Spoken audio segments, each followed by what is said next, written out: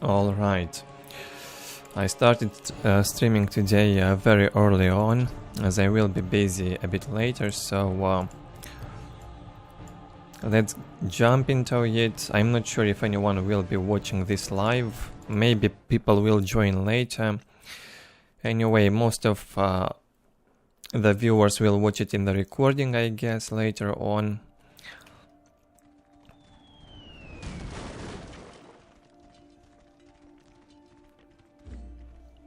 So we jump into the first game on Valley of Khorne. It will be Charlie versus Gucci Orks against Space Marines.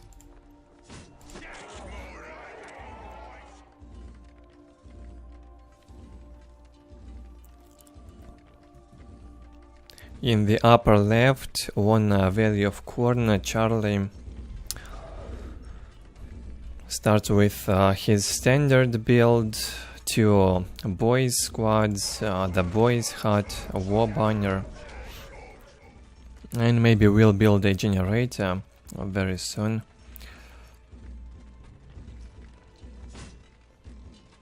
Or maybe he won't, as he might also expect an all-in from Gucci. Today we'll see quite a few new names, I believe, as well, so it will be interesting.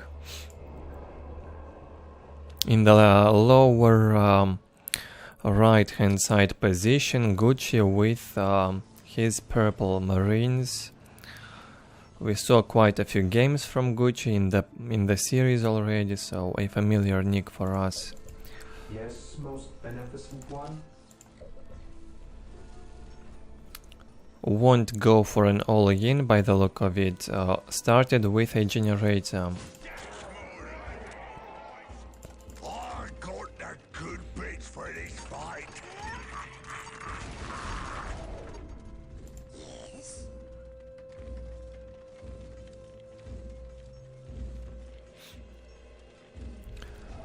Charlie, not in a hurry with building generators, only places it at the second minute. Usually he'd place it at the very beginning, especially if he opens with only 2 slugger boys. He saw no incoming rush, no scout rush from Gucci, no all-in from Space Marines. Charlie feels safe now and places even 2 fast generators.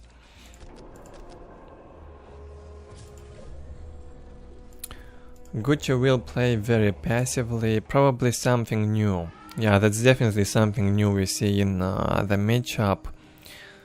Usually we'd see pretty much in all the games, mostly all-in stuff from Space Marines. Yes, my lord.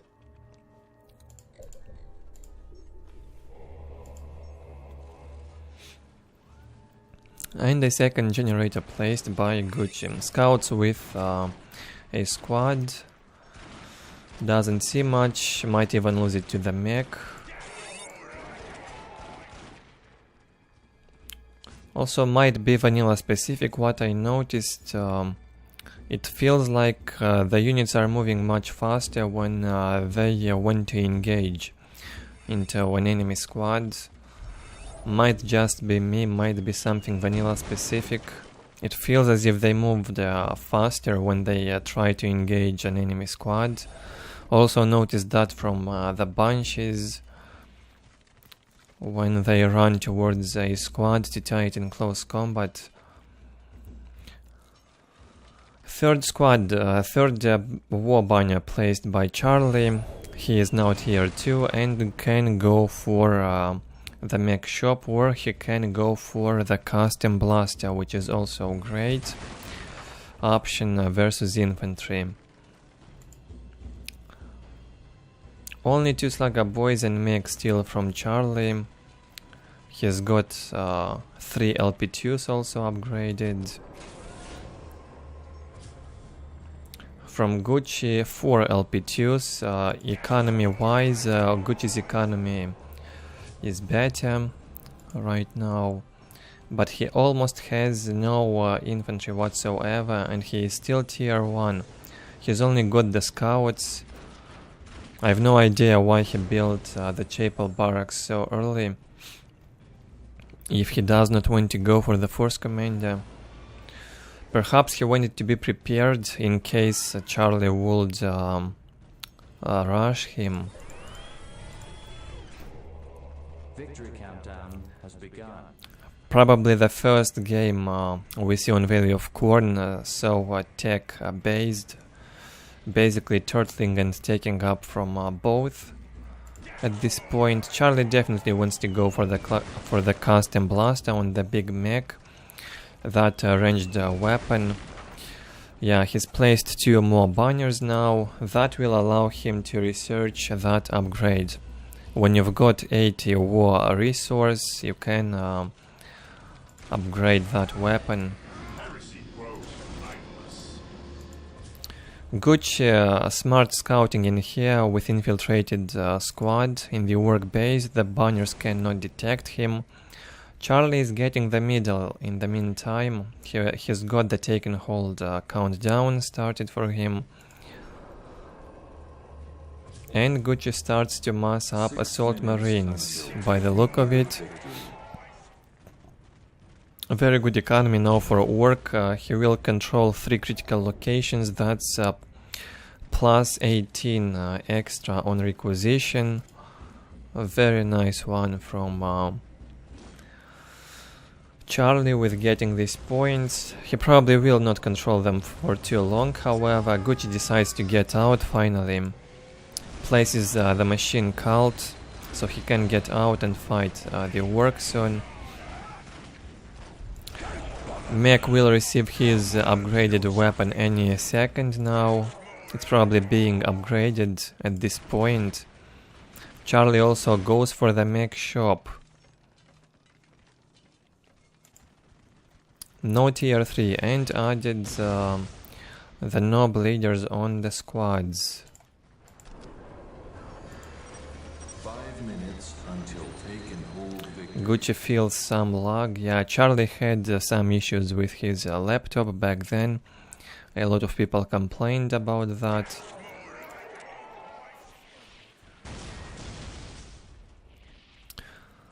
Can be annoying at times. Charlie probably was used to that, however. And here comes the big mix weapon. Killed that squad of scouts in 1 hit. Also with some help from the Slugger boys. Got it killed easily.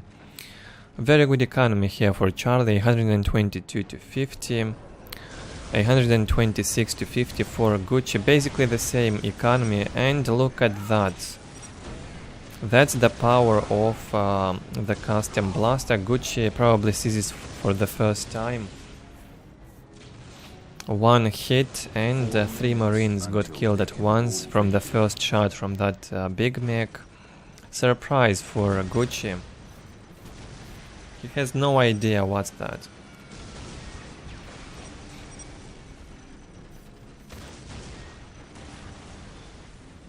Well, if you do not play aggressively early on here in vanilla, Orks will get to that upgrade fairly easily. So preferably you have to all in them in tier 1. Gets 4 mad dogs as support for the mech. The mad dogs with their fighting juice will keep the mech alive for a long time. If he wants to fight in range.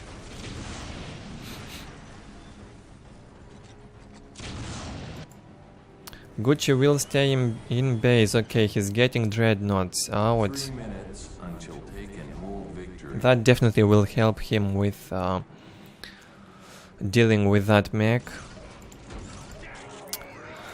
At this point, doing infantry mass against this work combo probably not wise.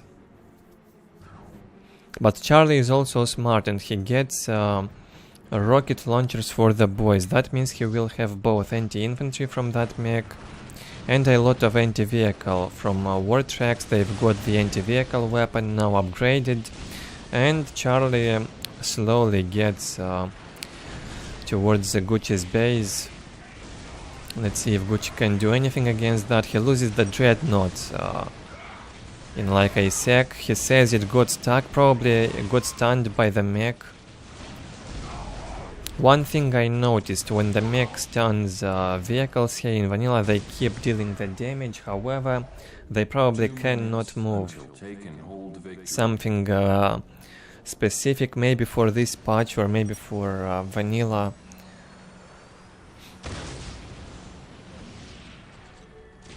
In this case, the Dreadnought was not able to move.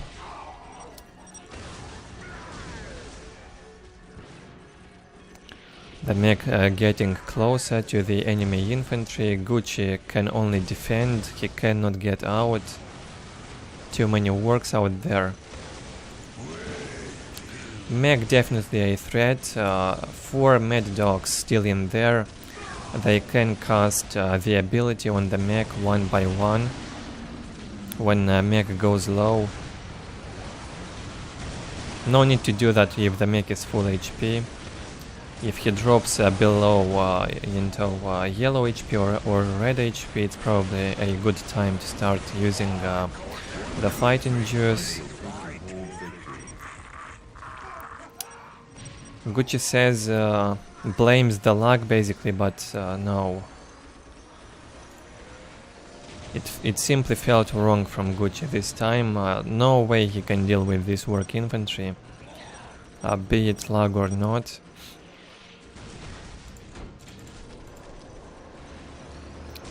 He's floating quite a bit. Hopefully we'll see a rematch between these two later.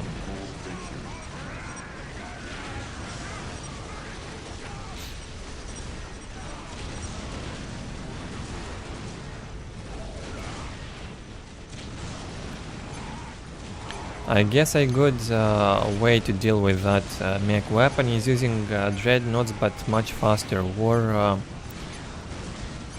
land speeders maybe. GG gets called and Charlie takes this one easily. Kinda one-sided. Gucci had no idea what to do against that. Probably saw this mech weapon for the first time. As you can see, it's not his default weapon, not his pistol. It's a much more powerful thing. And in Dark Crusade and Soulstorm, from what I know, this weapon is bugged and deals almost no damage. It's either bugged or maybe got fixed, but it deals no damage at all. So it's better to not research it and just use the default weapon in Soulstorm. And maybe Dark Crusade as well. Yeah, looks powerful.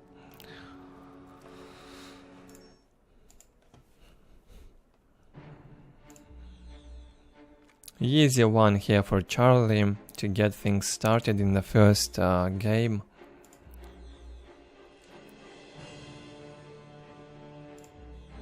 Leads the way on stats in every aspect.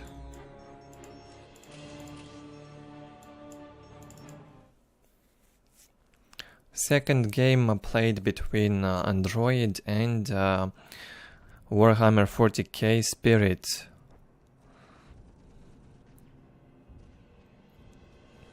On Blood River.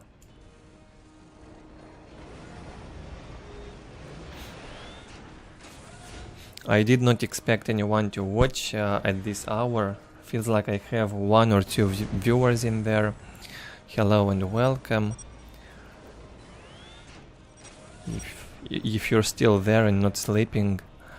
Okay, on the Blood River in the upper right we've got Android, and in the lower left 40k Spirit. We saw at least one game from this guy before, and again his color scheme looks like go to win. The Ork player which put up a good show in the previous stream on Meeting of Minds against Sleign. I see Inquisition banner, Charlie's team banner, maybe could be a member from that team, could be just he stole the banner and uses it. Was easy to do that. What is it? Standard opening here on Orks, 2 Slugger Boy squads will get the points. And from Android, his typical all-in, he will soon start to reinforce the scouts and go into attack. He's getting prepared, 4 points have been captured by Android. The force commander is out. He did not set the rally point, so he was idling a bit.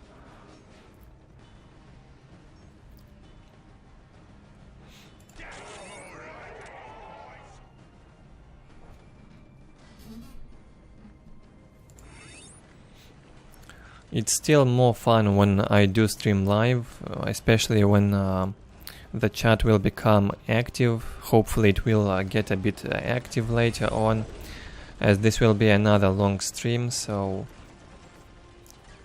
it could last over 5 hours, maybe even more.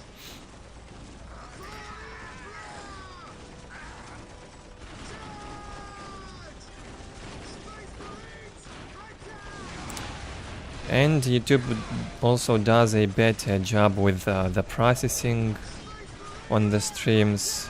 It's available in the best quality right away. It only takes a while to process the stream for that live chat to become visible once the stream ends. So I will try to stream more. And if I'm not able to stream for a long time during the day, I'd probably record, as I'm able to pause the recording also. If I get busy with something during the day, I can pause the recording and then resume later. A very useful feature. A strong attack here from Android. As expected, he would go all in with reinforced scouts. Brings the Space Marine squad, does not care at all about that payload guns. Will stay here and take down the LP1 and maybe even the payload guns.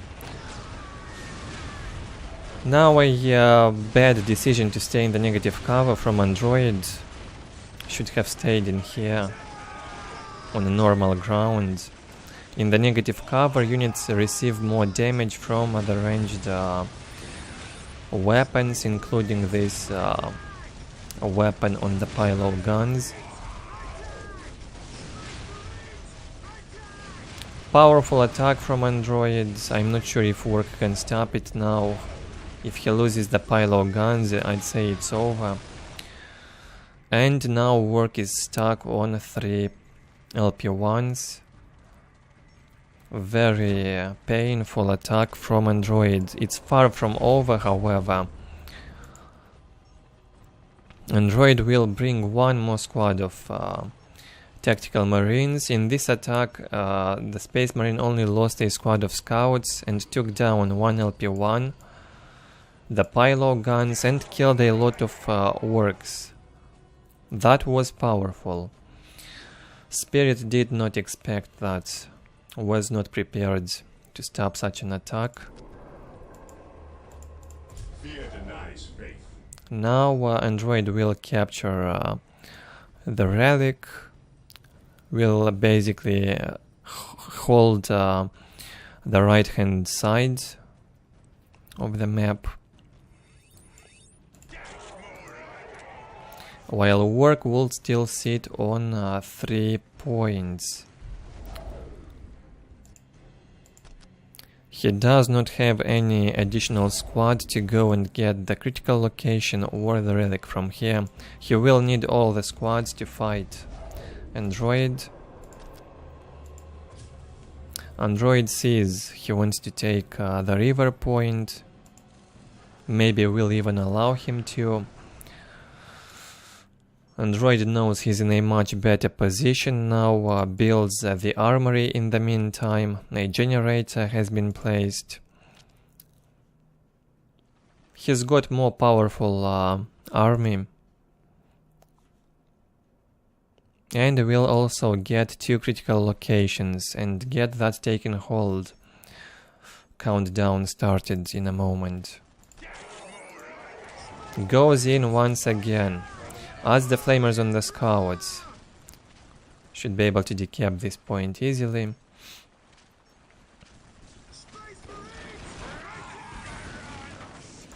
Victory countdown has begun. The armory is up, which means he can afford heavy bolters in tier 1.5 here in vanilla. It's not a tier 2 weapon here, so you can add the heavy bolters on the Space Marines very early on. At an expense, however, it delays tier 2 if you do that.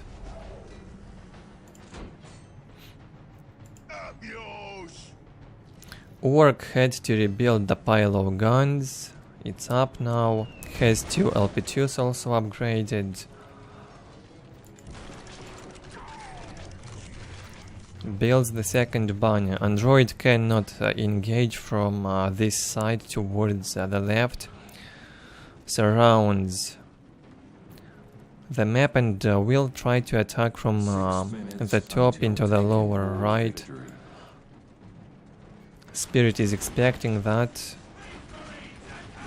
Still, he does not have enough in here to stop this Space Marine infantry and has to jump back immediately.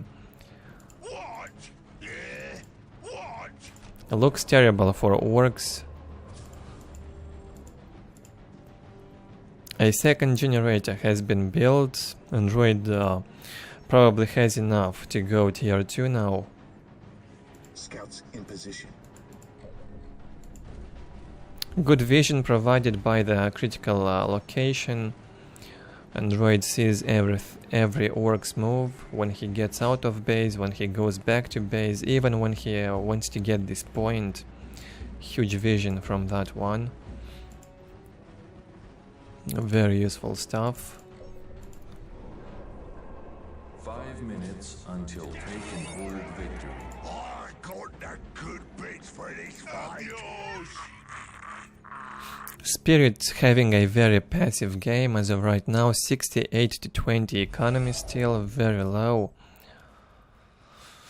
If he plans to stay on 3 points, this post had to be upgraded long ago to an LP2.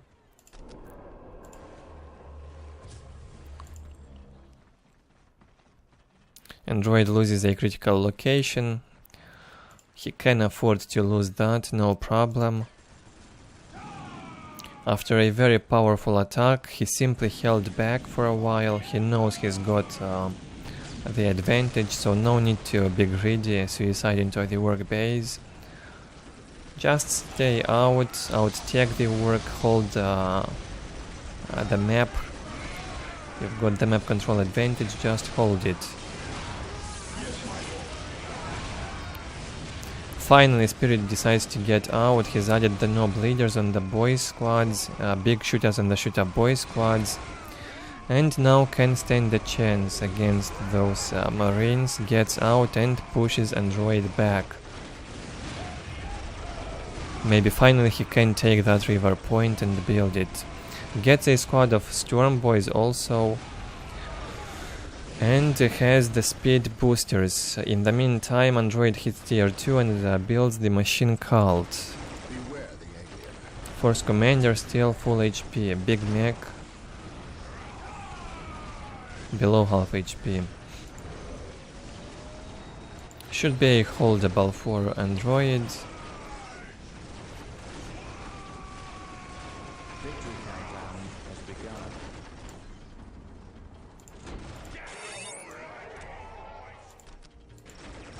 This is what Ork sees, still only on 3 points, has all the LP2s now, but it's not enough to fight a tier 2.5 Space Marine with this economy.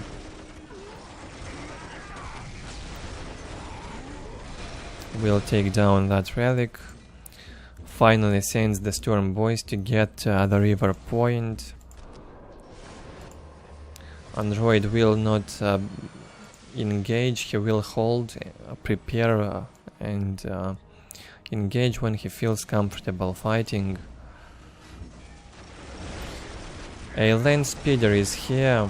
It can be taken down even without any Ork anti-vehicle weapons. However, Orks can equip rocket launchers even if they are not tier 2. They've got anti-vehicle in tier 1.5 basically.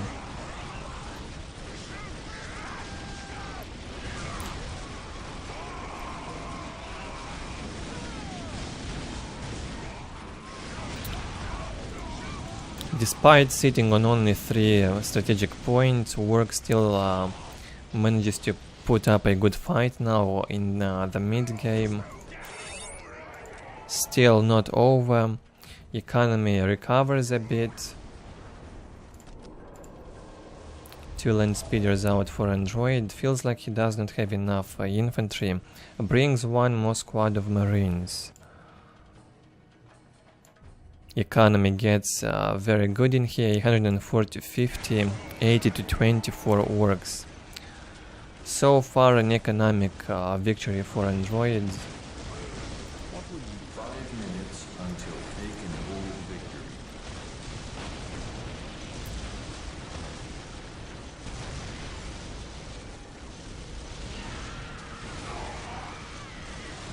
victory? Getting closer to the Ork base. No need to idle with those damage dealing squads. Trying to use them at all times. Just make sure to make some good trades and not suicide too much.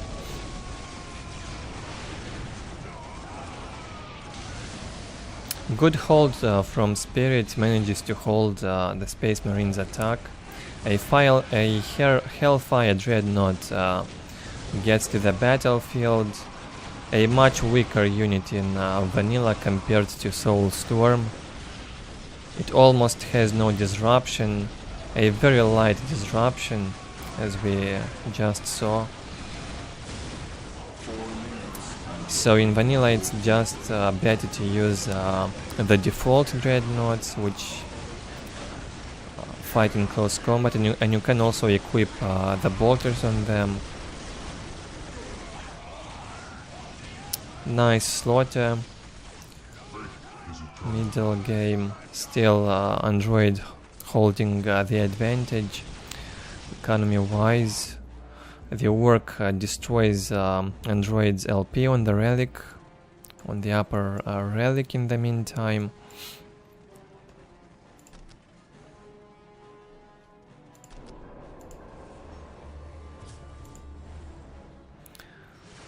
$92 to 50 economy. Well, with this economy, Android can mass up vehicles at least. 50 in common power. That can allow Android to mass dreadnoughts, I guess, even the standard ones. The standard dreadnought is probably a bit more expensive on power. Hellfire dreadnought should be a bit cheaper. Good accuracy at least from the dreadnought, but the damage is really quite low. Another attack attempt from Android goes through the river. A very risky engagement here from Android. Orks manages to hold once again and will push him back. 2 servitors also on the battlefield from Android to repair the dreadnought. That consumes a lot of resources also. Android gonna lose that commander to the mech. The mech will also die, as the fatality held him alive for a few more seconds. Good combination of units once again from Android.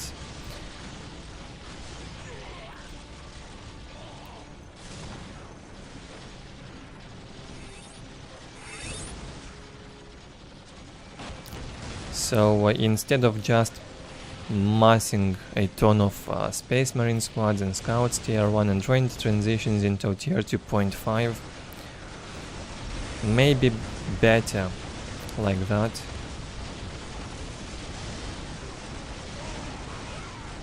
So you can take down orcs when you've got the vehicles and keep that orc on 3 points.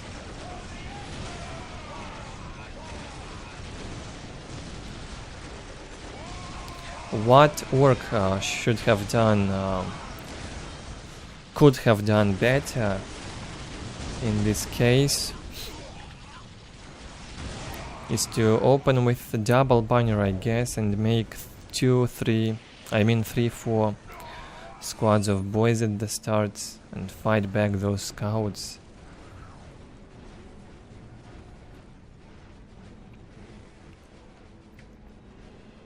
Needed more boys to tie up the scouts in close combat. The early game damage was devastating for the Orks economy, wait, it's androids economy 84 to 50. Still lower for Ork, only 72 to 20. The points starting to decay already. After the 15th minute, they start to go yellow, and then after 20 minutes they start to go red, I believe. At your command.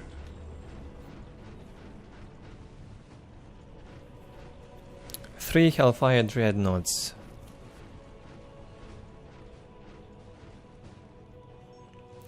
Probably the first 1v1 game where we see so many Hellfire Dreadnoughts in action.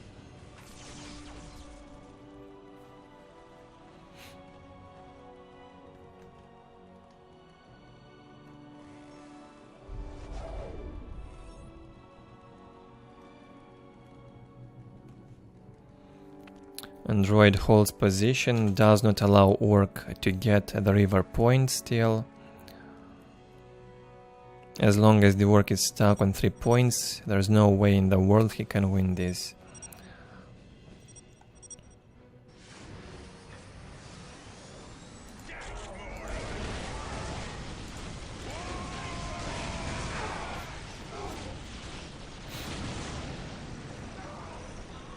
Another attempt to go in, however the Ork is holding strong. Not easy to breach the defenses in here. LP2, 3 squads of shooter boys, yeah, shooter boys equipped with rocket launchers.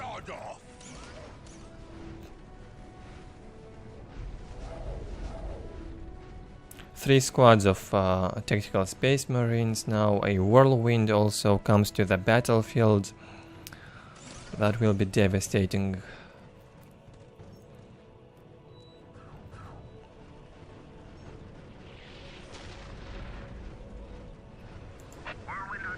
First hit missed. Second hit deals some damage. Well, not nearly as much damage as it does in Soulstorm.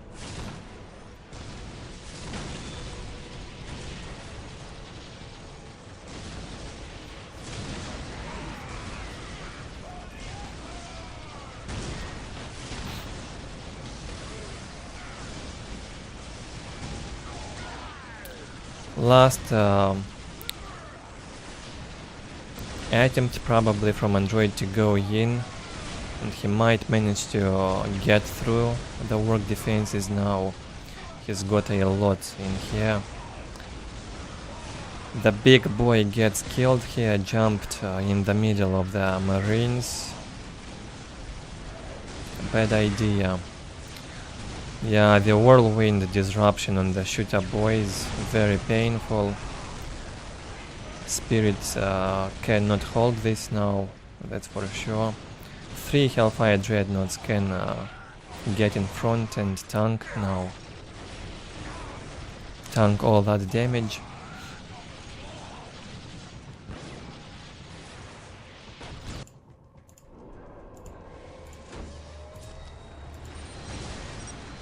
GG.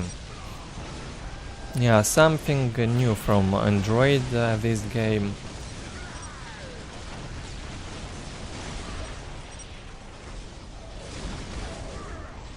very aggressive early game into holding position and tier 2.5. Once he's got that huge early game advantage, he just held and tacked up slowly. That's a good playstyle on Marines for sure. Kills a lot more orcs, doubles the total score basically. 4,000 more resources. And even on tech was ahead, tier 2.5. Work probably was tier 2 in the end, but without a mech shop, can't do much.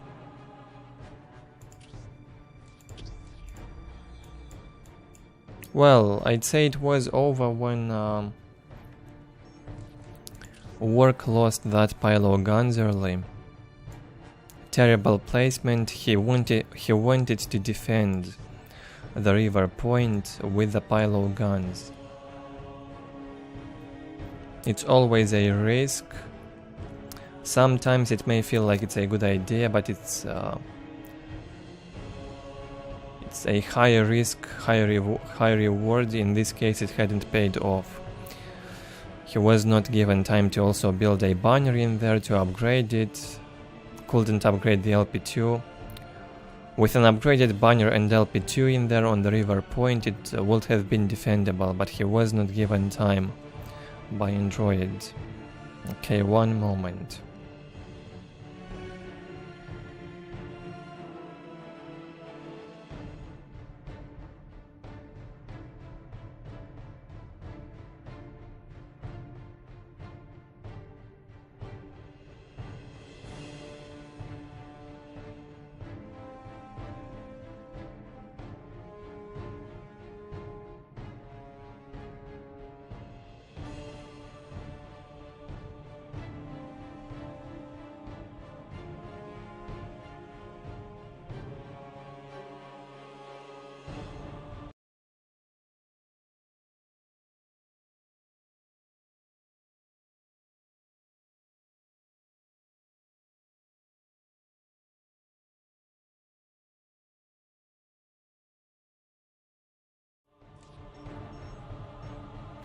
Okay, a few viewers in here, not bad, unexpected. Well, I have, as I've said before, I have different time zone viewers. Most of them are from US, by the way, but still probably not a suitable time to, even for the US viewers, it's too late for them now to jump into the stream.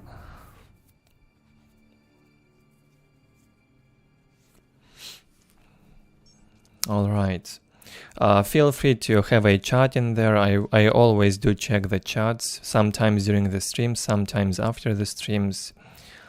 And if you have any specific questions, feel free to ask. I will try to answer. If you're watching this in the recording, leave the feedback below the videos. Leave your likes, dislikes, subscribe if you enjoy the content. And if you click on the bell button, you will receive notifications when I go live or when I upload a video. Also check out my main channel for more streams and maybe other games. On this one I mostly do Dawn of War 1. On my main channel I record some other games as well. Okay, let's jump into the third game for today. Another one on Blood River.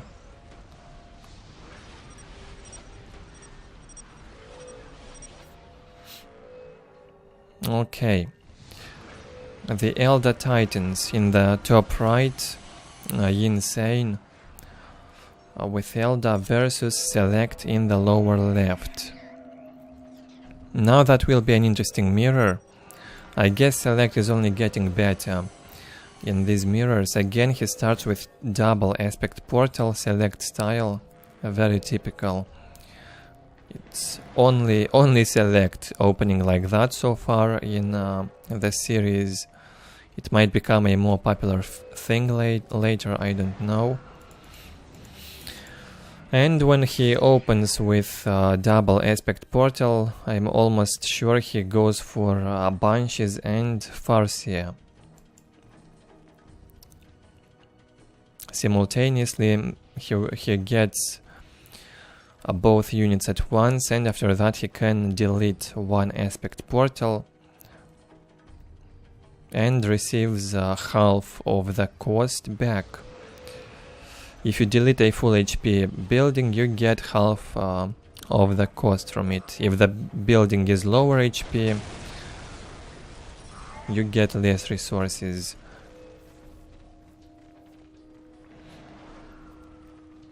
Banshees are out. They are waiting for the Farseer. They will not go and engage alone. Here come the warp spiders from InSANE. Almost killed that squad of guardians. Now they will not be allowed to do that. Select has a fast reaction time. At that point in time, probably the best micro on Select. However, he lacked game knowledge. He had some trouble with that. Well, it took him a while at least to get used to this game, as he was playing Warcraft.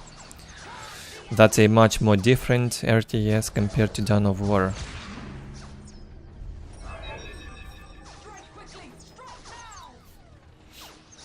Banshees with the Farseer.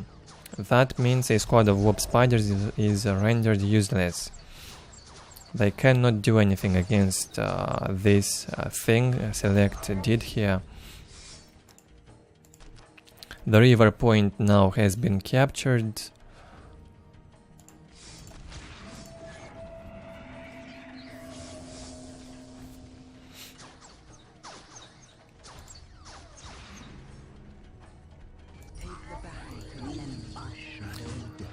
InSANE jumps once again with those warp spiders onto the relic. Was expecting Select would go and get it. However, Select reacts and will fight the warp spiders with guardians in close combat. Both squads having low damage in close combat. That means the fight will last ages. That's not convenient for InSANE. He's losing time. He cannot afford to lose time with the warp spiders. The squad must pay off as fast as possible early on. Select's Farseer will join the fight. That means InSANE's warp spiders would lose it. Banshees in the meantime destroyed one generator here in InSANE's base. Good damage has been done by Select. Already much better compared to what InSANE has done, and now InSANE will also lose this fight.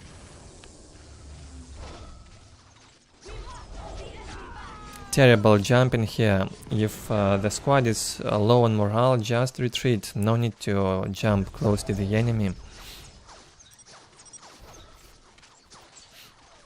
He might have been distracted. Yeah, that was terrible, I must admit. So far so good. Select dominating in mirror. That's very uncommon. In the previous parts, most mirrors in which Select was playing, he was losing. But as I've said, he will only get better at the game.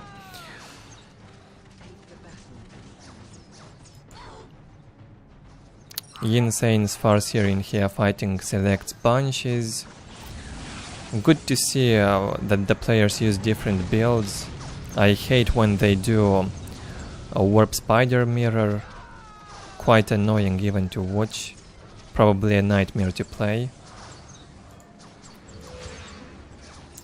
Now I don't get why InSANE builds so many generators. He needs more squads to stop Select. Why is he building another generator? That I don't know. A squad of guardians in here kills a bone singer. A second generator taken down by the bunches in InSane's base.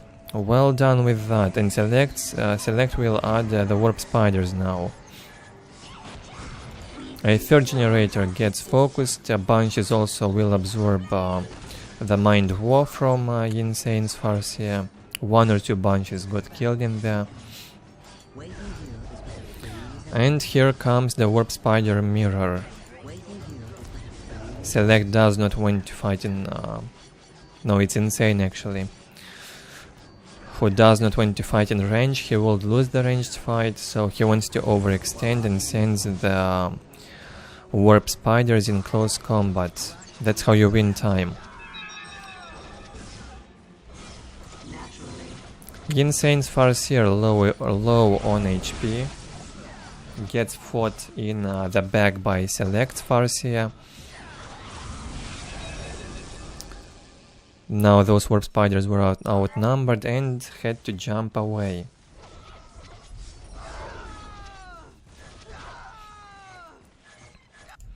Select does not care about those relics. He sends all of his squads into the fight. Another squad in here is idling, slowly taking down the listening shrine. Not really idling, dealing some low damage to that LP1. So far looks like the Black Eldar is winning. InSANE suffering. He keeps building those generators over and over again. Probably wants to upgrade LP2s or go tier 2. I believe he's got enough for the Soul Shrine already. Another bad fight in here from InSANE. He decides to send his squad in close combat. Badly outnumbered in here. Selects warp spiders in bigger numbers. Easy win for them. Good move in here from Select. Moves both squads in heavy cover. Bunch is destroying a third generator or a fourth one now. And at home Select places the Soul Shrine. Tier 2 on the way. On this side InSANE loses the fight and has to retreat. Jumps in the base with his warp spiders, focuses those bunches. Looks terrible now for InSANE. He is a dead man. Bunch basically cleaned up this base, destroyed 4 generators, probably 4. And now trying to take down that portal.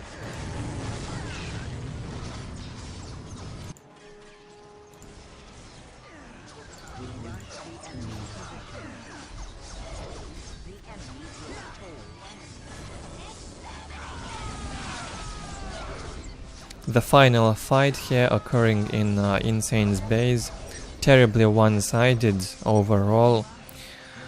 InSANE says good game and well played, definitely a much more solid game from Select, good to see that. In one of the previous streams, Select lost like 3-0 against InSANE, like no chance.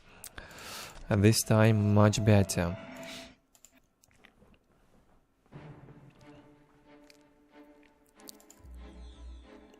And Select doubles the kill amount, triples the total score.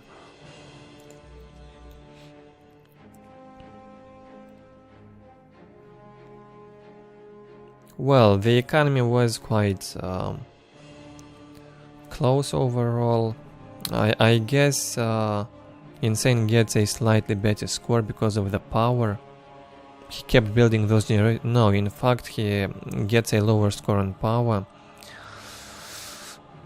Slightly better score on requisition. However, his army combo was no match for Select.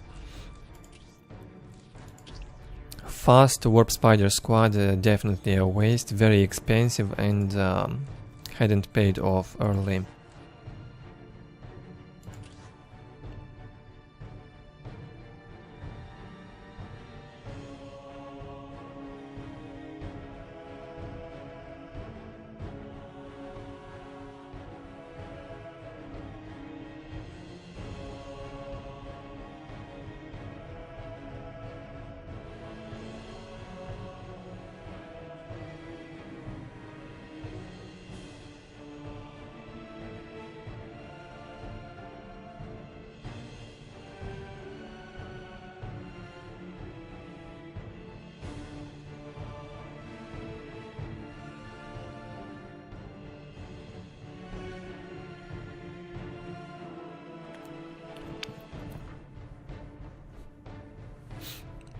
Yeah, I am here. I just got distracted a bit.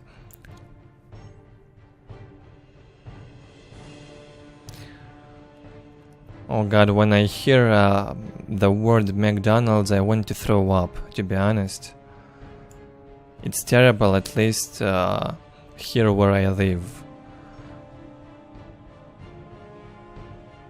They've got like the worst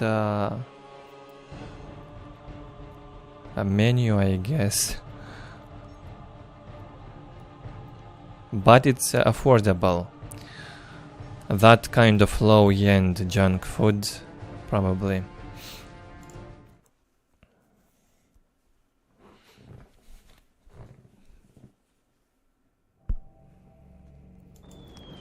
Another game on Blood River, oh boy. So many games on Blood River, but it's good to see. The map is gaining some popularity.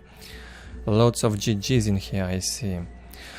In the upper right, PuReBall with Orks. Finally, we'll see more from PuReBall.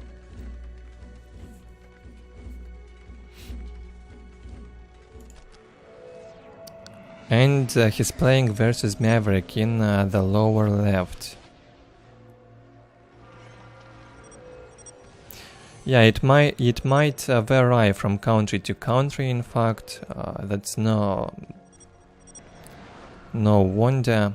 Might well be. And I am not sure about Burger King. I never tried that, and probably never will. I am not going to fast food restaurants a lot. I mostly eat at home.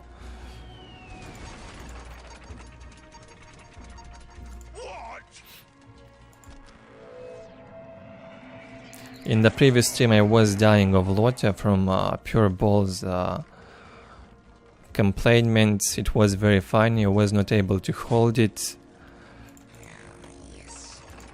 It might not seem funny for some, but I am not sure. I probably have a different kind of humor.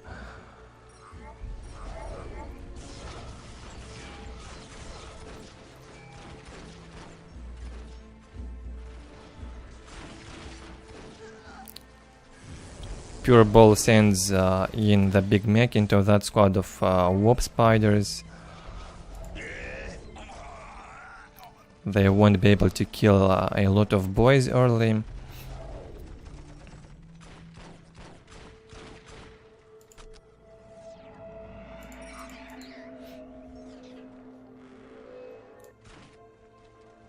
From Maverick, 3 squads of guardians. Yeah, usually he does that. And warp spiders.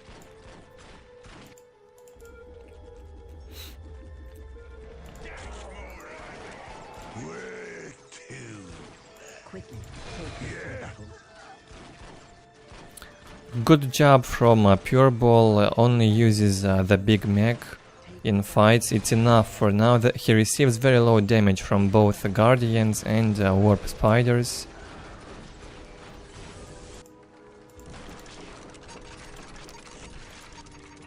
He can stay in there, survive for a long time. A much bigger threat for the boys to get out there and fight. So PuReBall is doing well by just sending the mech in there to fight.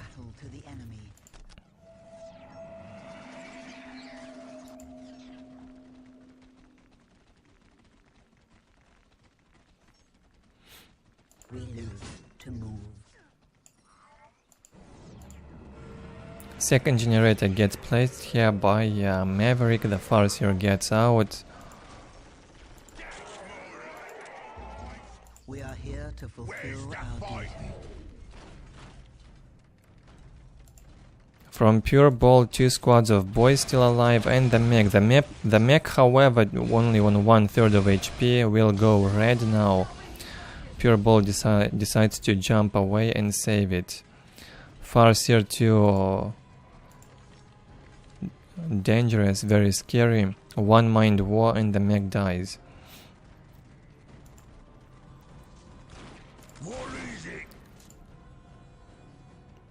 Okay, tier 2 up in here basically for PuReBall. Very low economy, however, cannot afford that mech shop yet.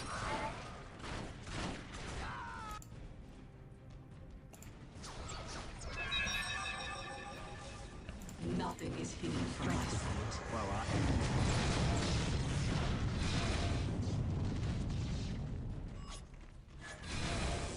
What is it? The future seems so clear. Finally, a good jump with the warp spiders in here, manages to take down a squad of boys, and PuReBall loses the mech to the Farseer, probably absorbed the Mind War.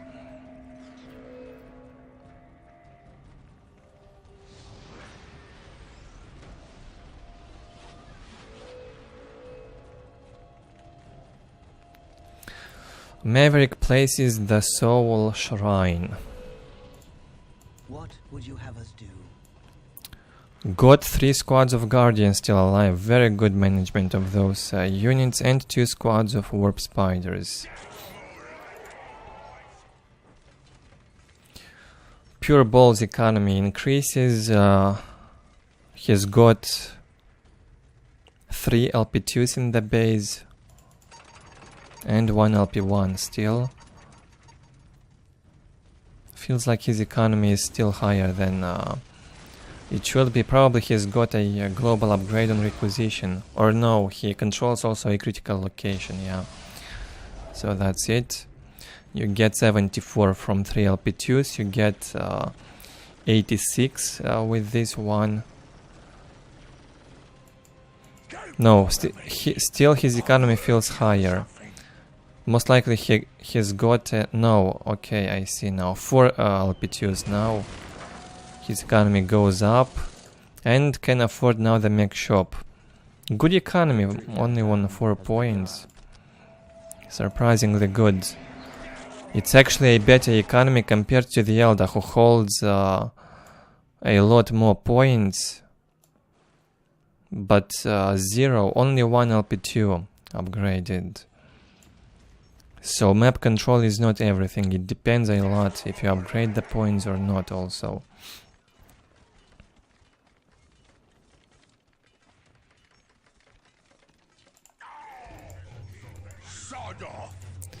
Not a lot of infantry here from PuReBall. Probably will focus his play on vehicles. In this case, I think he should have built more generators and maybe start massing vehicles.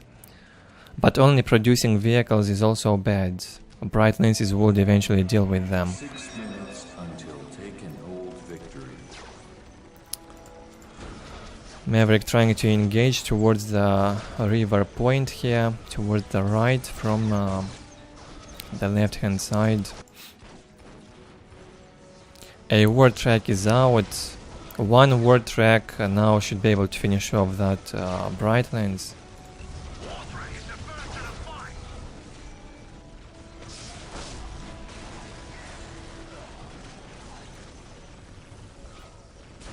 Okay, grenade also got cast into that pile of guns. Another one into the LP2. Pile of guns taken down.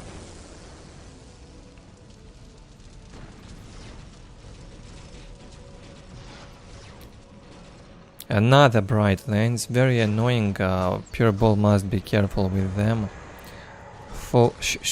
He should focus the pile of guns, the bright lens.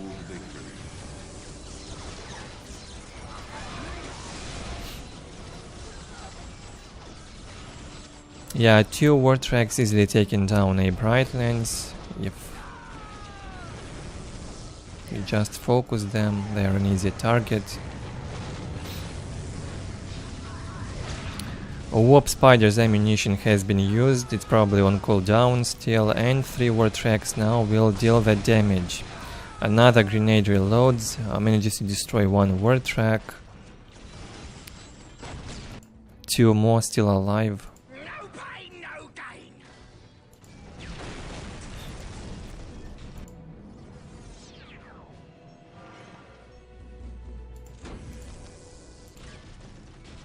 Still a bit of a economy, not economy, but probably also economy. And map control lead for Maverick. 4 minutes until taken. Yeah, slightly ahead in economy.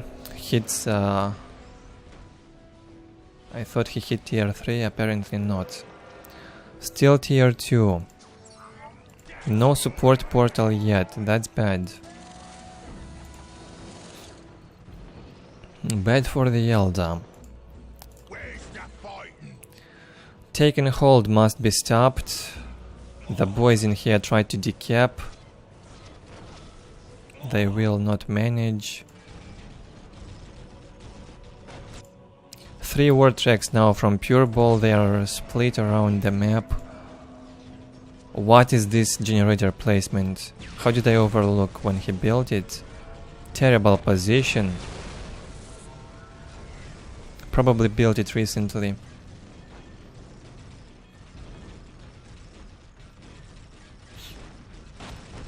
Hello again, whoever joined the stream. Welcome. Feel free to have a chat. Hit that like button. I know the viewers always forget that, but it helps a lot. Hit the like or dislike, I don't mind. If you enjoy the content, subscribe. Click on that bell and you will get notified when I go live or upload a video. And if you're watching in the recording, leave your feedback below the video. Let me know what you think about these games. And who is your favorite player? What is your favorite faction? A lot of warp spiders in here focusing on the boys. However, as I've mentioned many times, the warp spiders in vanilla focus the nob leader, and they have low damage to the nob leader, so it takes ages until they kill a squad of boys which have a nob in the squad. PuReBall getting beta map control slowly, already controls a relic, will get a critical location on the right. Oh, thank you very much for hitting that like. It's important. Probably, I don't know.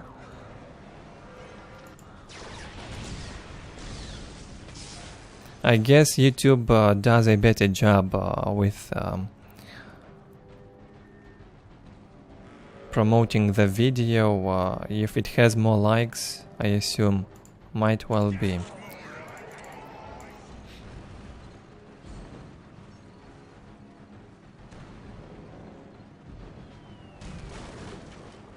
Yeah, Chris, it definitely is, but not for us. It's a vanilla thing.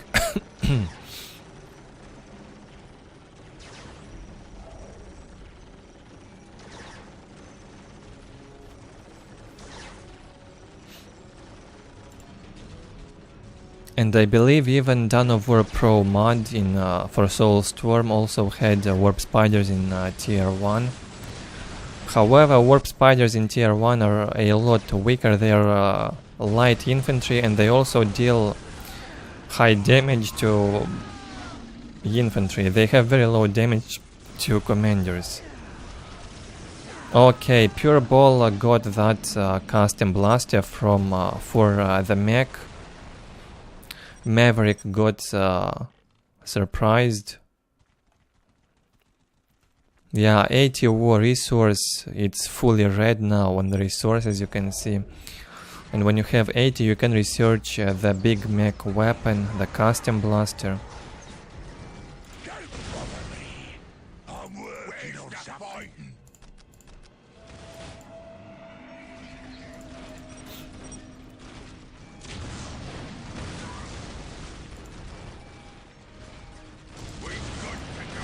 Good unit combination from PuReBall. I believe in the previous video we mostly saw defeats from PuReBall. He was losing a lot. However, as I promised, things will change. Today we probably will see victories from this player as well. I love the way he combined the units. Okay, Fire Prism is here. Now that might be a problem for the war tracks even. Fire Prism quite low damage to vehicles, however, apologies. The war tracks have low HP, so it can still deal with those low-end vehicle types like Falcons, war trucks, war tracks, land speeders.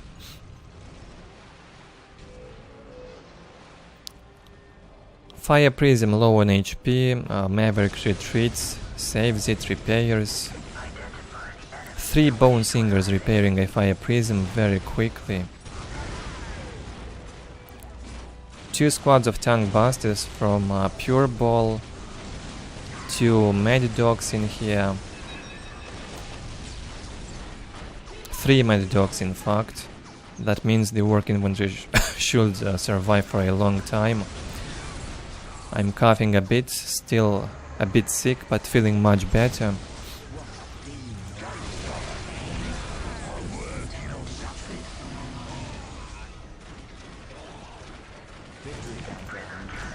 Fire Prism is definitely a problem for the Orks, and looks like Maverick is gonna make a comeback. It looked terrible 1-2 minutes ago, and now looks like Maverick is pushing the Ork back. PuReBall was not prepared to face the Fire Prisms. Tank Busters getting disrupted, they can't deal any damage to the Prism if they get disrupted. In this case, I believe PuReBall must start the production of KRAKENs. I am not exactly sure if the KRAKEN is a tier 2 unit, however. Nice grenade from the mech, drops that HP on the Prism to red. But once again, Maverick simply jumps back and repairs the Prisms when they are low. That's definitely very annoying. 64-40 income here for Maverick. He's holding, will not even get the point, no squads for that. Huge map control from PuReBall, controls 2 relics now and all of his points, along with a critical location. Looks like PuReBall has a lot of stuff in here, but all that can be disrupted by 2 Fire Prisms, and war tracks will also be taken down by the Fire Prisms.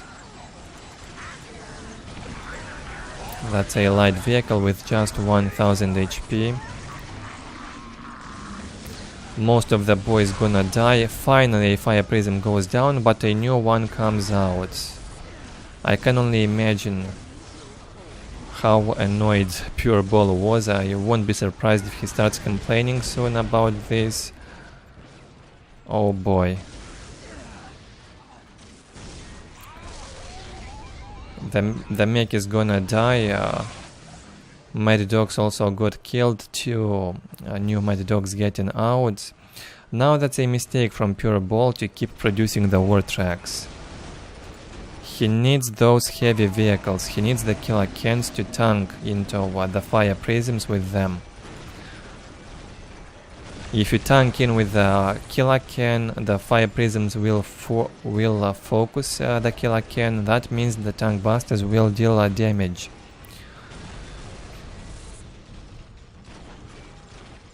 And it's just a lot more safe to follow a Fire Prism with a KRAKEN. The Fire Prisms have low damage to KRAKENs. War tracks, dead metal for that Fire Prism, not a threat at all.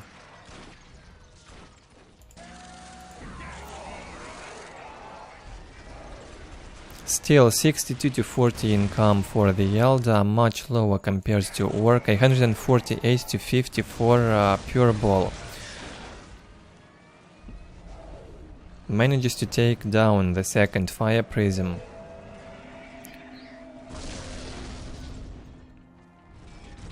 Two of them sitting in the base still, one getting repaired.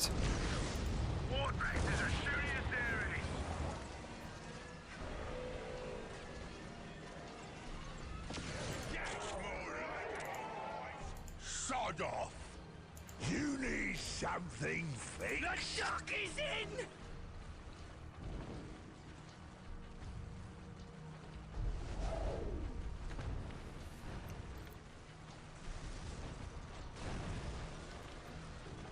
Two squads of tank busters. I think PuReBall had to equip also the Slugger boys with rocket launchers. Keep those boys alive, reinforce a bit, and equip them with rocket launchers. You need all the anti-vehicle in the world to deal with these fire prisms. All the focus goes on the fire prisms. As soon as they hit low HP, they jump away for repair. Good job with that from Maverick. Half HP up still on the Farseer. He cannot build that listening shrine. Has to repair.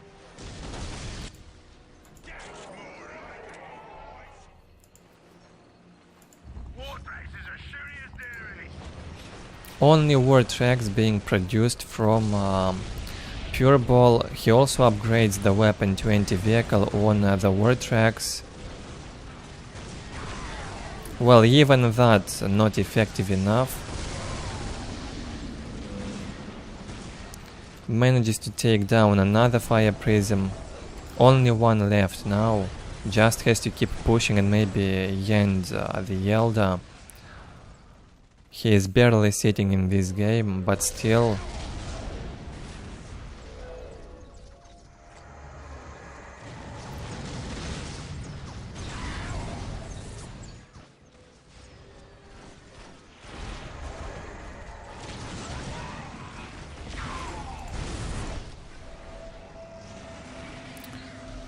A bit of bank on power, which means he can keep producing those fire prisms.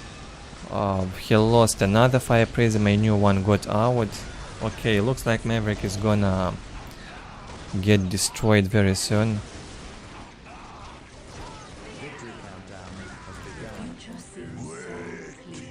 Only a Farseer, squad of warp spiders and a fire prism. Another one probably coming out. Definitely annoying. PuReBall says it's an awesome game.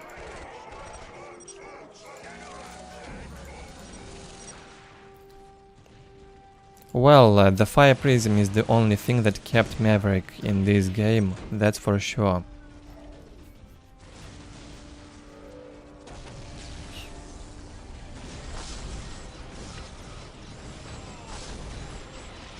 Now with a bunch of anti-vehicle squads, what's that? Three tank buster squads from PuReBall. Just get with all of them into this fire prism. With that many tank busters, it should be possible to take it down. Throw that grenade like that, nice one. And the fire prism goes down. A new one gets out. Yeah, the production non-stop in the support portal for the fire prisms. Very annoying disruption. But now Maverick won't hold it for sure. If he gets in here again, he would lose that prism.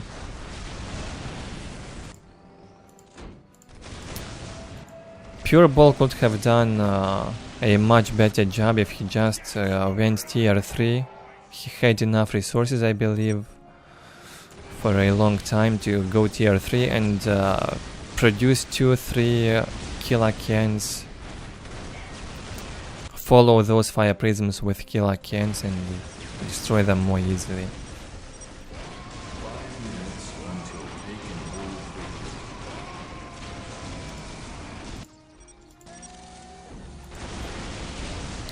The assembly goes down here in the Eldar's base, loses the HQ, sent the fire prism on harass, can't stay close to this amount of tank busters. Now that's good. Now I like what I see.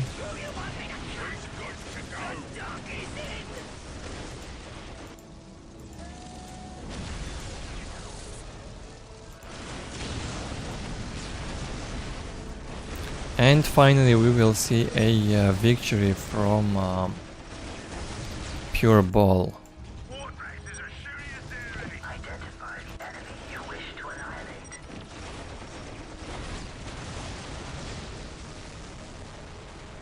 Four minutes until take and hold victory.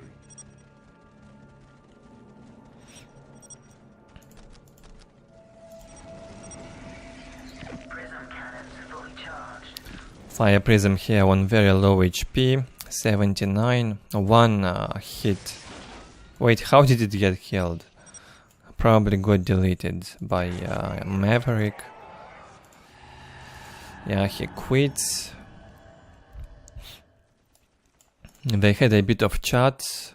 Maverick mentioned he has no idea how to stop that mech gun, the custom blaster. Definitely painful.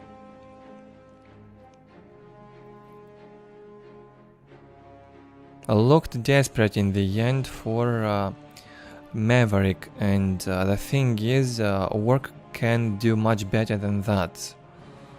Didn't look so good for Eldar, to be honest, this time. He still kills a lot of Orks, however, Ork destroys 24 buildings and Eldar only 5. And 5k economy lead, almost 6 for PuReBall. Huge economy advantage after mid-game, as you noticed. The Eldar was sitting on like 2-3 points for a very long time. After that mid-game attack from PuReBall.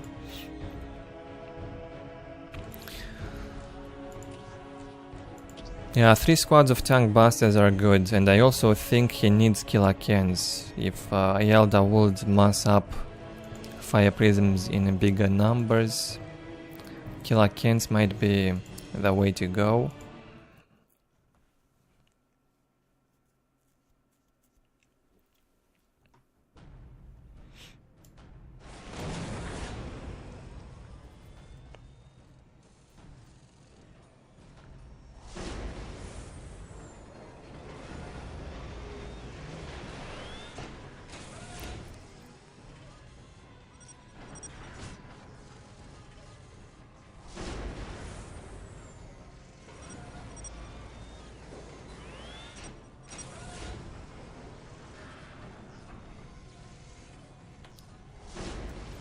Next 1v1 on a Deadman's crossing. We have OjKa, Space Marines versus emeru, a Space Marine mirror. At your command.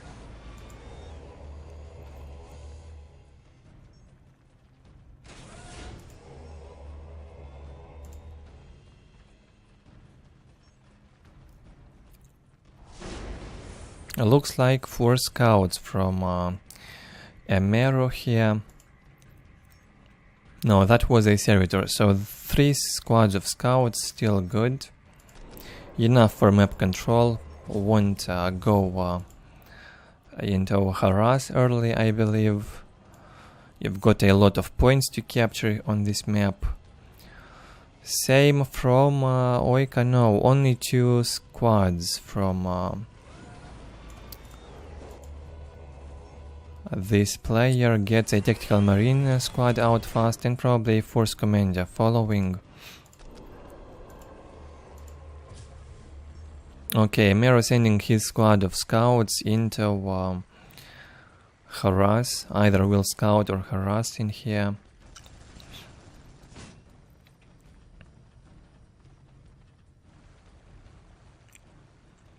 See, the squad of scouts will not risk to stay in decap. The squad of tactical marines can stop capturing the point if necessary and target his scouts. Would be too risky. Okay, double tactical space marine squad from OjKa. Maybe now he's doing the force commander. No generator.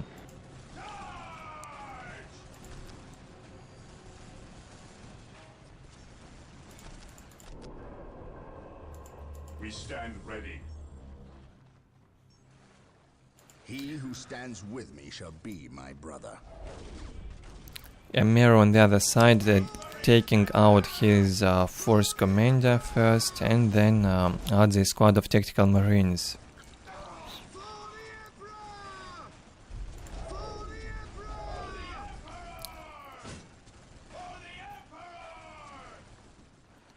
A small encounter here in the negative cover. Not good to fight in the negative cover. In this case it will be wise to just sit here on the high ground and defend.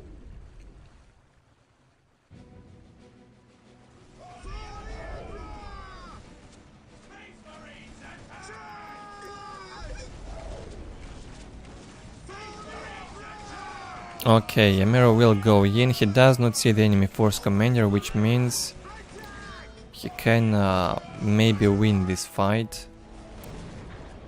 OjKa's commander, however, is also out, waiting in there. Scouts ready.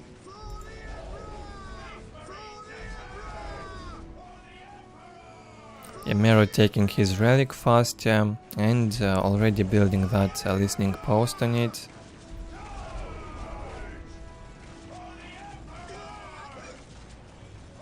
Also looks like his army is bigger. A lot more scouts reinforced.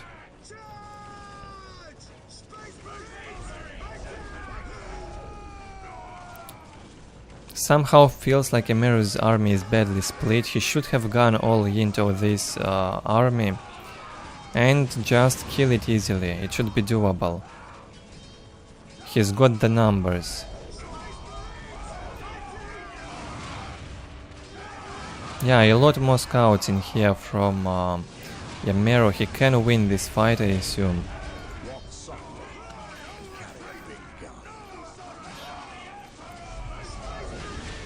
Now if OjKa would try to retreat, he'd lose a lot during the retreat.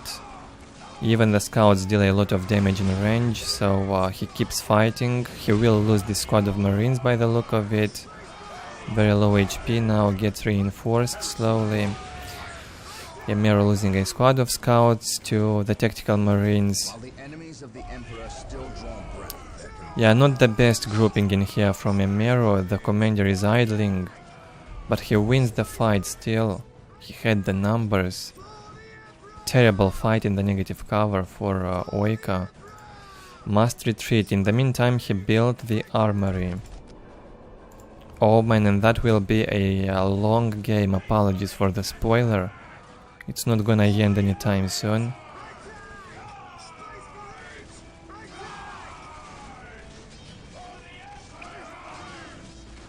Emeru goes in.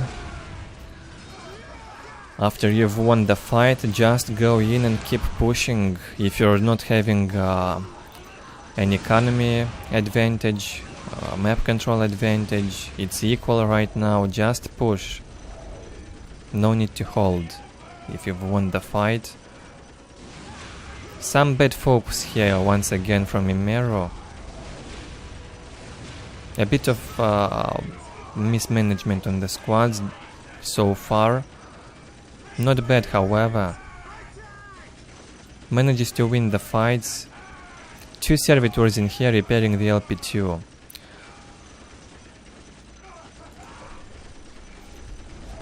Which will be focused now. I believe the LP2 won't pay off if it goes down right now.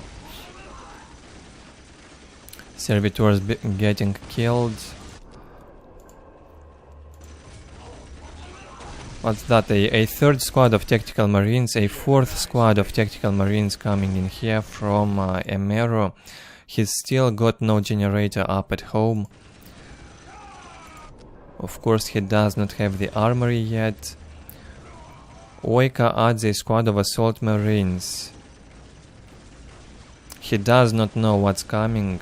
He thinks he might be able to fight the enemy tactical marines in close combat, but that's not the case. When you get badly outnumbered, the assault marines cannot do anything. And another LP2 here will be taken down by Emeru.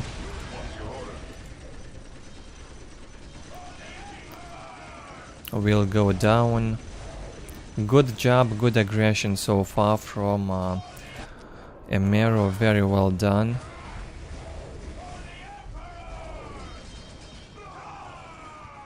A very aggressive early game. Catches OjKa by surprise. He is not prepared still to fight. Badly outnumbered. Brings a second squad of assault marines. He probably noticed that emeru's micromanagement is not so good, so the assault marines will be a nightmare for emeru. In this case, he's fighting the assault marines in close combat. That's a huge mistake. Avoid at all costs this kind of fights. No chances for tactical marines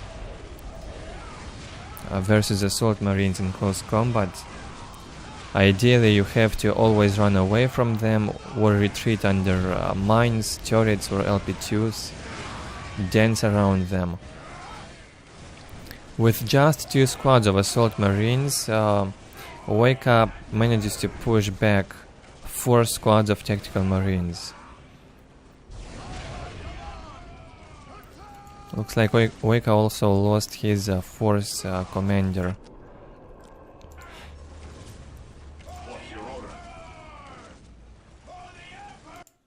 Okay, a generator was built and the armory placed now for emeru as well. Takes the critical location finally. 92 to 10 economy, 74 to 10 for his opponent.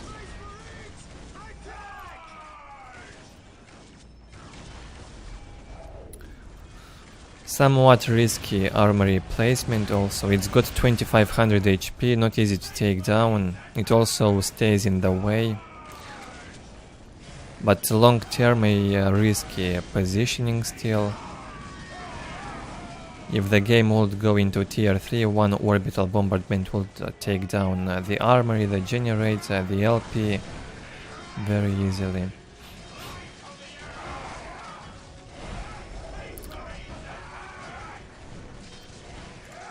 Two squads of assault marines in here will deal easily with emeru's squads. Emeru being very greedy despite having some troubles with controlling his units. He wants to finish it now. Plays aggressively. He's got the economy lead, however, so he can afford to lose more units. Nothing too critical. If he loses tactical marines in such big numbers, he still keeps all 4 squads alive. Looks like a squad is gonna get killed now. Survives on 17 HP and gets reinforced. Lucky one. And now emeru is gonna get the second relic. Gets huge economic lead. OjKa is in trouble.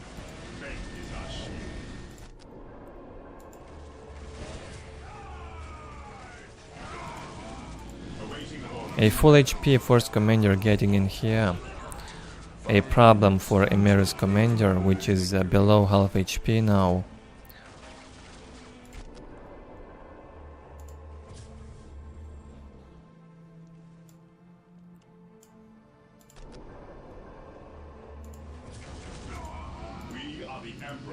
This day shall be a glorious one for the Imperium.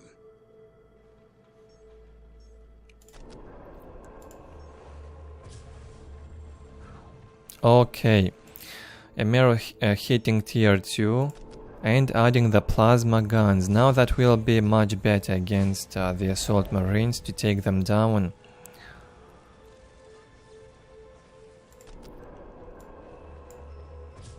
Yeah, these are replays.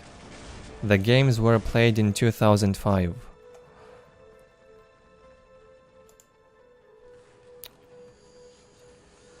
The stream is live, the games are not live.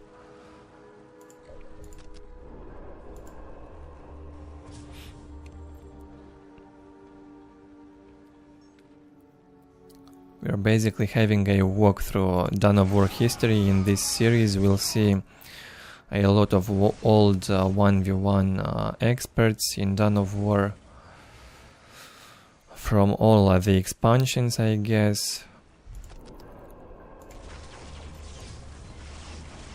Now with this bunch of marines equipped with plasma weapons, emeru engages.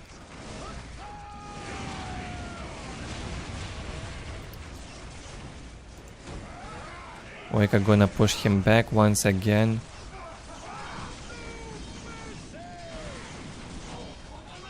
Not easy to micro in here. The tactical marines also move more slowly in the negative cover.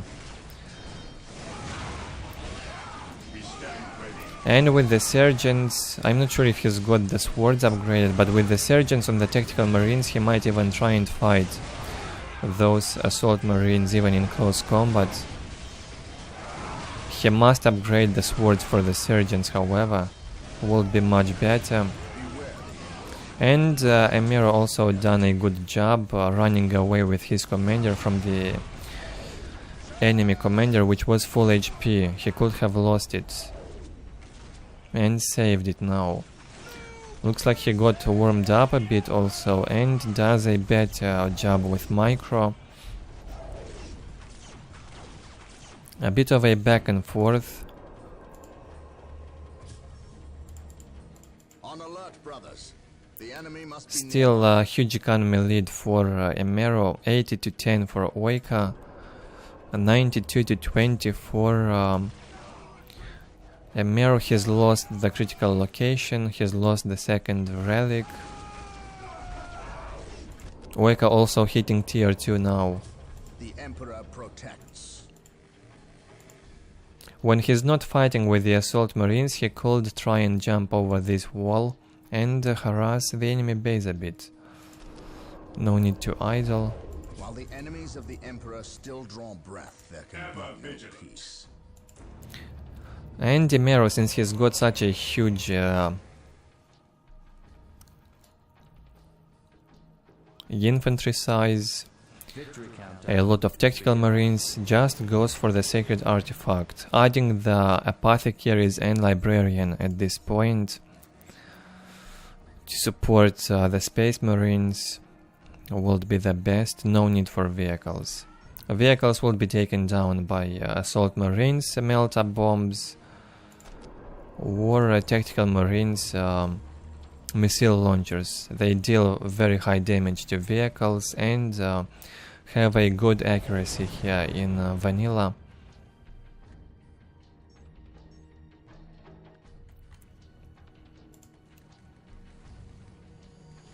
Yes, my lord. My faith is my shield. A good slaughter so far in the early stages of the game. They will hold position now for a while. emeru wants to defend the critical location, will stay in the negative cover. And maybe we'll bring that librarian with the word of the Emperor.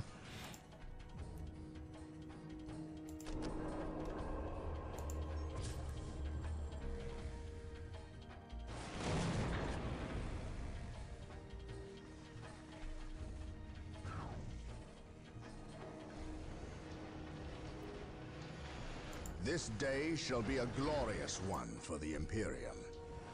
OjKa does not want to send his servitor in the base. He builds everything here at the entry.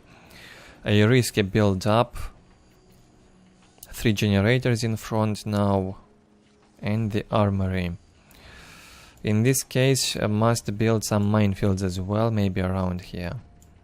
And a turret or two to defend that. 5 minutes until taken. emeru's got the vision from the critical location. Not prepared to face that infantry now. And retreats under his LP2s. Very good economy, a lot of LP2s upgraded. 4 LP2s, 1 LP1. And another one on the relic. Builds the big generator.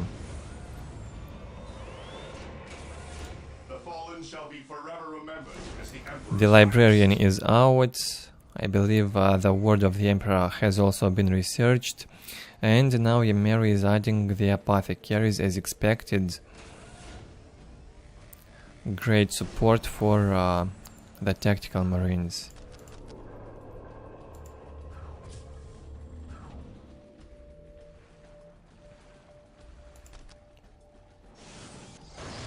There goes the smite from the librarian with a nice disruption, not very high damage however. He enables the word of the Emperor and goes in. A tier 2 ability here in vanilla. The fight begins. I'd expect emeru to win the fight with the librarian around and his abilities. Also apothecaries, but it depends a lot on the micro as well. Not just the squads. And somehow he loses that librarian to the enemy commander. That's bad. Lost a lot of marines also. Produces another squad and now builds the machine cult. He can afford both the sacred artifact and the machine cult in this game. He's got a better economy. 2 relics under control now. And we'll have enough power to produce dreadnoughts non-stop, I believe.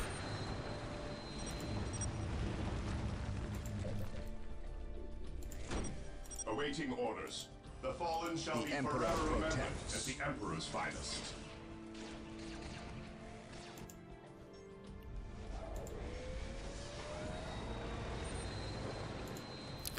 We'll hold for now, not a good fight here occurred. emeru still has some job to do on his micro.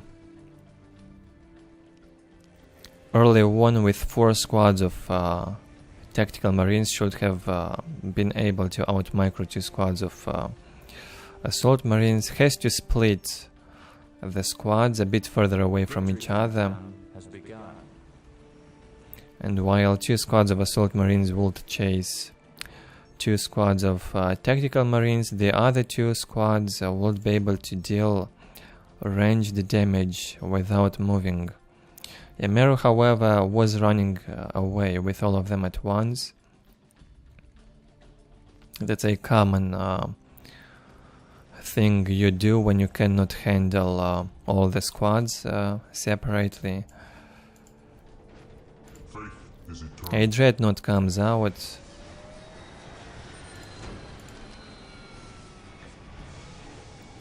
Well, it should not be a threat right now for OjKa. He's got probably the melt-up bombs on those assault marines, and he's got a squad of tactical marines with missile launchers prepared to deal with the vehicles. No sacred artifact for OjKa yet, however he goes for the machine cult. Not nearly as much in common power as for emeru, only 40. And we have 80 for emeru, much better. Double the power income.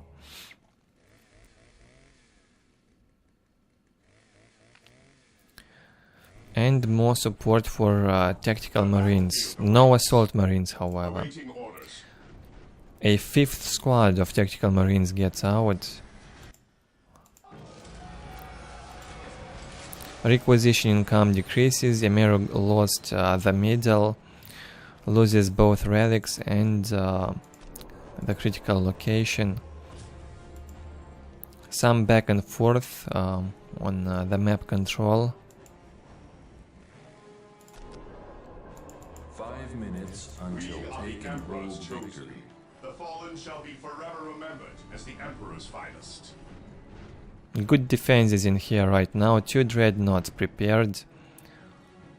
Would be very difficult to breach through these defenses if OjKa decides to go in.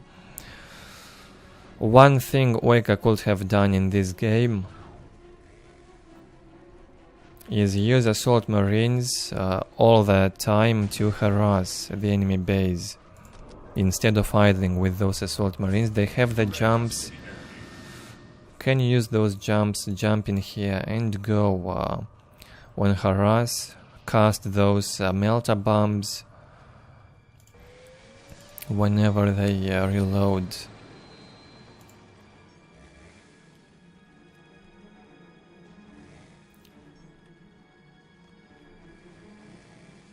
Another squad of tactical marines with missile launchers. 2 anti-vehicle squads now.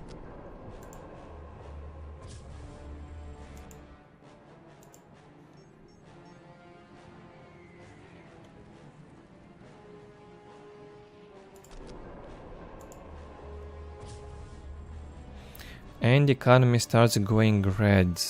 Economy decay.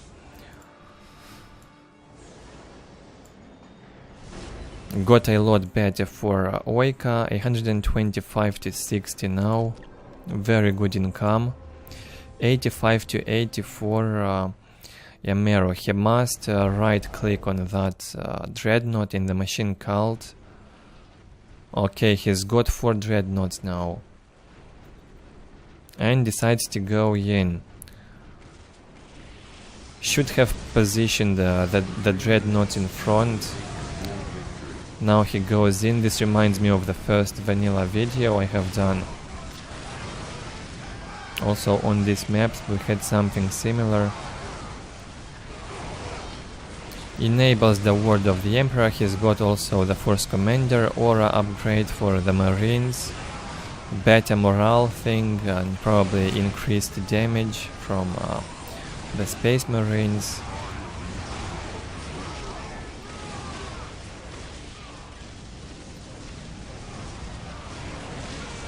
A lot of dreadnoughts being taken down by these anti-vehicle squads. Very good positioning from OjKa, keeping those scouts deep behind the front line.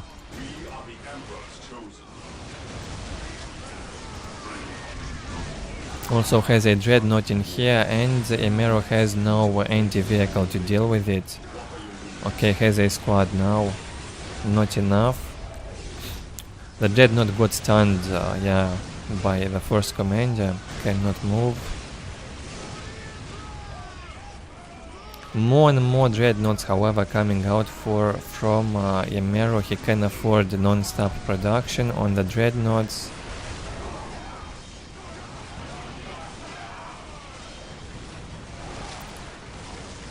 And emeru is coming on top in this fight. Eventually he's got the numbers.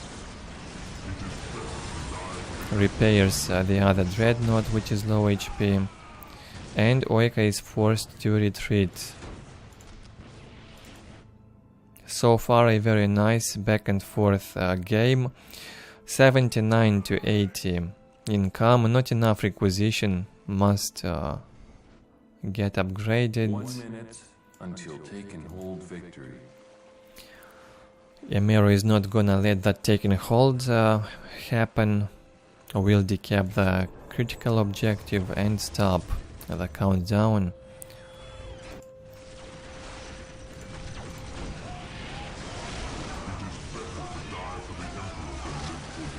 Time for a counter-attack.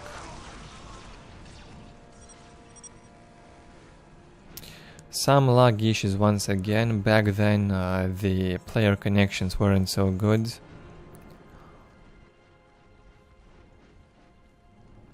I believe either that or the PCs were much slower, and if someone lagged in the game, it was getting laggy for everyone. The old days on the Game Spy.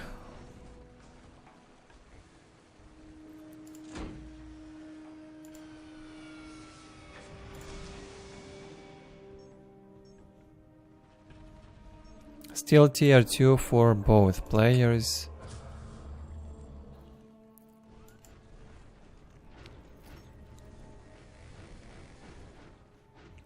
emeru can mostly afford only dreadnoughts with this income on requisition. will not produce a lot of infantry. Just try to keep these squads alive. And the commanders.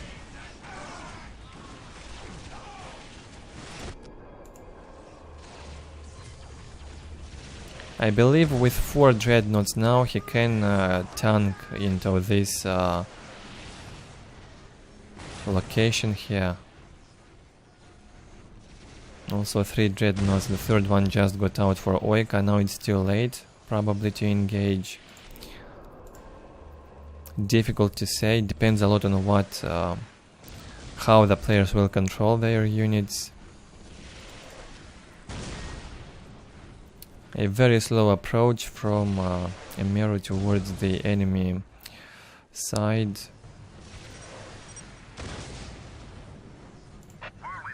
It is better to die for the Emperor than live for yourself. 6 minutes. And a whirlwind hits the ground, gets into the middle, probably too close.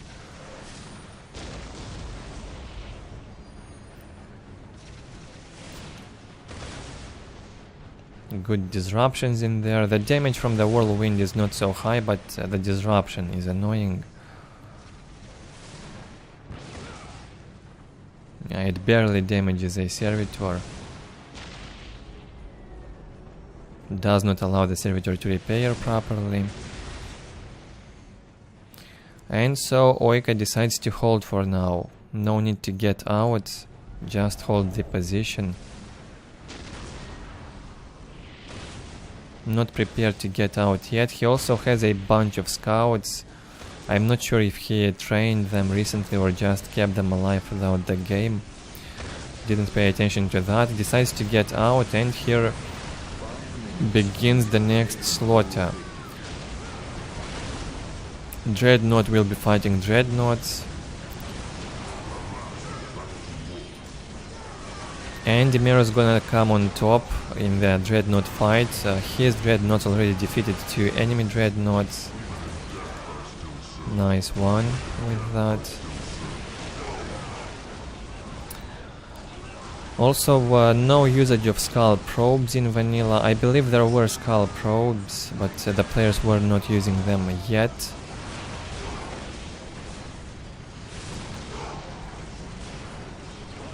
Yeah, I think we saw a skull probe earlier in this game even, but I'm not sure if they were able to stun the vehicles. A bit of a back and forth fight, but still looks like emeru would eventually come on top. He's got that whirlwind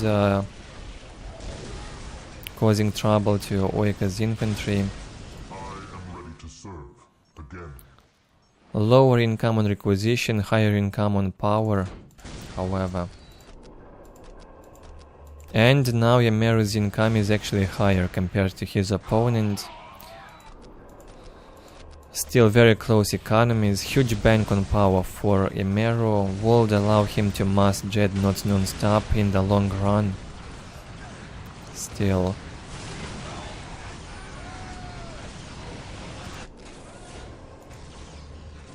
No floats on requisition, at least for OjKa. Makes use of his economy all game long.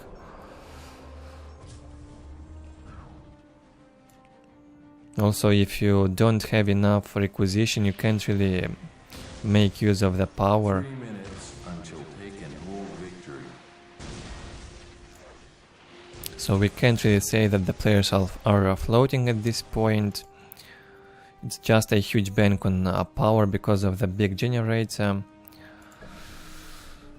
Alright, emeru hits tier 3, a very rare thing in 1v1s to see tier 3 from Space Marines. Builds the orbital relay and would have the orbital bombardment on the first commander. The next engagement from emeru could decide the fate of this game. If it will be a good orbital, it might win him the game, especially if cast in here on these buildings.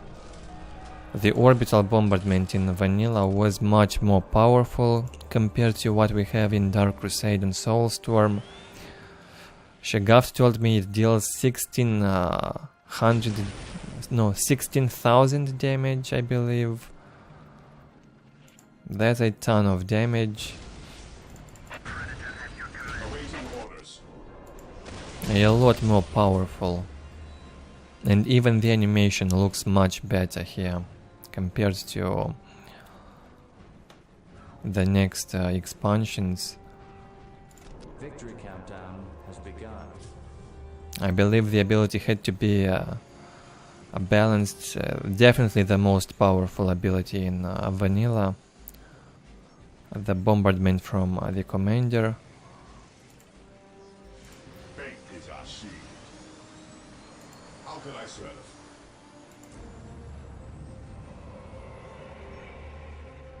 And even a predator got out. Very rare to see the predators from Space Marines, a tier 3 vehicle here. Chaos Marines can produce it in tier 2. Space Marines can get it out only in tier 3.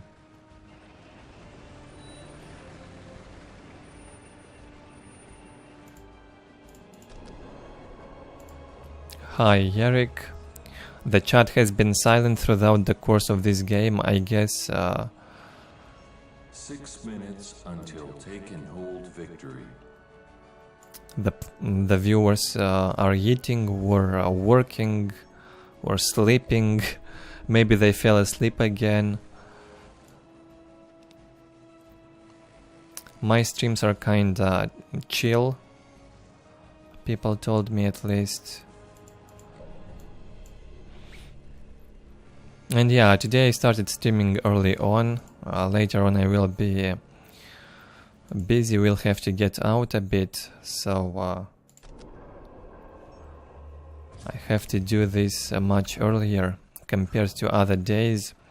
But I believe in the future I might be streaming much earlier than usual.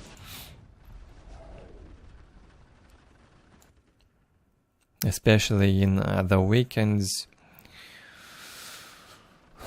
Something around noon, I believe, for European time zone. Today I started early morning, however. Well, my streams are long, so you can watch a stream basically throughout the whole day. The Expert Clash streams are usually over 5 hours long, I believe. 5 to 7 hours long. Especially when we'll have long games like this one. A lot of idling, turtling from the players taking up, but we also had a lot of action already in the game.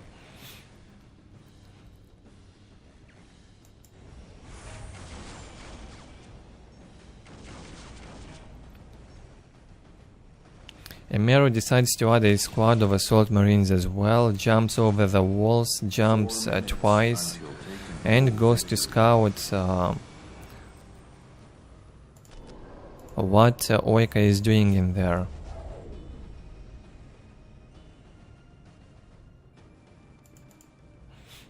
Heresy grows from idleness. 2 predators with upgraded weapons. Will we really see land readers in this 1v1? Might be. Oh, nice one. For the first time in vanilla we see dreadnoughts being deployed through the orbital relay. A very nice one. 3 dreadnoughts dropped at once. That's something you cannot do in the later expansions. At least you cannot do that in Soulstorm for sure. You can only drop 1 dreadnought at once. Here we see 3 dreadnoughts dropped and they're gonna get into the enemy base. That was a nice plan from emeru with the deep strike. OjKa will not get back to his base and defend it. Instead he will push through the middle, and here we get the Force Commander's orbital bombardment. There we go with it. What a sweet ability. A much better animation also. It burns the enemy vehicles and infantry when it gets cast. That's something you do not have in Soulstorm. for sure.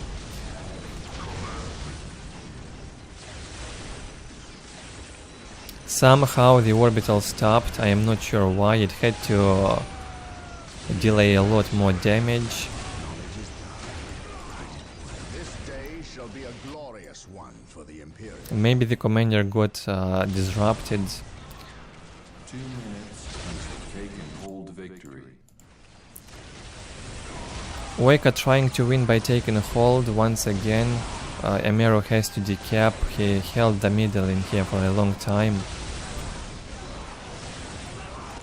The dreadnoughts in here, 3 dreadnoughts took down the enemy stronghold. Good job with that move, a very nice one. I believe OjKa was still tier 2.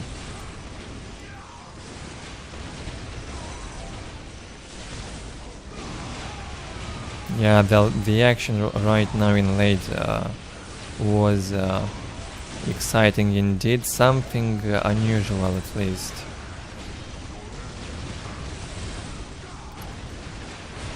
I'm gonna see new stuff in vanilla, even predators. Probably the first time we see Space Marine predators as well. I almost forgot how they look great. 1 minute until taking hold, emeru must decap right now. Can he decap? Now that I do not know. Probably with the assault marines might manage. He brings the dreadnoughts in the middle. Must tie up that enemy infantry and decap. 30 seconds until taking a hold. The decap lasts about 10 to 15 seconds, so he has enough time to decap. Probably 10 seconds. Or maybe 15. And stops the taking hold once again. That was a close one. Impossible for OjKa to kill the assault marines. His infantry was being tied up in close combat by the dreadnoughts. And this looks very much like a win for emeru.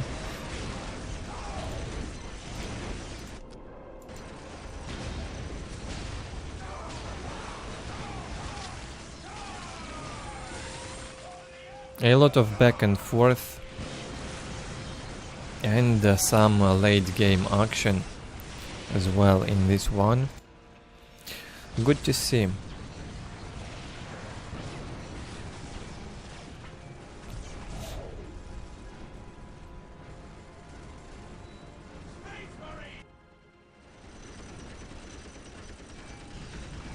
Somehow OjKa manages to win the fight in the middle, but not a big deal. Emeru now can afford to lose stuff, although his economy decreased a lot, all the points gone red, only 58 income on requisition. I believe the economy decay in vanilla was more brutal even compared to Soulstorm. Yeah, that's some terribly low income considering the amount of points. 2 LP2s up and an LP1. Also the stronghold, and you only get 47. Yeah, it looks like the resource income, the resource decay in vanilla was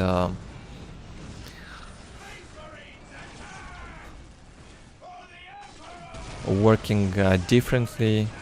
It went much lower.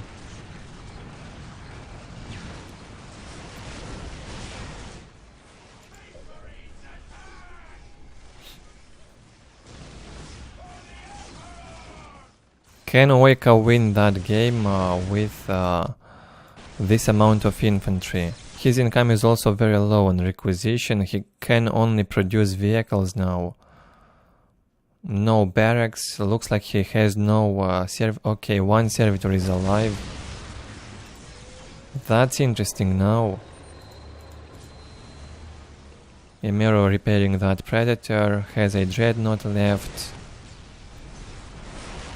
And soon he will not be able to even produce Nova vehicle production now. The Force Commander is dead. Oh boy, is that a comeback for OjKa? Looks like it.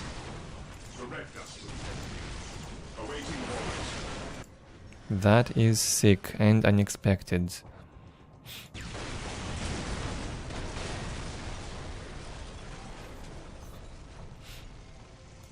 I guess the fight in the middle was terrible for emeru, the last fight. Okay, 3 dreadnoughts, I see, now he can produce them in the orbital relay, that's right. So 3 dreadnoughts, a predator and a squad of space marines. Can they stop this? Awaiting orders. Yes, my lord. Well, if controlled properly, I'd expect them to be able to deal with this bunch of marines.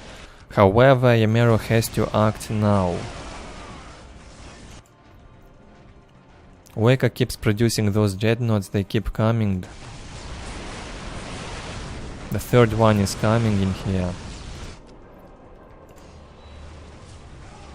Finally decides to go in. I hope it's not too late.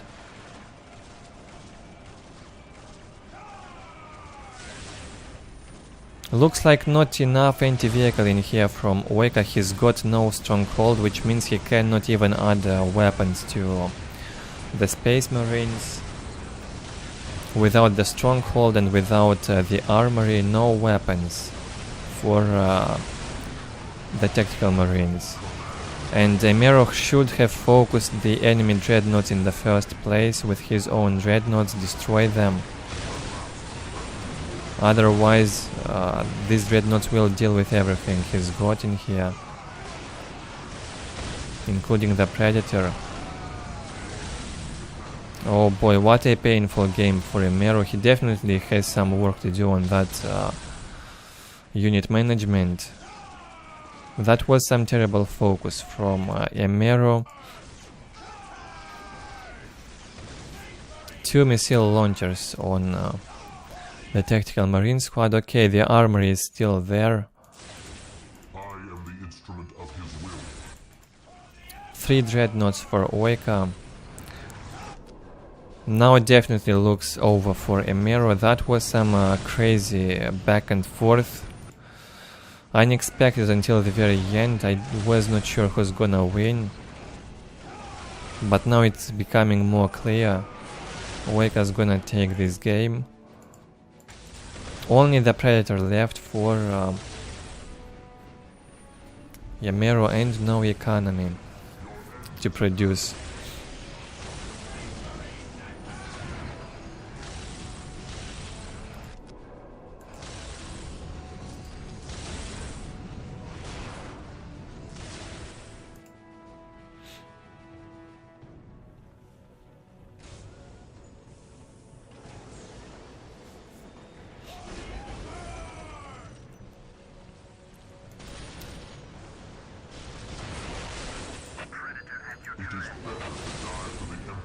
Takes ages for a Predator to destroy a Dreadnought.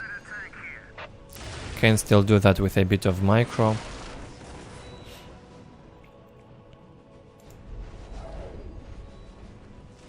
Yes, my lord.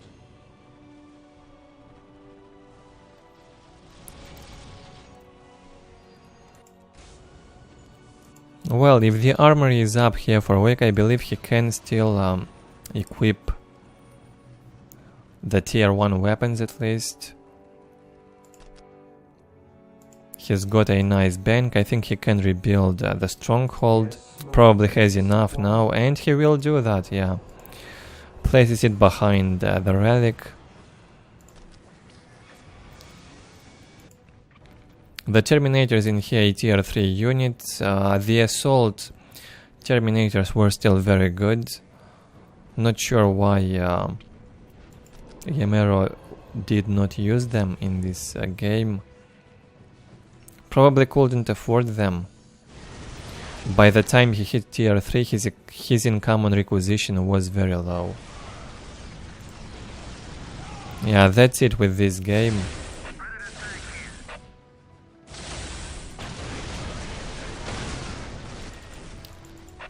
I believe OjKa now would manage to take down the remainder of Emeru's base much faster compared to this Predator.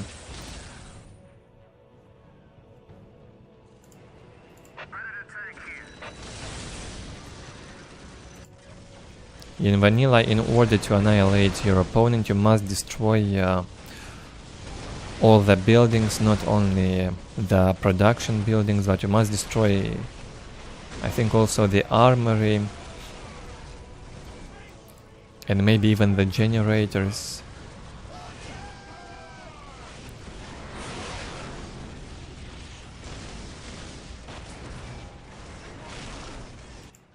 Predator is not gonna stay there to destroy the machine cult. He is not gonna destroy the stronghold. It will take a long time. Emeru brings it back home.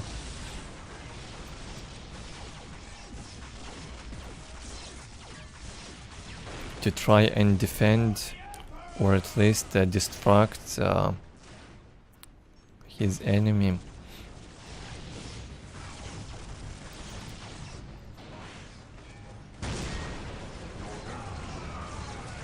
So maybe this tier 3 was a waste from Emeru, I don't know.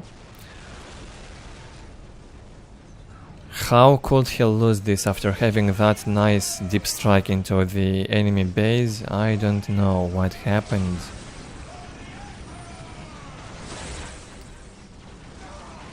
Epic comeback from OjKa. Well done. I believe it's over as soon as this armory goes down. Even a frag grenade got cast now into that Space Marine squad. 2 more land readers getting to the battlefield. That Predator still alive on 30 HP. Finally being taken down. It's been alive for about 10 minutes now. A good one. GG gets called in the very last second. 50 minutes long 1v1. Among the longest 1v1s we've observed. Not the longest, but one of the longest. I believe we had a longer 1v1 on Meeting of Minds. About 54-55 minutes in the previous parts.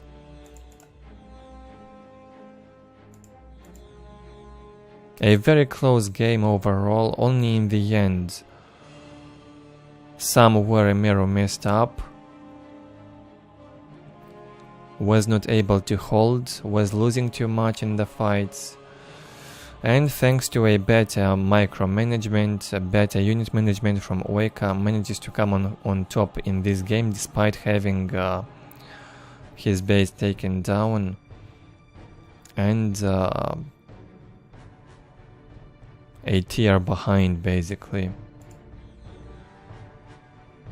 Unit management, I'd say, won this game for OjKa. Very well done. Okay, we'll make a short break and continue in 3, 4, 5 minutes.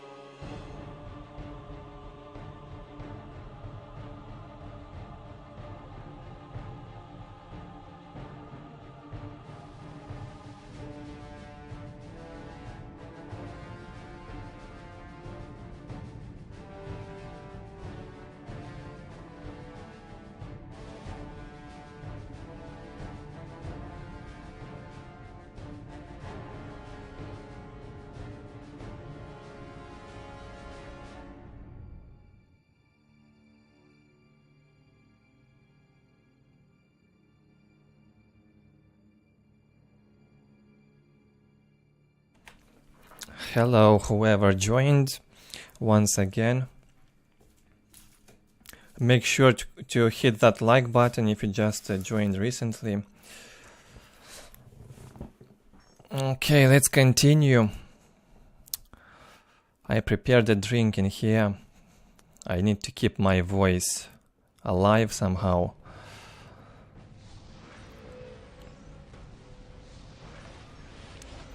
One meeting of minds, rush you hard. This is another Smurf of InSANE. As we can see on his banner, he tells us who he is. Even if he uses different Smurf accounts, he would still use his banner at all times. He is not hiding who he is, basically. So we will recognize him at all times. And he's playing versus Noob. Noob, pretty good work, I'd say, so far from what we've seen.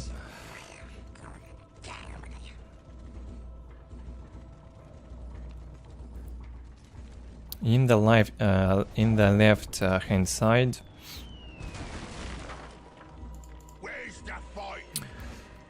pretty standard build. 2 Slugger Boys, a War Banner and a Generator from Orks.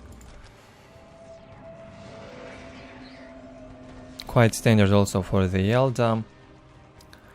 Well, InSANE most of the time would open like that.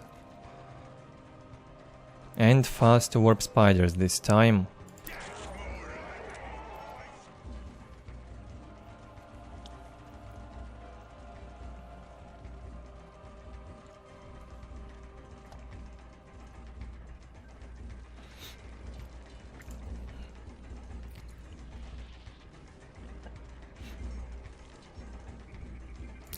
The mech is out, gonna get out of the base, and Scout looks like he's going right into those warp spiders, and there we go.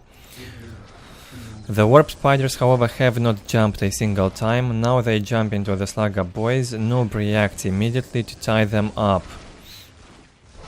Now he wanted to go into a close combat again. He realized he will lose the squad if he goes in close combat, and he loses a squad of Slugger Boys anyway. Tried to retreat, but then stopped for a second. Should not have stopped.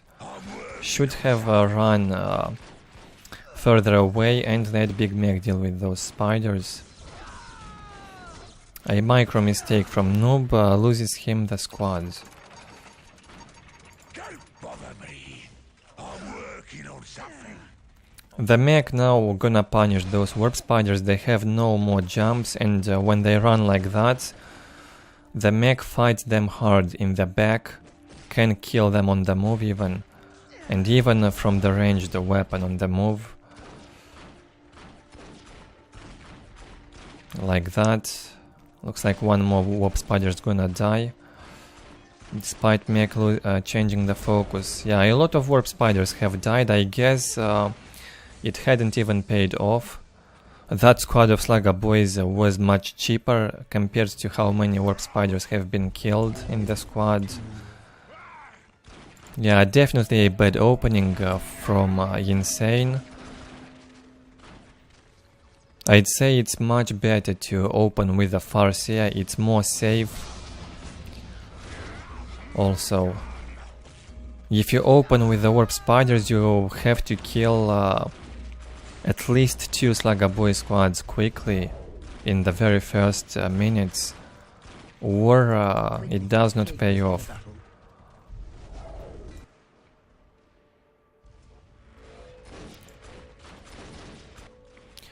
In the meantime, InSANE takes all of his points, the relic has been captured, and also takes a critical location. On this one he misclicked. The Guardians are idling, and he did not notice that yet.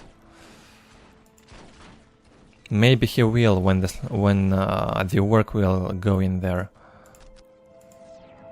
He is not looking. My powers are yours now.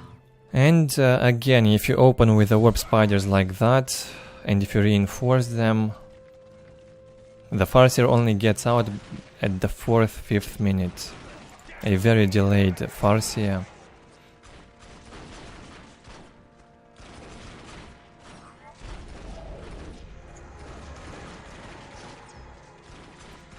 No worries, Peer. I figured. I even mentioned that the viewers probably fell asleep at some point.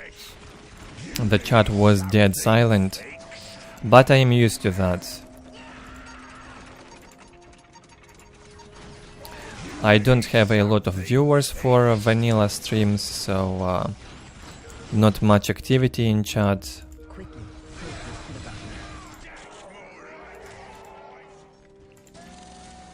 Well, even if one viewer would watch it, it's already good. And a lot more people are gonna watch it in the recording, in the stream recording, so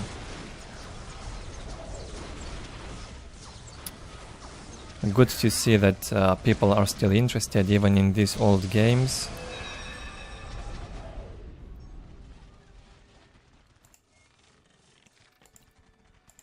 I got the good bits for this fight.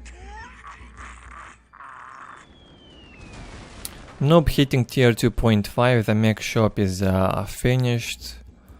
Only gets the relic now, however, very late.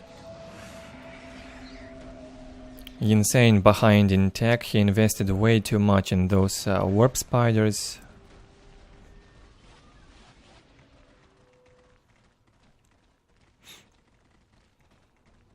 Hello again.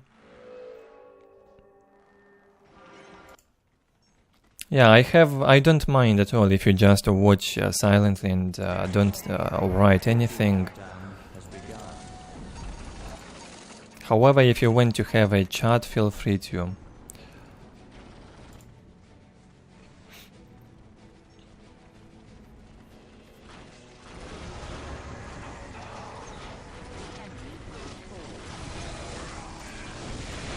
Okay, Noob's gonna send his boys into the fights. 2 squads of Slugger boys in here. Now with the Noob leaders, which means they would be a lot more resilient against those warp spiders, and a squad of Storm boys is also here. Do they have a Noob? Yeah, the Storm boy Noob is on the squad, which means they will resist against the warp spiders for a long time. Also a war truck. No war track from Noob. He produced a war truck, which is also very good against infantry. InSANE caught by surprise, not prepared, does not have anti-vehicle to stop the work now. And even his infantry would be a threat to the warp spiders at this point.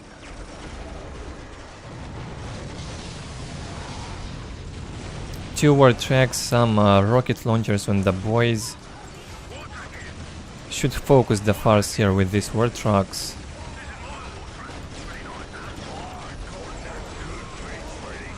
A bright lens comes out, however I believe it can be destroyed by 3 war trucks now. The Noob keeps pushing. He must focus that bright lens somehow. InSANE got the grenades on the warp spiders, throws a grenade into the war truck and destroys it. Taken hold, countdown for InSANE, 5 minutes to go. He finally noticed that one and captured it.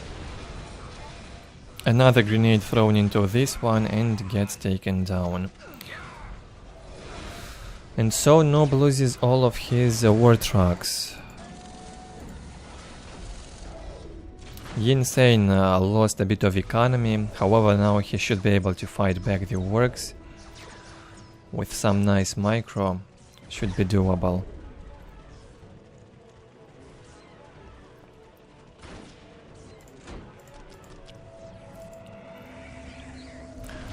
Despite losing these 2 listening shrines, he still has a very good economy, 140-40, 140-30 for Noob. 4 minutes 10 less on power income for noob. Still good economy. Almost equal.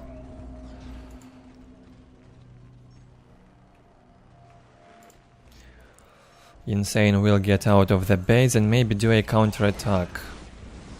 He hasn't really won the previous fight. He just killed those war trucks, but now 2 war trucks will replace them.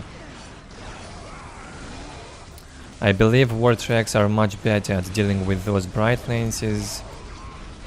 2 war trucks probably would destroy 1 bright lance. Not a very good focus from noob. Focuses it now and takes it down. Mech red HP, now that's a problem. The Farseer also gonna die finally. Well, she survived for a long time.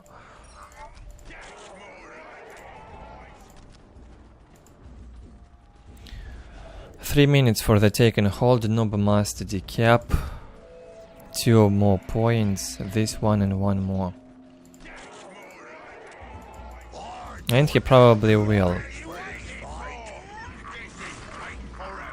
The noob in the Stormboy squad is still alive. He looks differently. He does not have a helmet on his head, surprisingly. But he's more resilient.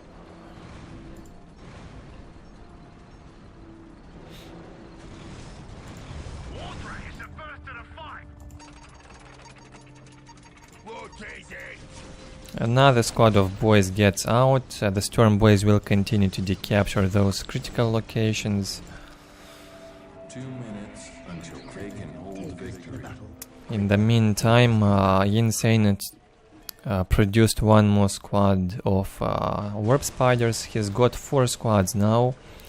That means 4 grenades from the warp spiders, which would be helpful to deal with the war tracks. Good job with that.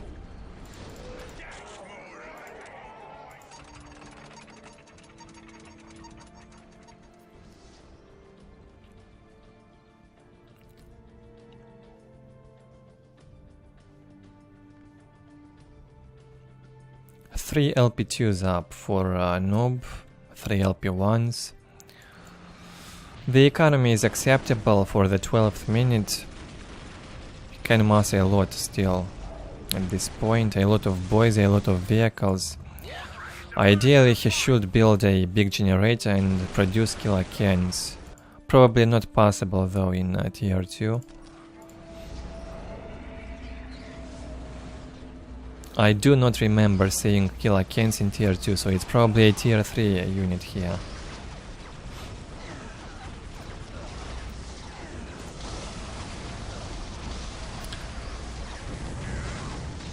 Another encounter here, noob versus InSANE. Warp spiders suffering from 3 war tracks. Must be careful with those warp spiders.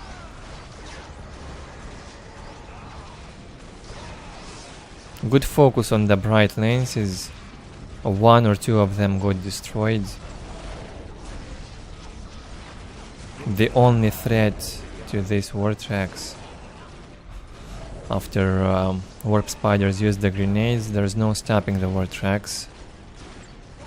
Only the bright lenses, and the bright lenses are all down now for InSANE.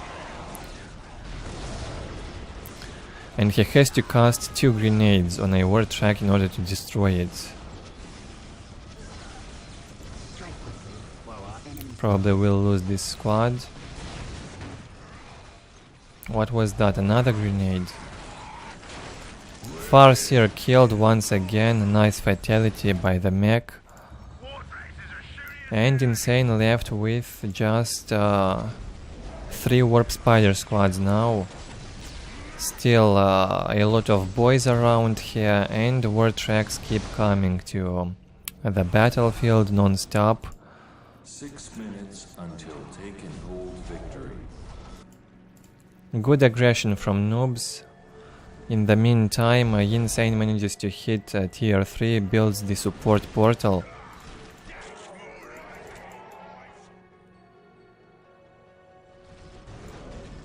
And maybe we'll get a fire prism out. We'll devastate these boys.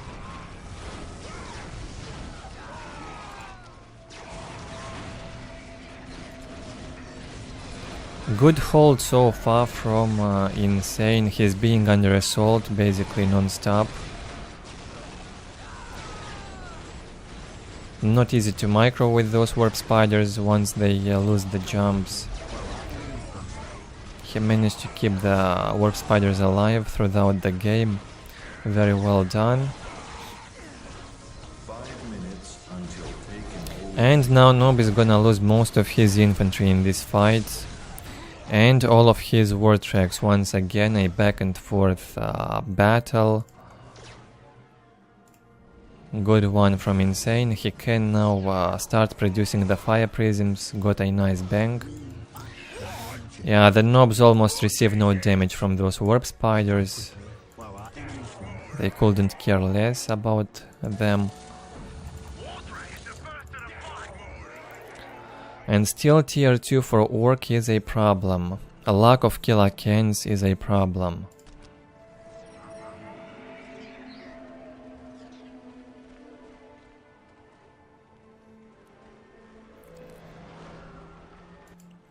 The fire prisms will make InSANE's life so much easier now.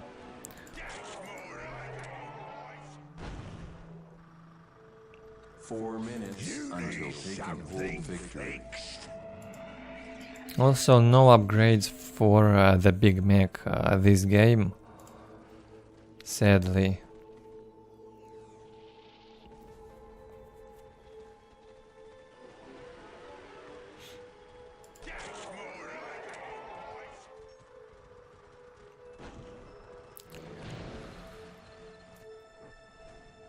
Nob did not learn from the previous fights that this sort of army combination is not enough to stop the Eldar. He attacks with the same unit types over and over again and keeps losing fights. Yeah, he dealt good damage to the Eldar, but this army won't win you the game. Eldar will only suffer a bit, but still hold and kill all of this. Fully upgraded warp spiders and with the fire prisms incoming, it only gets easier for the Eldar. So in the long run you should also change the unit types. Do not use the same thing over and over again and hope to win. One touch in here on a war track and it got down.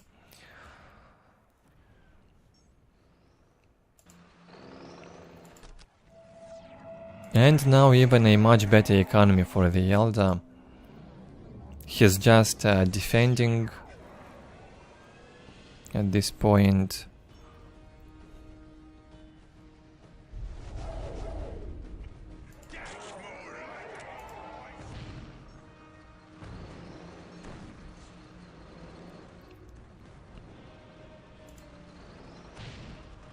Hi, Donut Eater.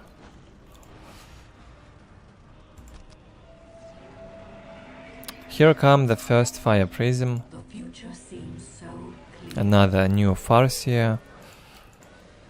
And InSANE feels now it's a good time to get out and engage, perhaps end that game.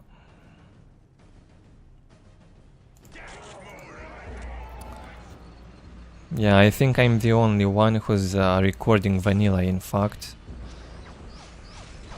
It probably has not been recorded by anyone since 2006, I believe. I mean the 1v1 games in vanilla. Correct me if I'm wrong.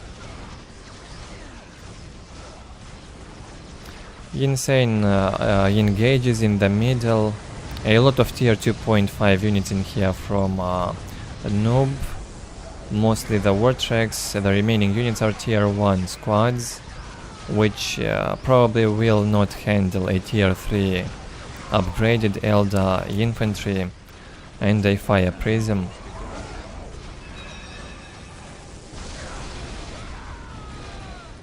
Fire prism will make an easy job out of those war tracks.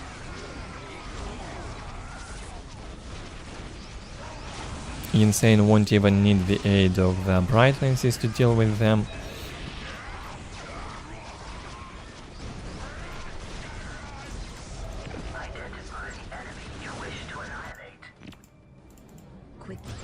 So, mostly warp spiders in this game, Farsia, a few bright lenses and a fire prism. All you need to deal with your work, and of course good micro.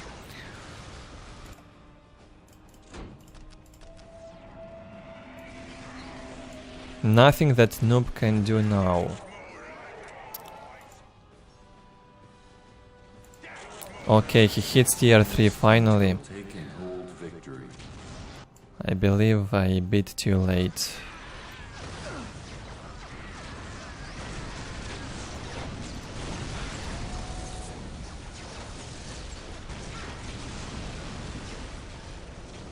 Without the custom blaster and the big mech also difficult to deal with the warp spiders, the boys can tie them up for a while, but they won't kill them.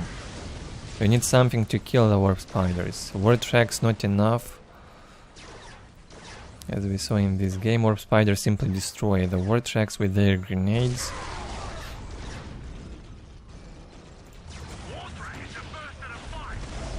And now it looks desperate for the work.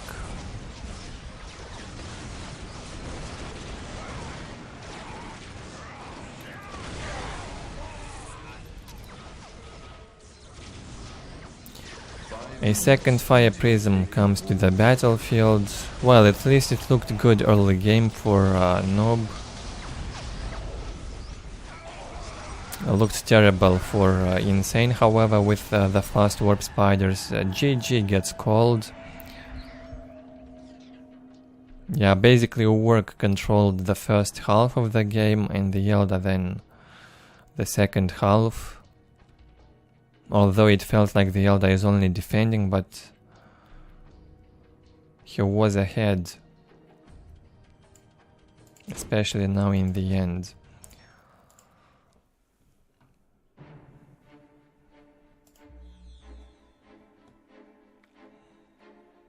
InSANE doubles the kill amount and the total score on military. Economy wise, not a big difference. They had equivalent economies throughout the course of the game. Only in late Eldar's economy got better and also got ahead in tech. Noob's mistake here is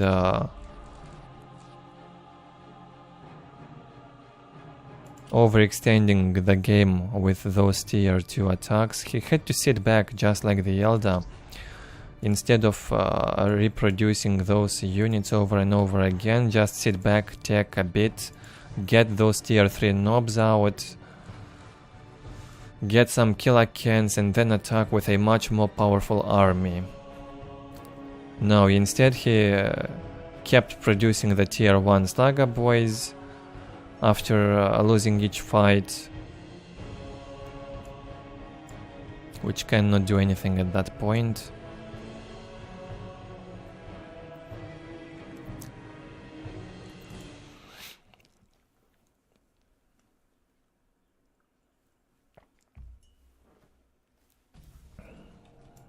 Next game on Fallen City, again another one from InSANE in the left hand side versus Pink, I believe. Yeah, this is Pink for sure. Even can tell that by the color scheme and his banner.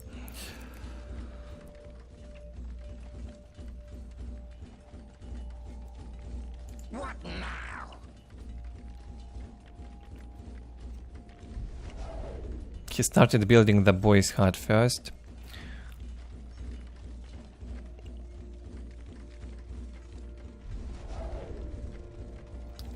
Well, we'll still have enough population cap by the time a third squad of Slugger Boys gets out, or the mech, so it really does not matter if you start building the banner or the boys' hut.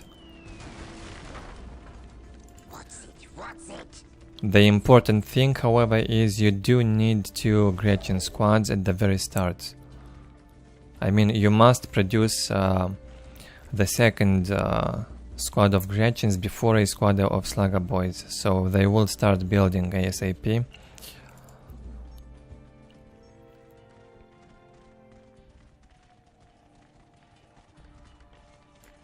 In Soulstorm, however, you can go for 2 Slugger Boys and only after that order the second squad of Gretchens.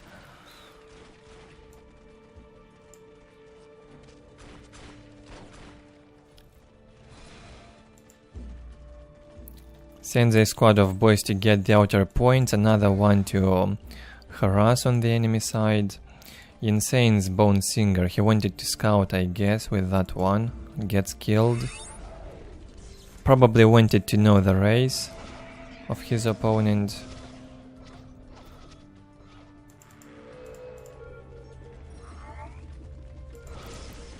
The warp spiders are here once again. InSANE starting with the warp spiders.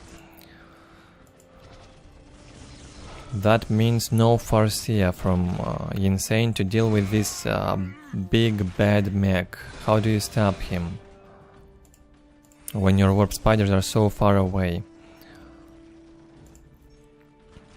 Nothing to cause that to stop that mech now, so he will cause a lot of trouble in here. Will cancel that listening shrine, and the Slugger Boys will also deal with the guardians. They already took this point. It's already built. Good job by Pink so far. Good reaction with the Slugger Boys. Will not lose the squad to the warp spiders.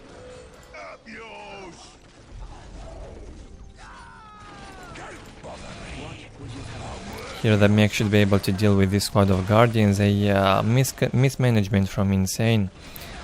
He wanted to get in here and capture this point. He completely forgot about that squad of guardians and lost it.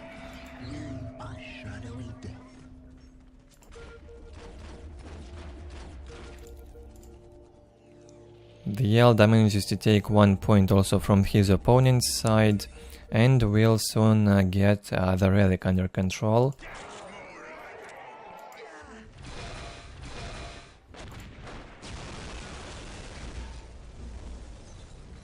Mech cancels that LP once again for the second time now.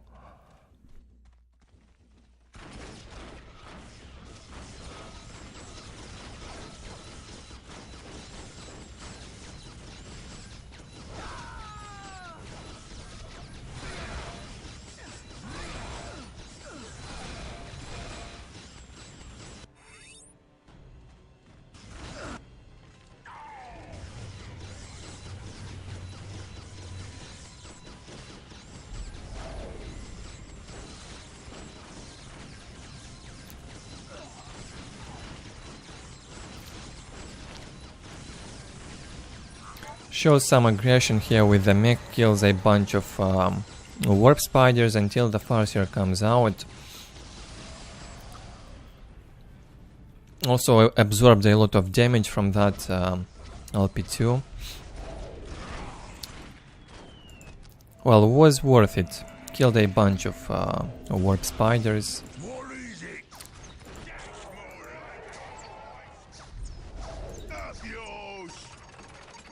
Pink doing some serious build up in here on his opponent's side.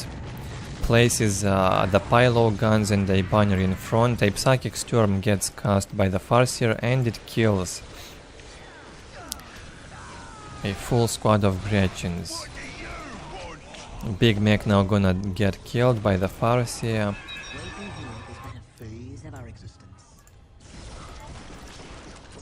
And so Pink loses everything on this side. Should cancel that LP1. He overlooked it and lost. that requisition.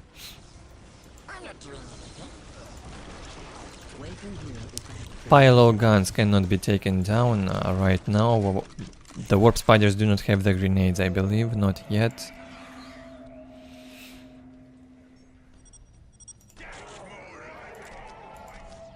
Orks economy is still better for pink. They're having a chat in German.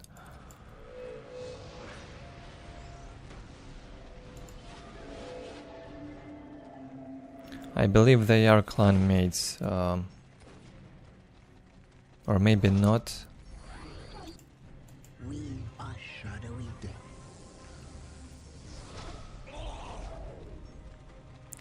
Alien, however, was a German team. How can we help? InSANE, however, is part of White Wolf's team.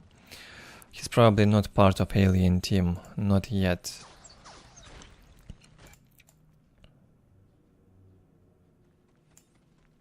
Strike quickly while our enemy slumbers.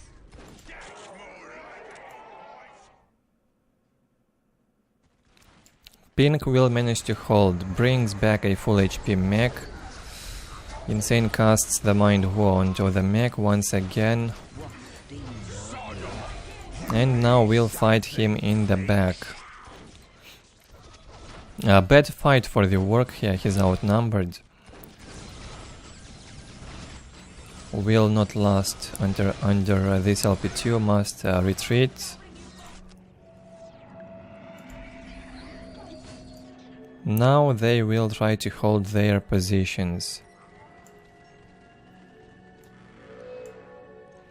Tier 2 hit by the Eldar. Pink will add the Storm Boys. A grenade gets cast onto that pile of guns, a nice one, and it's taken down. Painful for Pink to lose that. I guess the banners will follow. Terrible positioning, and none of them have been upgraded. That sucks. Pile of guns has to be rebuilt, a lot of resources wasted basically. I am not sure if it paid off. Probably killed 1 or 2 warp spiders, not more.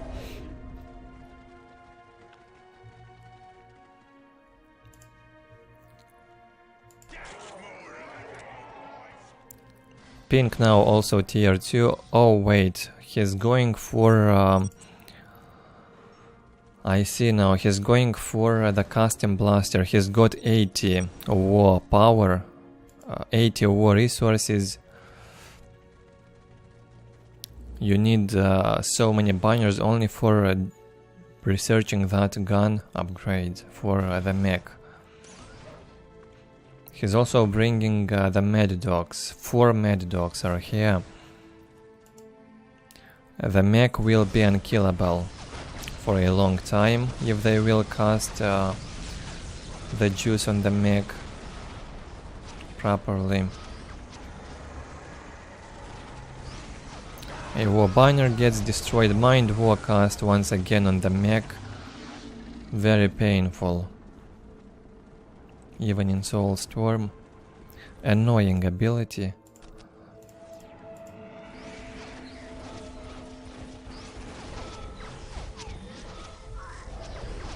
I believe the warp spiders now having the optics, they deal a lot of damage.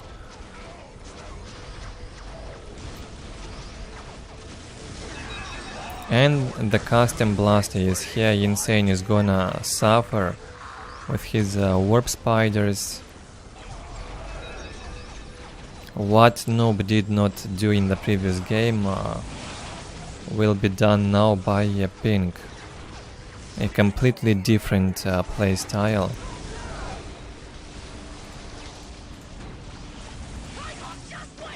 And I'd say a lot more effective. Also similar to what PuReBall did on Blood River. Mad Dogs refused to save the mech with their abilities. Probably not even a single time that ability was cast on the mech, and now Pink is gonna lose this outpost here. A big loss for Pink. Well, he needed the banners in here mostly for upgrading that weapon. He still can live without those banners. Nevertheless, a massive setback still for Pink. Won't manage to go tier 3 as easily as he could have done. And once again loses everything in that fight. Probably will try to take his own points now from this side.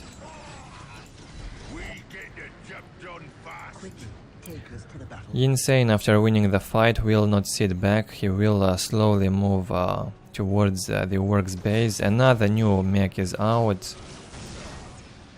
He gets produced very quickly. Jumps into the warp spiders, definitely a bad jump. Will kill a bunch of warp spiders, however, but this was not a good trade. He probably paid off, but Pink needs that mech alive.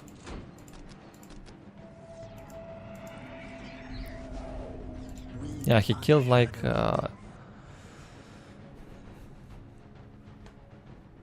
6, 7, 8 warp spiders in 2 shots.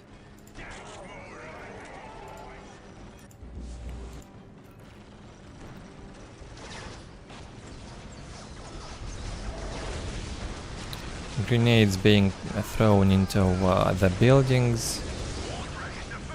Another one gets absorbed by the war track.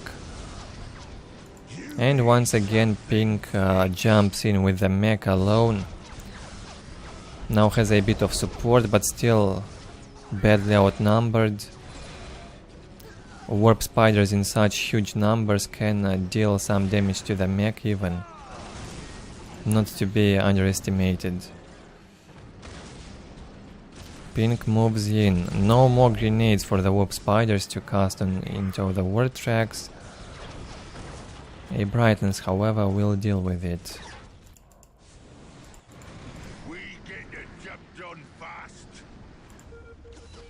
On the other side, the Storm Boys are taking down those Eldar listening shrines slowly. Again, bad suicide move from Pink.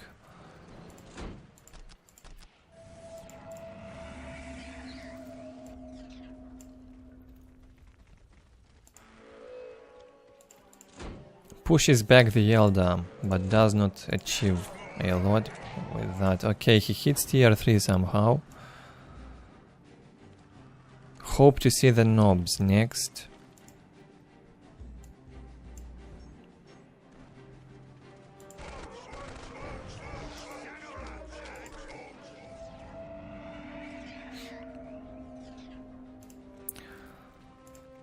Pink? You probably mean Pink is a noob? Well, he was a very high ranked Ork player.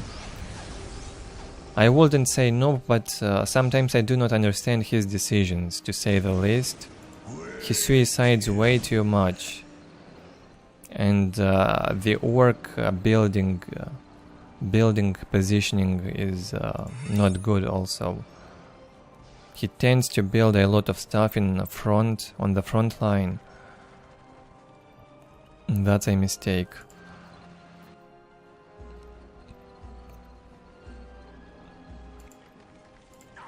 Well, back then the players were learning the game. In January 2005 they had like 5 months of experience at best.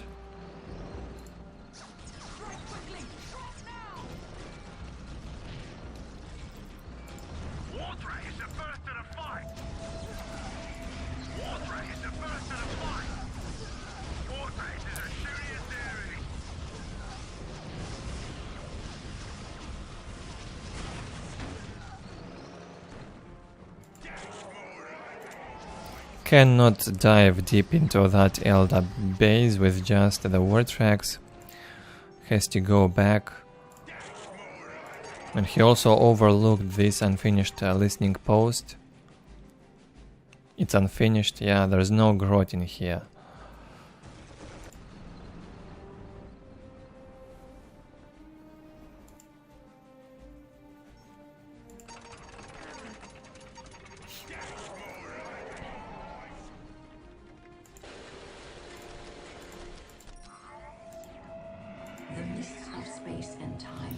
Solid game as always from InSANE. He's playing somewhat defensively. I think he could have finished the work if he attacked in here when he had the chance.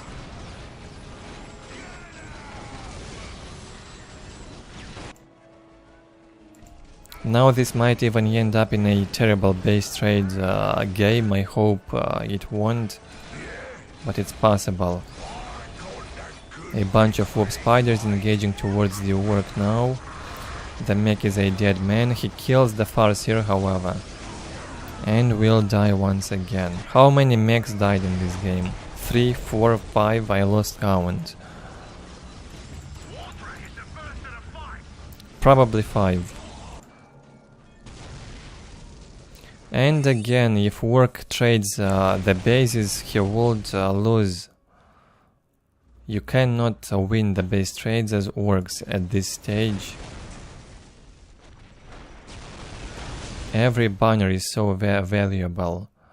Each lost banner also loses you a vehicle and infantry cap as well as tech and war resources. So it ends up usually in a massive setback for the Orks if they decide to base trade. Might be worth it if you manage to destroy all the enemy buildings first before they do.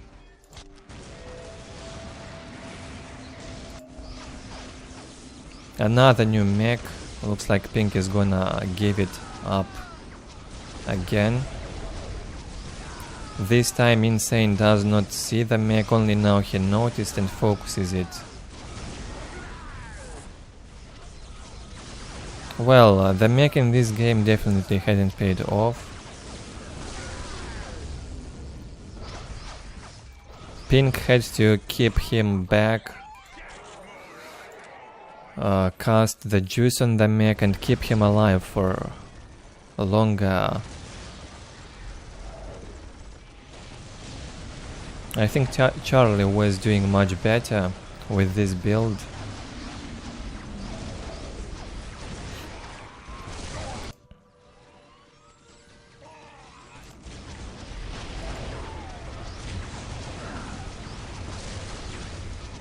InSANE keeps pushing. He's also dealt with the Orks on the other side. Only the Storm Boys left, which will be countered by a Fire Prism. Another new mech is out. He gets produced very quickly here in vanilla, as you can see. About 15 seconds, maybe 20. A very fast production.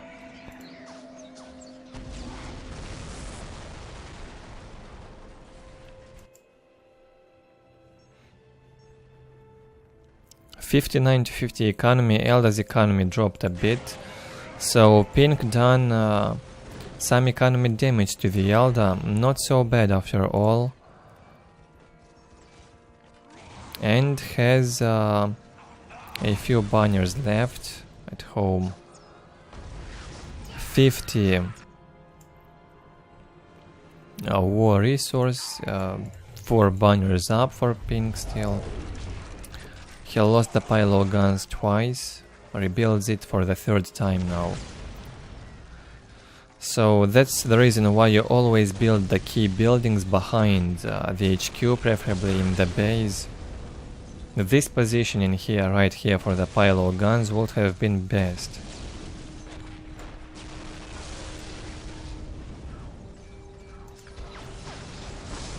Same with the war banners, place them all positioned behind the HQ.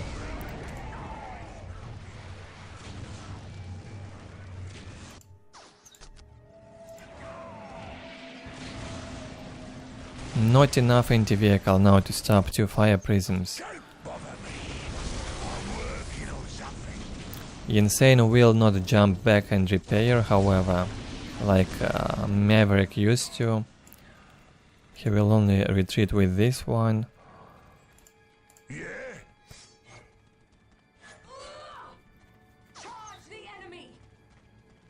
What is the mech doing? Why he does not want to fight that Farsia?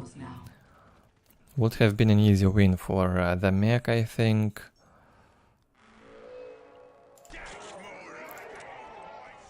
Yeah, I got the good bits for this fight.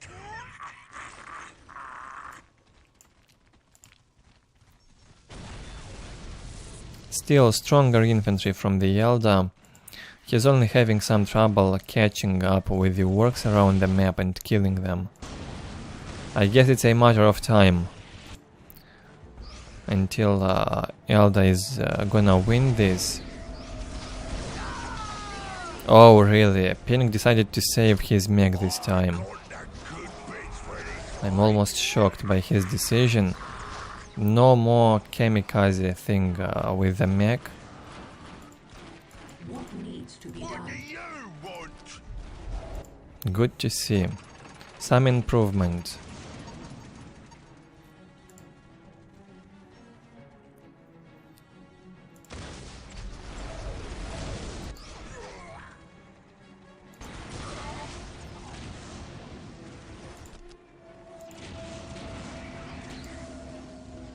InSANE trying to catch up with the boys in here.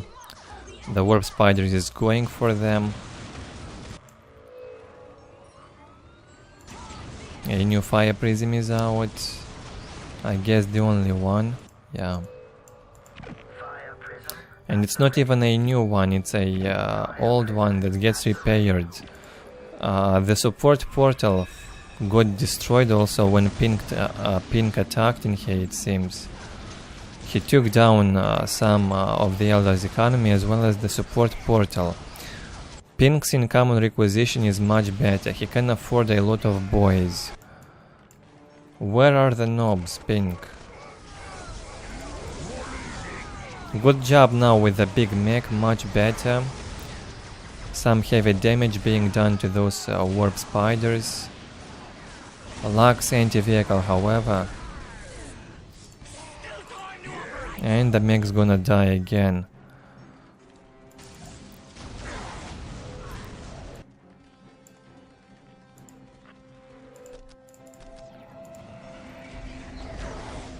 Some sick back and forth.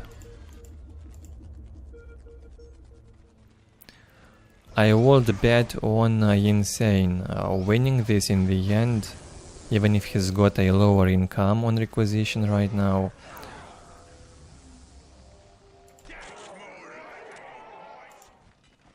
Looks like Pink is way too careless on how he controls his units.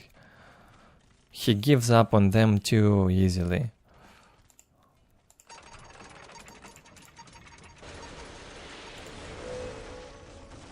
Oh, what was that? A Wraith Tomb cast on the boy's hut.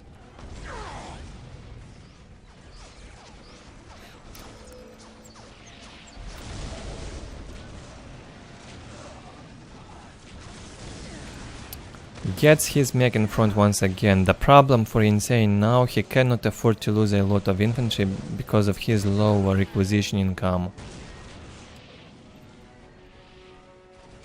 So he must try to do some damage with the fire prisms.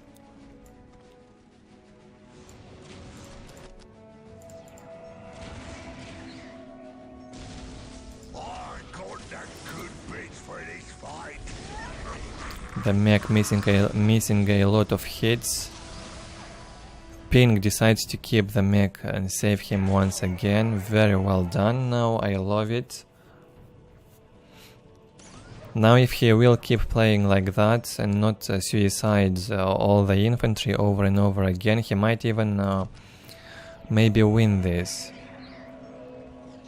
InSANE's economy is still low. Only 70 in common requisition.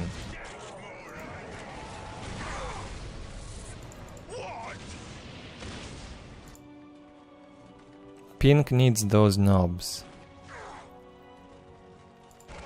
I am not sure why he would go tier 3 if not for the knobs and the war boss, and I have not seen them.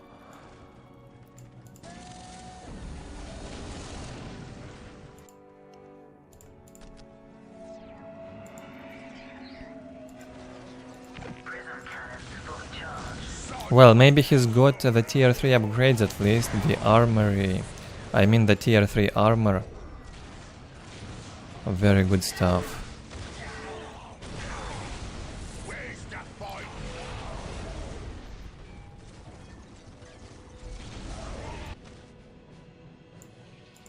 A new mech shop has been built. This one in here got destroyed long ago. Hopefully it will produce KRAKENs and not war trucks or war tracks.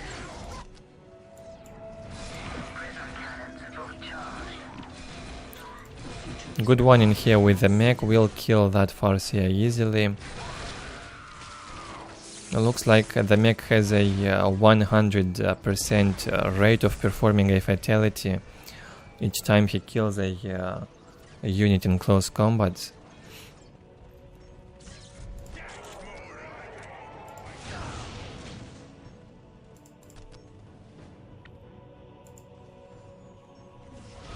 Hold back a bit, mech about to die. 2 fire prisms definitely a problem for Orks. No anti-vehicle at all to deal with them. Rocket launchers, that's a tier 1 weapon for the shooter boys. Does not deal enough damage to fire prisms. They might be okay against light vehicles like Vipers, land speeders, but not against fire prisms. The mech somehow survived. Gonna die now, probably for the 7th time.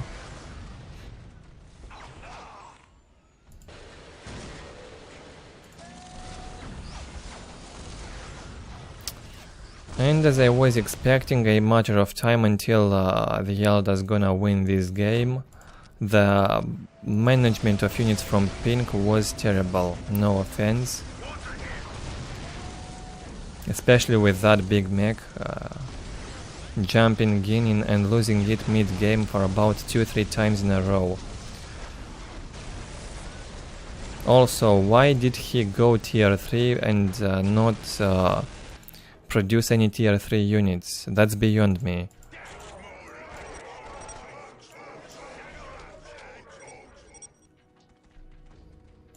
Should have gotten out that war boss and knobs, 2 squads. And then KRAKEN. Instead he only kept producing shooter boys.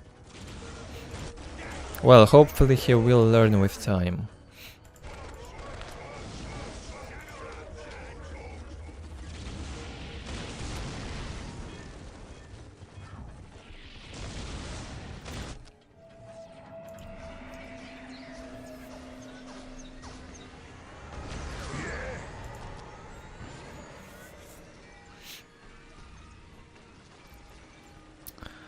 Full HP mech outs, as well as a new Farseer.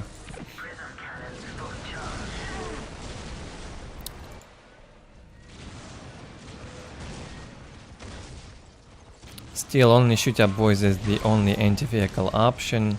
Not even tank busters have been produced. Really sad. Very painful way of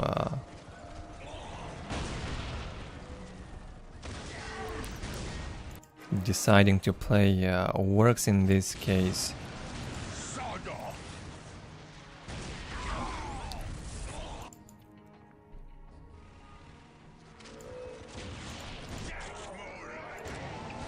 Pink not gonna give up easily.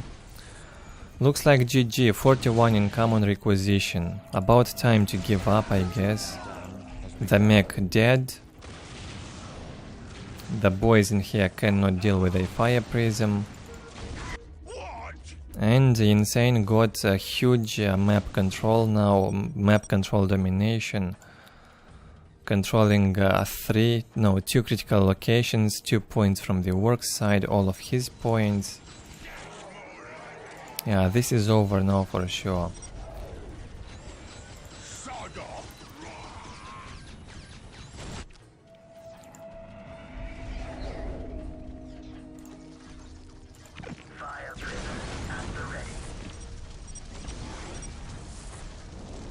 Finally, GG gets called by Pink. I hope to see a rematch between these two, maybe at some point in the future, and expecting more from Pink.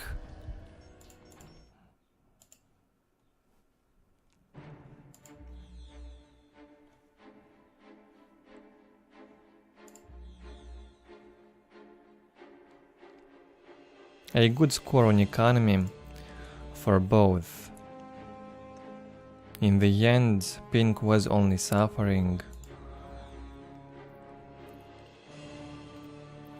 His biggest mistake, Pink's biggest mistake, building on the enemy side 4 banners and a pile of guns in front.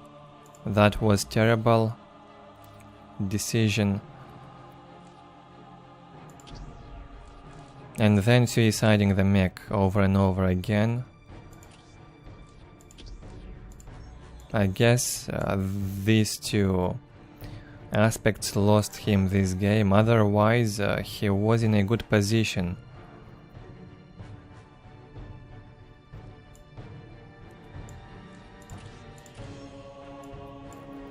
Also, no idea why he went tier 3 and not produce any tier 3 units. That was weird.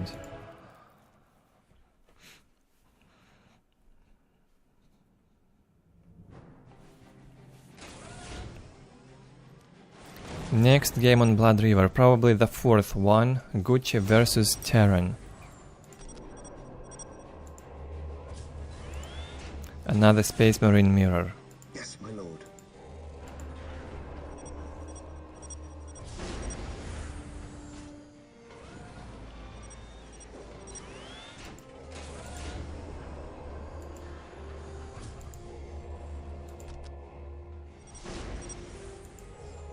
Scouts in position. I believe we saw at least one game from Terran before.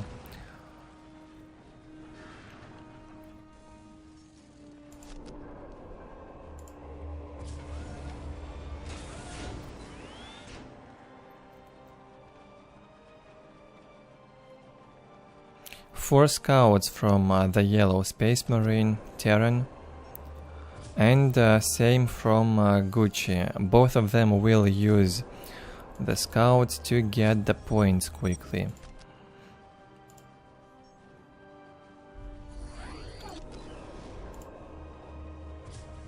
Terran sends a squad towards the enemy base. Maybe we'll do a decap or kill an enemy squad.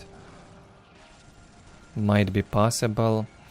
Yeah, delays the control of this point for oNEgUY. Good job with that, and we'll also cancel this capture on the relic. And even kill the squad. No way they can escape. The damage from the scouts is too high. Yes, my lord. Hi, Lucas. Yes, I do main Necrons. Or at least I did. I have not played Soulstorm in about 7 or 8 months. If we exclude a free-for-all game I had recently.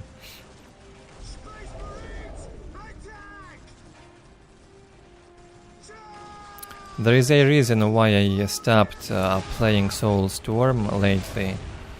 I have mentioned it a few times, but I will not repeat it. This day shall be a glorious one for the Imperium. It's really sad. While the enemies of the Emperor still draw And we probably cannot do anything about it.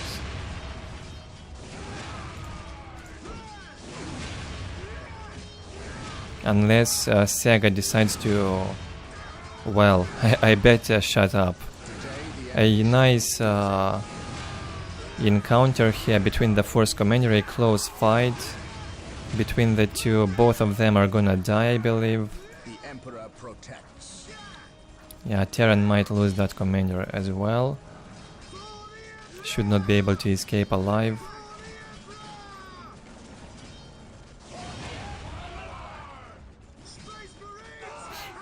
I did main Necrons and also played a lot of Orks, a bit of Imperial Guard, and then some games with most factions also.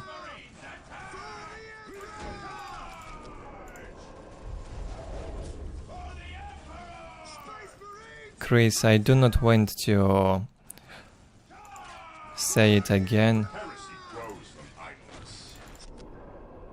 You might find it under the comments in my videos, however. Wait, what was that? Gucci deleted his own stronghold. He got some requisition for that.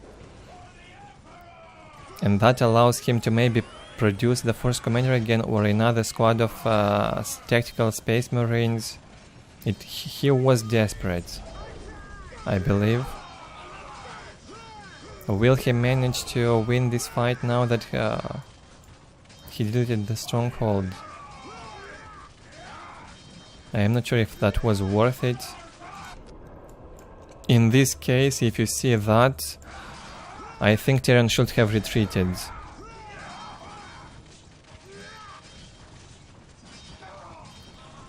Because Gucci's economy will be minus 20 requisition on income because of the HQ laws. The HQ provides plus 20 income on requisition, so you only have to overextend at this point. Really terrible decision to delete the HQs. But what if it works now? Terran is still outnumbered, his squads are losing morale. He's got a higher income on requisition. He had to just fall back, run far away from the enemy, reinforce a bit, regroup. I guess Gucci wouldn't have given him that. He loses most of the infantry, and looks like deleting the HQ here was a good idea. Terran didn't know how to react.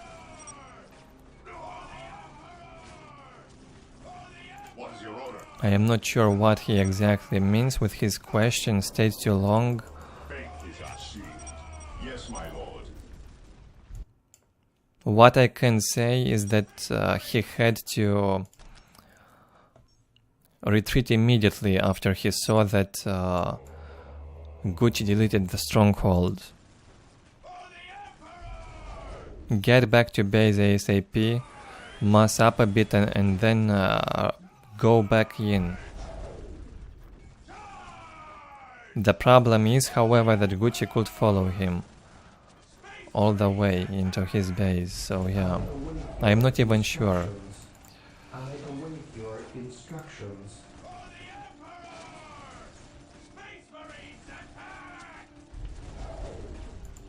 Not too bad still.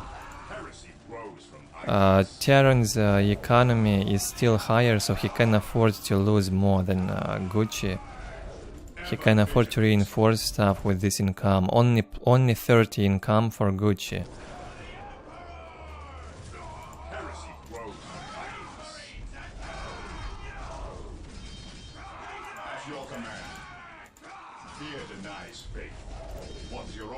Scouts here.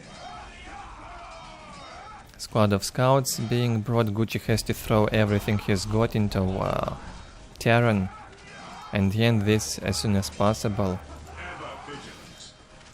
Yeah, lack of experience from Terran. He simply didn't know how to react. A good move from Gucci, however.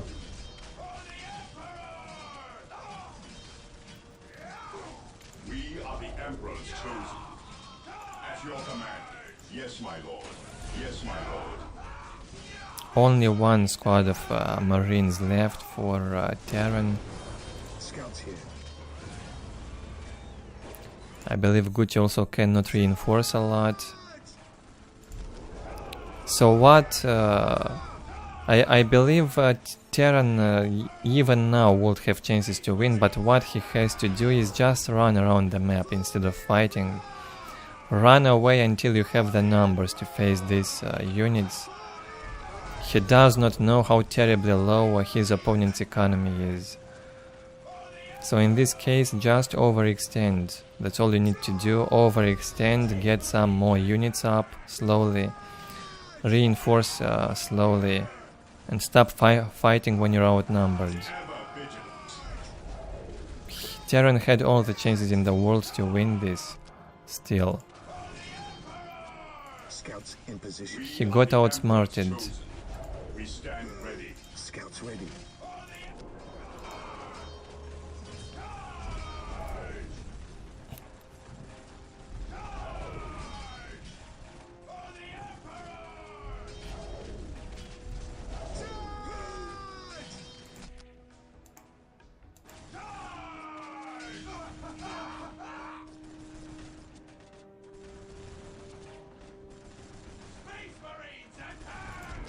At some point he also said he is new to the game, although he had already a good ranking in auto match. So yeah, definitely lack of game knowledge, and he lost Terran this game. Unbelievable.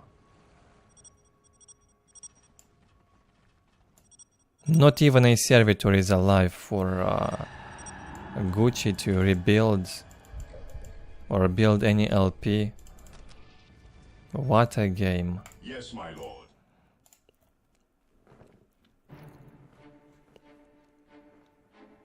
Well, I guess this would only work against the newcomers.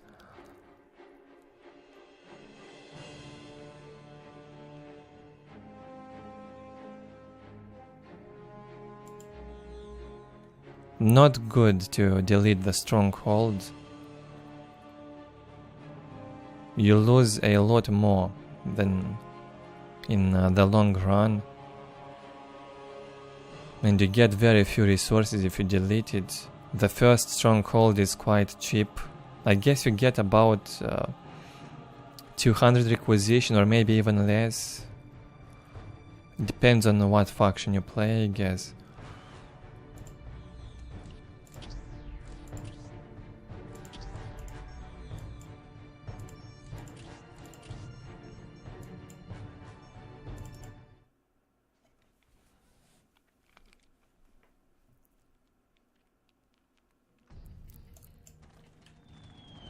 Next game, and once again it's Blood River, the day of Blood River.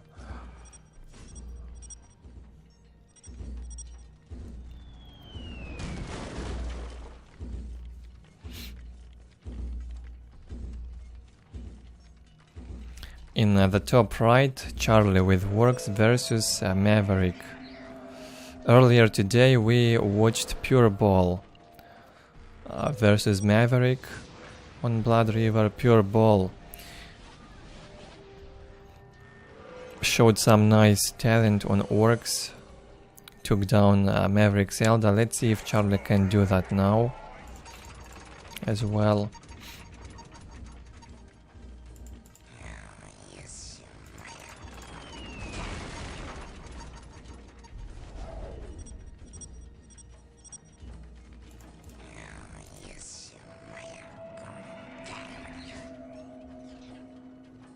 Three Guardians once again from Maverick.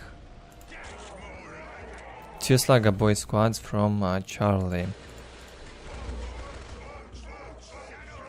Enough for Blood River early on.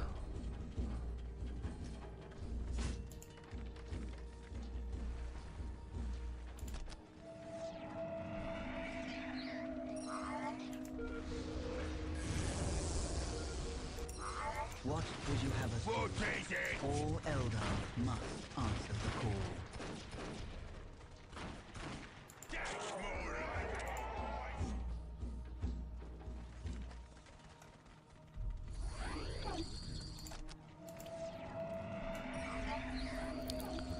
And here go the warp spiders. Charlie will react even with his Gretchens, sending them into close combat towards the warp spiders. I guess the Gretchens, yeah, they will die. They would have died even in close combat if they would fight. Well, not bad now from Maverick. Will kill a squad of Gretchens and even decap. And oh boy, Charlie places the LP during the decap. Now that's unexpected. Was considered a bug by most players back then, and most likely was a bug. Charlie would not allow his opponent to decap.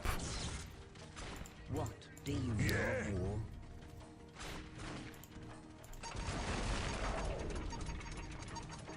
Places a second generator. Don't bother me. I'm working on something.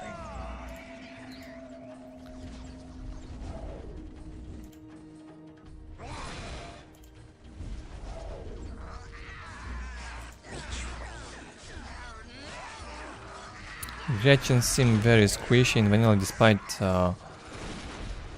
being able to reinforce them in huge numbers. They still die very quickly.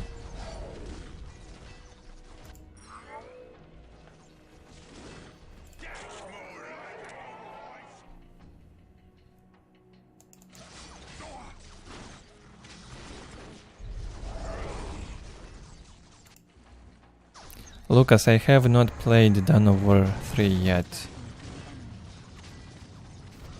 I think I only opened the game to test how it runs on my PC, but I have not played it at all. I think I will do a campaign walkthrough on my main channel for Dawn of War 3 at some point in the future, however.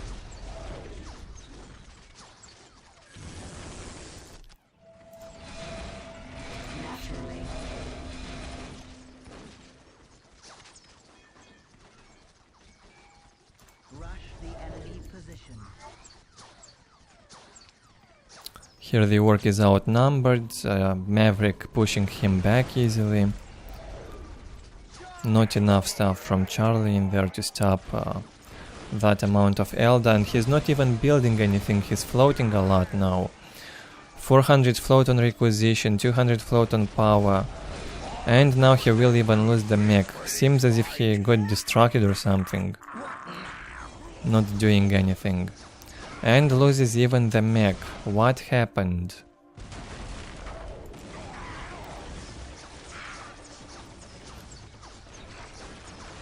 This looked terrible for Ork. Now he will also lose the relic as a result. No chances he can hold in this fight. Will lose the second squad of Gretchens, a squad of Slugger boys. The point on the LP gets upgraded. Should have been cancelled. It was a big waste, a loss of 100 requisition and 75 power. Oh god, terrible game for Charlie. Gets the mech out again.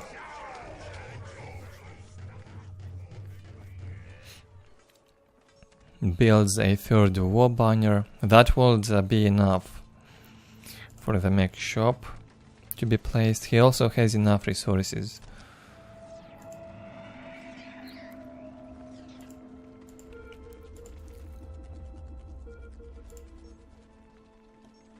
We live to move.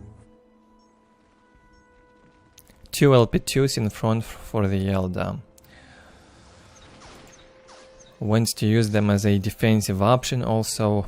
Well, Eldar LP2s are not so painful. I guess it would be safer if you build the back points as LP2. My music is a pillar upon which whole worlds have been built.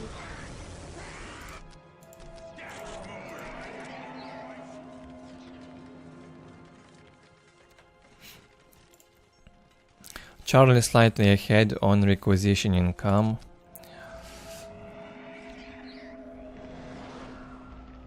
Victory countdown has begun. Eldar with the advantage in power income, however, and now gets the taken hold count down.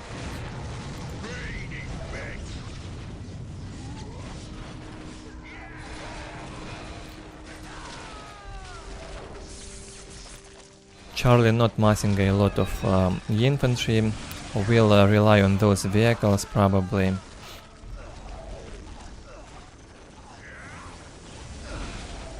Okay, the banner here on the relic got upgraded. Good one. If you build them like that, at least upgrade. Now the generator position is terrible. I think he had enough space to build it here. Behind the banner and LP2.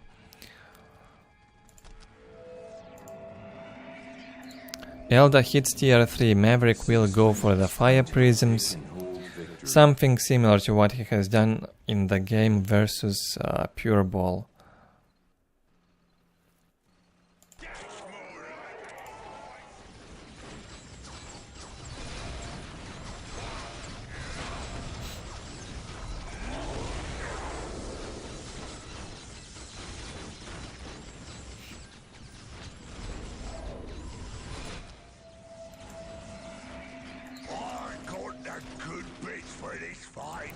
Here come the first war track from Charlie, very late, however.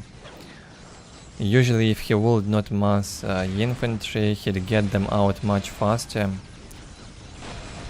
At some point he floated a lot, probably got distracted. Focuses that web brigade, a good decision. He knows which buildings produce the bright lenses, will take them down first. And Maverick does not have anti-vehicle, it seems. Doesn't even have the grenades on the warp spiders. The squad gets focused and killed in seconds. Big Mech gets killed also. And a fire prism gets produced in the support portal. Charlie now knows what's coming out. He does not want to fight it. Focuses the portal. Maybe will even take it down.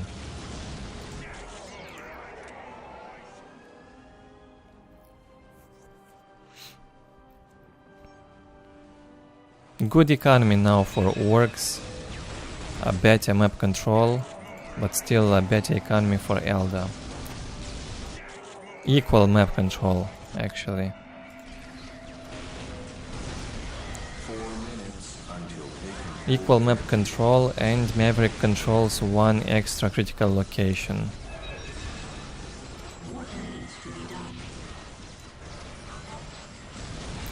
Finds himself in a bad position until a fire prism comes out. Thankfully, it got out before the support portal got destroyed.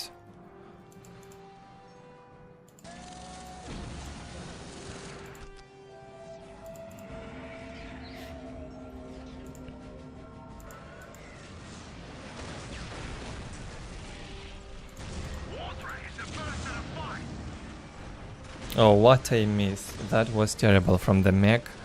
He threw that grenade and it missed, didn't hit the target. I guess it misses when the vehicles move so quick. Annoying jumps with the fire prisms around.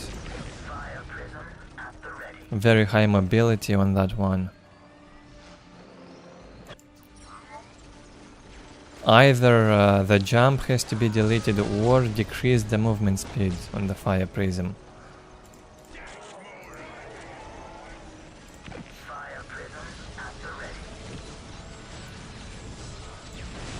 Mostly war tracks from Charlie. He has to upgrade most of the weapons to anti-vehicle.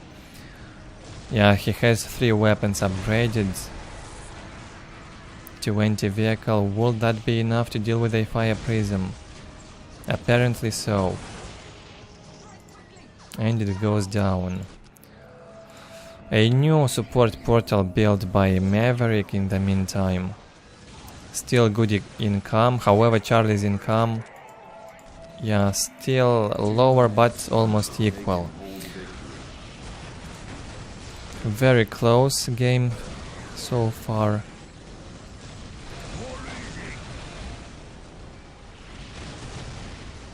Starts to look bad now for Eldar. He's got no bank left.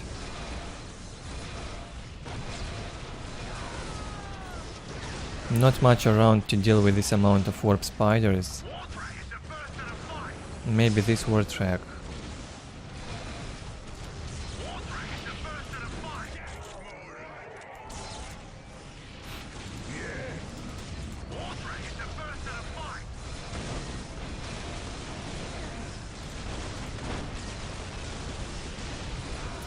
Maverick suffering, resisting some devastating damage here once again. I wonder if he can hold it and make a comeback. Even tank busters join the party, they take down that soul shrine. One of the most important Eldar buildings. Serves as tech transition and most of the upgrades also being done in the Soul Shrine. Green is best. Wartrack is the first to the fight. Wartrack is as shooty as the No webway gates left for the warp spiders to retreat into.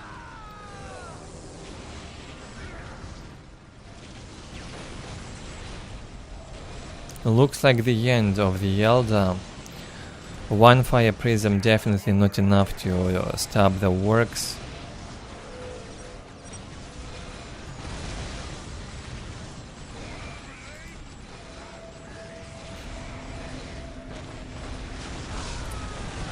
Not sure about the lags, but it looked like the Eldar had no chance in this fight.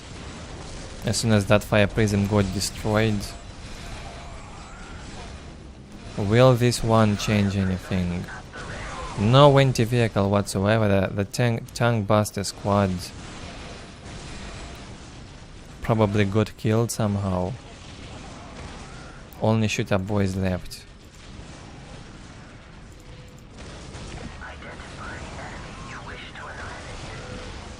Fire prism gonna get destroyed. Yeah, Maverick is giving up, will not save it.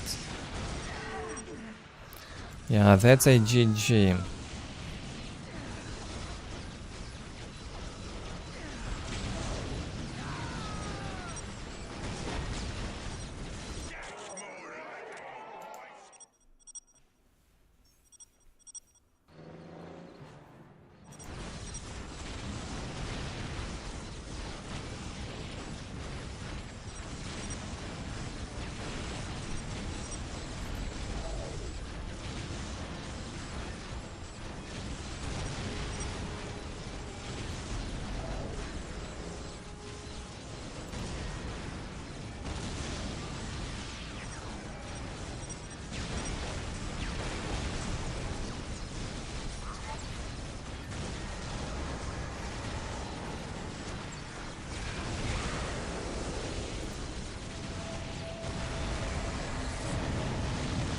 Maverick stops producing stuff at this point, doesn't do much, they're just having a chat. So let's speed this up a bit. Quite similar to what PuReBall also did against Maverick here. However, PuReBall did 3 squads of tank busters, unlike Charlie. Only 1 squad of tank busters and mostly shooter boys. What do you want? Both of them must a lot of war tracks, however. And I think PuReBall also had that custom blaster in the previous game. Similar playstyle. A very close game overall.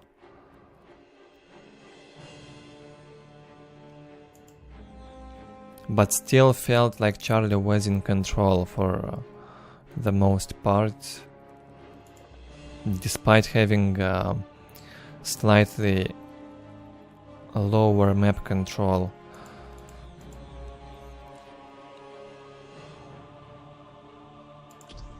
he was the one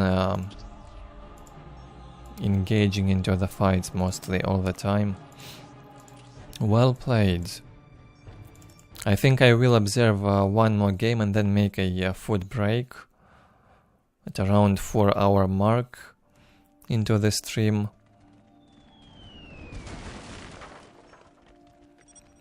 On Fallen City, PuReBall versus InSANE. Another game from PuReBall versus Eldar.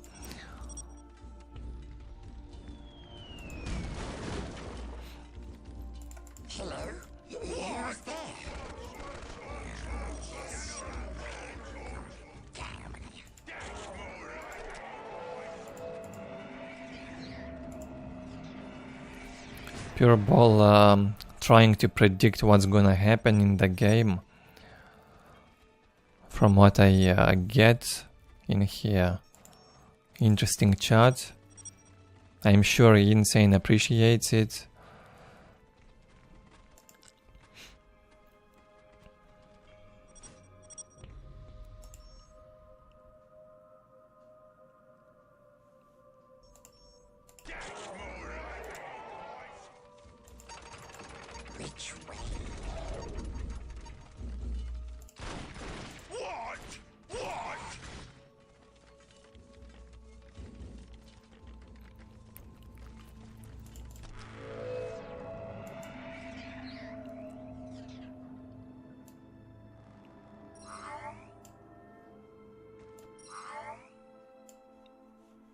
Okay, now why would you idle with a squad of cappers? I don't know.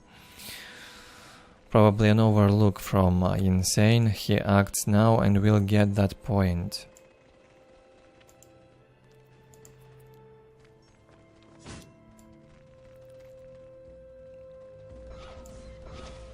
The warp spiders are here as predicted by PuReBall.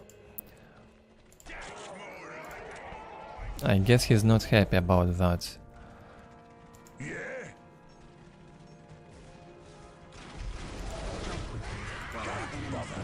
Well, with the mech around, the warp spider is not a threat at all. He can tank into them.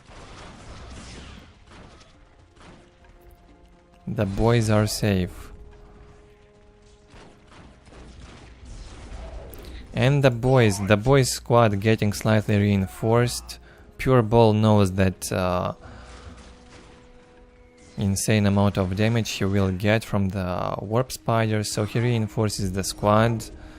Make sure he will not lose it to the warp spiders in a second. What is your wish? Gets prepared in advance. The mech is following the warp spiders also, as predicted by PuReBall. Kills a lot of warp spiders, however much more faster. Not in 2 minutes, but much faster.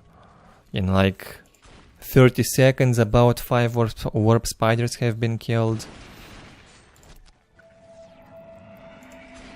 And they hadn't paid off for sure. No damage was done by the spiders whatsoever in this game yet. Looks like a waste. Eldar's economy quite low, 68 to 10. Orks economy even lower. No idea why he needed a double generator so early. Please, no more kissing. Upgrading all the LP2s. We're going for a fast mech shop. Yeah, I got the good bits for this fight.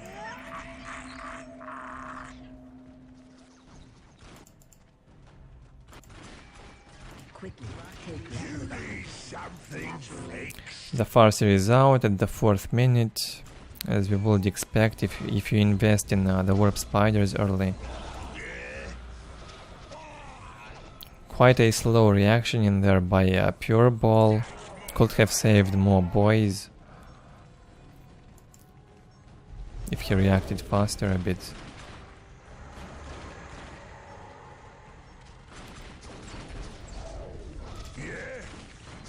The Farseer is here, Mind War absorbed by the mech.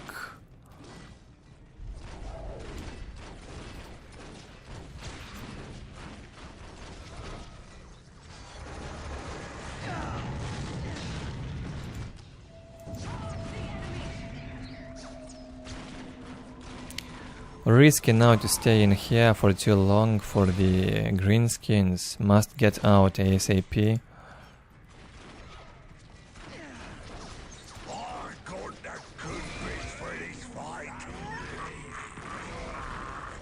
They can keep fighting at a cost in requisition.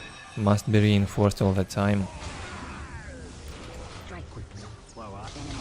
Okay, PuReBall decides to jump away from the fight.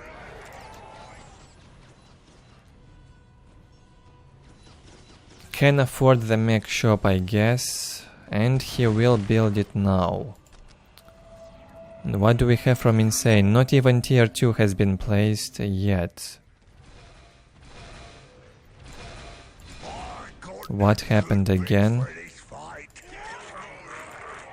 PuReBall probably lost a squad of Slugger boys. I don't see it.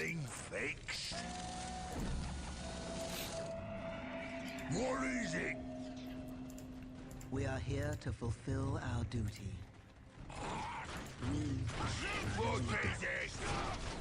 And maybe we'll lose this squad as well. Yeah, and they cannot even reach the squad into close combat by the time they die. If you have less than 5 boys.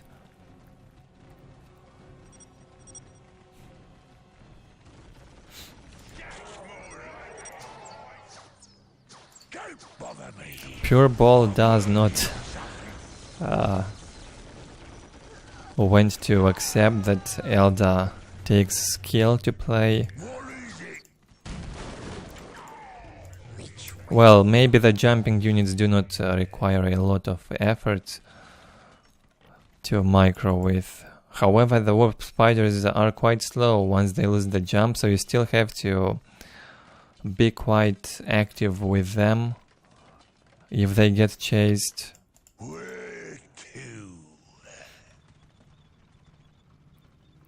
The jumping units on the Eldar, however, are a problem. Basically all of their squads, I mean, not all of their squads, but the warp spiders have jumps, the bone singers have jumps, and then the vehicles. All the vehicles except the Wraith Lord. Falcons can jump, Vipers can jump, Fire Prism can jump. Click once instead of microing a bit more.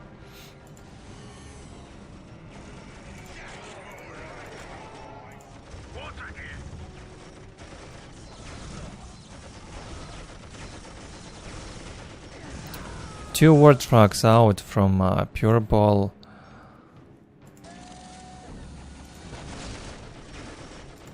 And InSANE is not prepared yet. No anti-vehicle out, no bright lenses.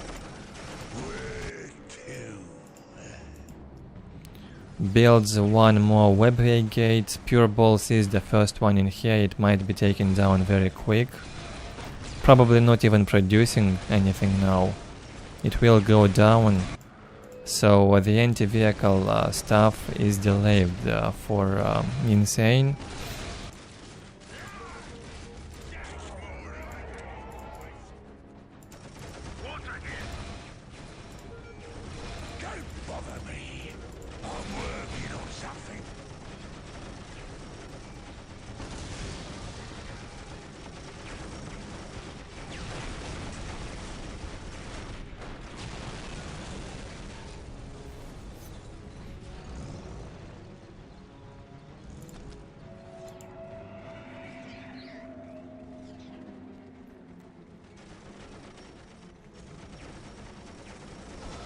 No bright lanes is out yet. Not sure where the Eldar's resources are being invested. Into warp spider reinforcements, I guess, and some upgrades in that soul shrine. Maybe going tier 3. This starts to look ugly for the Eldar. He's got the haywire.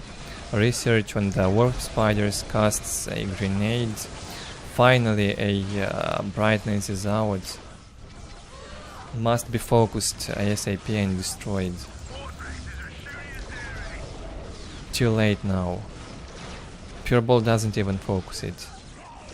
Loses the mech and will probably lose all the vehicles as well. Only one war track left.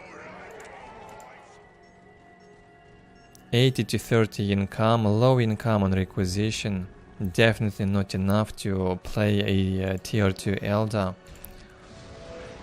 Equal economy.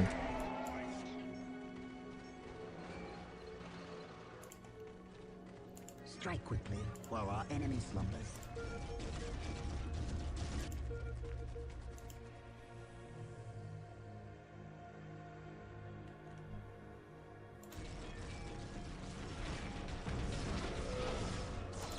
Gonna be a low economy game, I guess, from this point onward.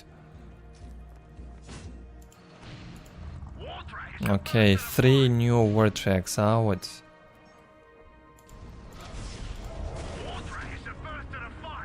Yeah? What can we do for you? No support portal yet. Cannot afford it even, and I'm not sure if he's tier 3 yet.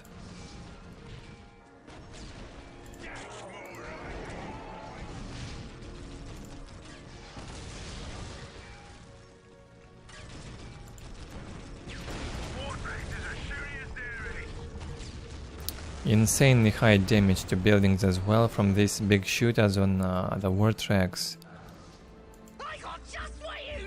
It's some ridiculous damage.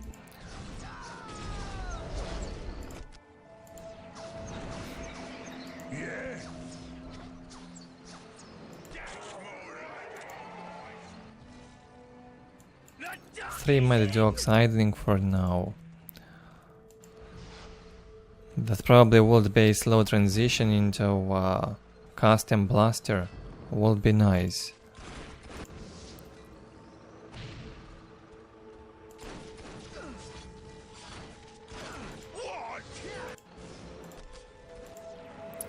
Pretty defensive play from InSANE in the last few games.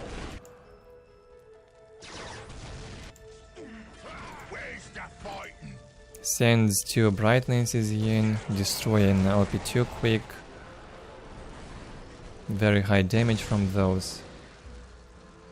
Well, if he would go in there with a big mech in front and 3 war tracks from behind, would take them down easily.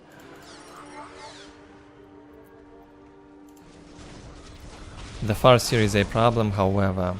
The Mind War on the big mech probably would kill him quickly.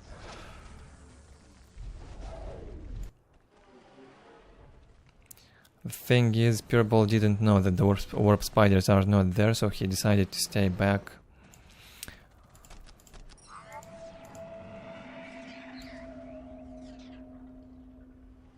Eldar's economy does not improve, still 80 to 30 for a long time.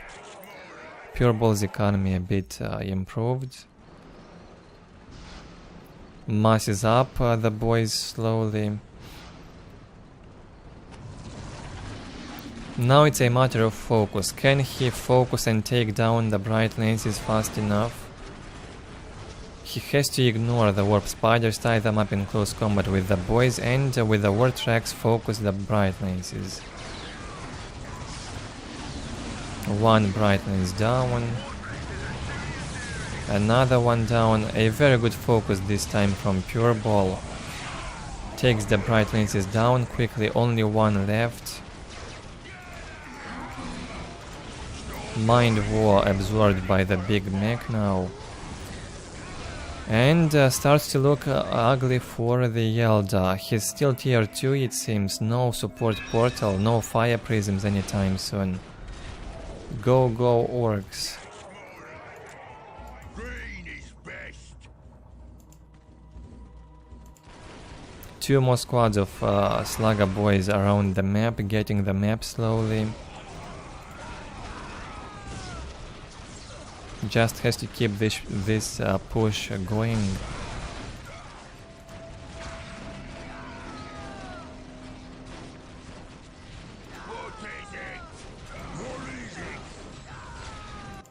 Victory Good aggression right now from PuReBall. Definitely it seemed like InSANE is playing too passively in the last few games. I don't really like his style of only warp spider mass and bright lenses. Felt like he needs some bunches, some dark creepers, mix up the units a bit. Warp play more unpredictably. My powers are yours now.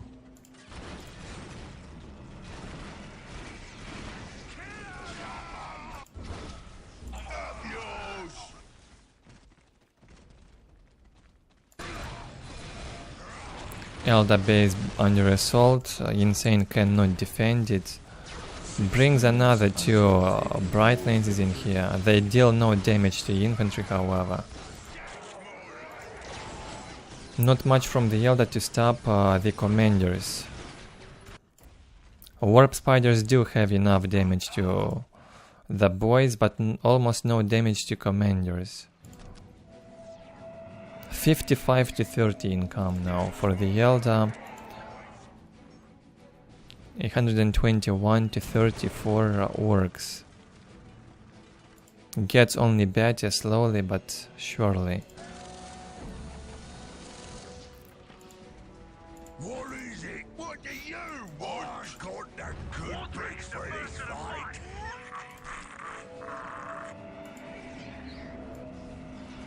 Still no support portal from the Eldar, no fire prisms. Fire prism could definitely help against the boys with the disruption. No economy for that though.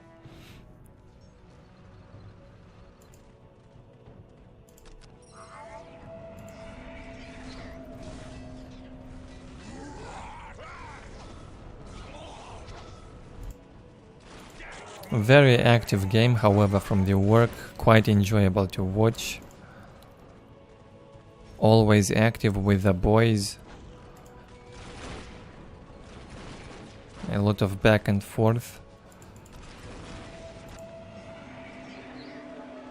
And it felt like InSANE is only suffering in this game. He's been running from one side to the other all game long, trying to defend from the work harass.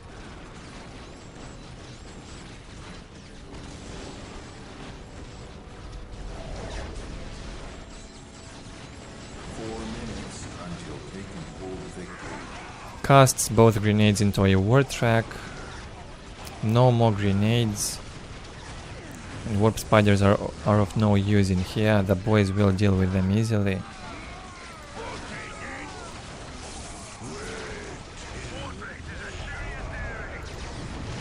Should finish off this brightness. Very low HP for that one.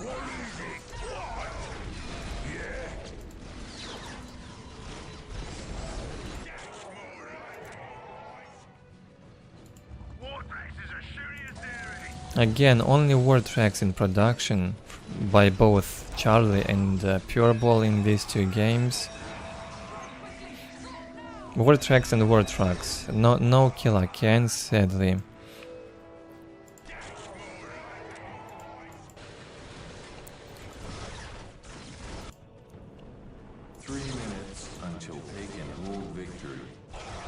Not sure why PuReBall is retreating, confusing the players a bit now. He could have stayed and fought two squads of warp spiders easily with the mech and the boys, no need to run away. Maybe afraid of the Farseer. Lost quite a few boys on the retreat.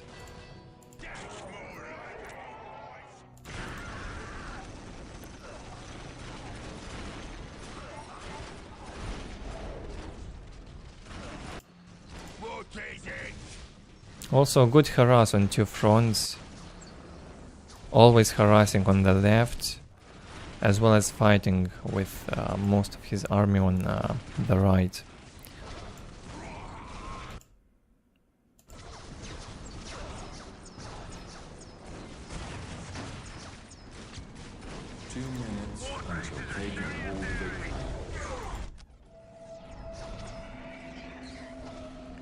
Eldar has 2 more minutes to decap the critical locations, otherwise he will lose by taking hold. I'm afraid he won't have enough units to decap. The war tracks will not allow any Eldar infantry to decap easily.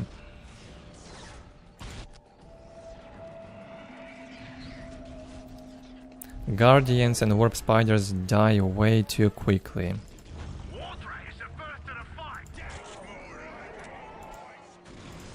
And Orks economy is just so much better. What a painful game for the Eldar, oh boy. 35, 25 income now on requisition. That's some nice domination from Orks after mid-game. 1 minute until taking hold victory. He even made it look easy for the Ork, but I'm sure InSANE can do better than that. Quickly, take us to the battle. I'd say terrible choice by massing on the warp spiders, my opinion. A very low mobility. As soon as they lose the jump, they cannot catch up with the boys.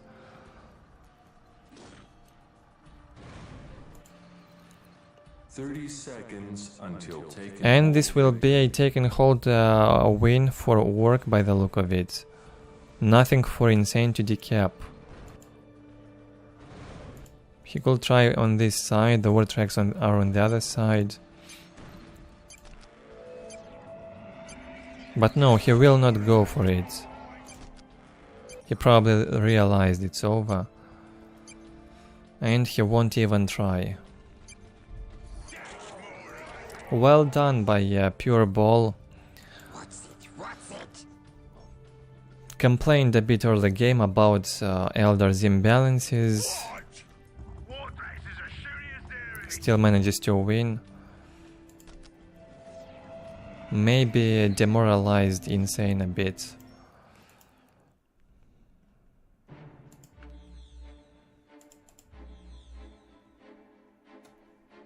Huge economy lead for PuReBall after mid-game. And some bad unit choice from InSANE. Very often, in many games I noticed, he masses up mostly warp spiders, makes a few bright lances and goes for fire prisms afterwards. I think he has to start making a bigger variety of units, add some bunches to the party, add some dark reapers. Otherwise your opponent will learn how to counter you too easily if you do the same thing in every game. Okay guys, I will make a break and be back in 20-30 minutes. We'll continue with the remaining games.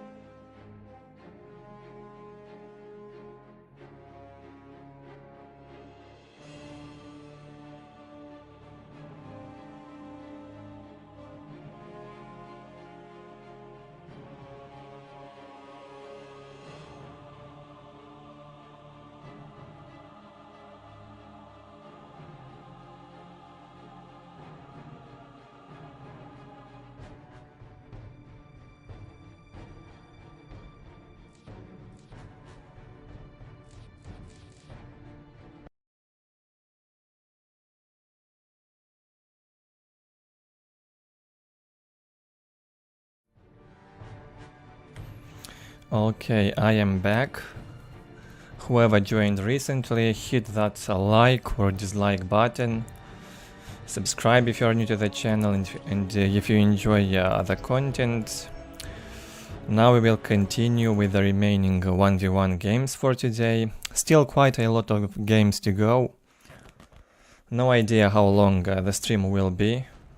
Still depends on the game length. Okay, I think we watched this one, yeah.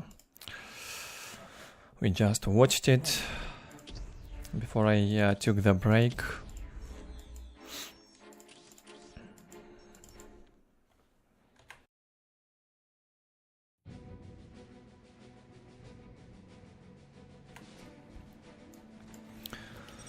Next game on Railway.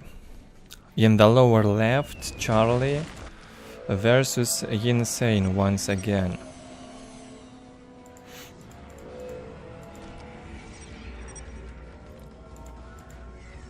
Neither of them do like this map, sadly. I do love it. At least it looks good.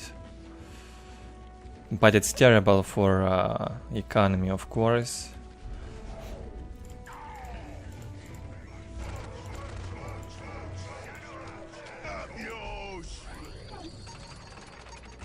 Two Slugger Boy squads opening from Charlie, double banner. I see, probably afraid of some kind of all-in from the Eldar. Probably unlikely to see all-in from the Eldar on this map. Two Guardians, however, probably too much.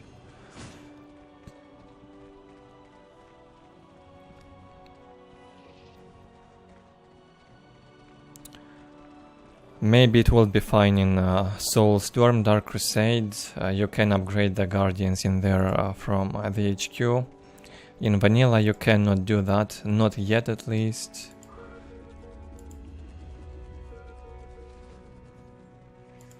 So they will not have a Warlock, which means in fights they won't be of much use for the first 5 to 10 minutes. Once again, InSANE starts with a fast warp spider opening.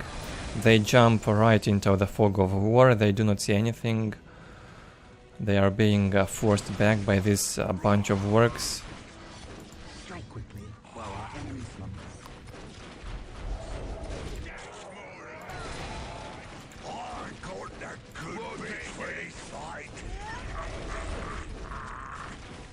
Charlie will push him back, will not use a single squad of Slugger Boys yet. The Gretchens are alive. He is in a good position. The relic has been captured for the Eldar, taking control of a critical location also. And InSANE will find himself in a bit of a problem, I believe now. He's losing the Warp Spider squad by the look of it. The Warp Spider squad is dead. Will he get that Farseer out now, I wonder?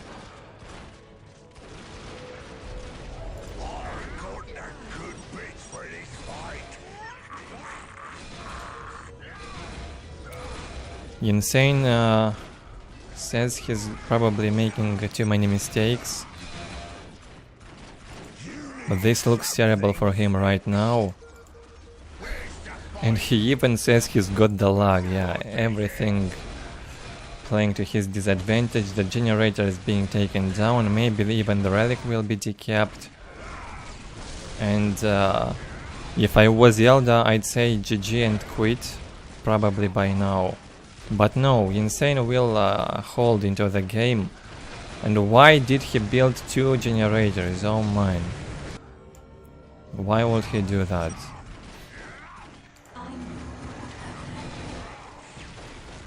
Yeah, Charlie did lag in most of his 1v1 games, as all the players have complained when they do play Charlie about lags.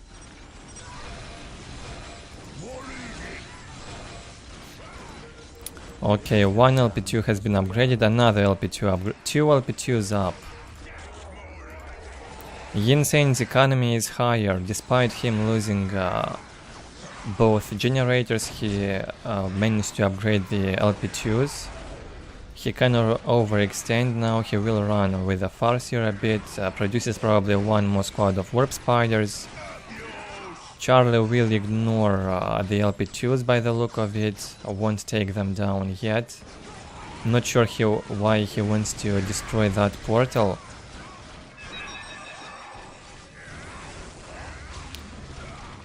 Another squad of warp spiders is out. Farseer red, must be careful with her. A lot of boys in this squad. Still 56-0 income for Charlie, 3 LP1s and that's it.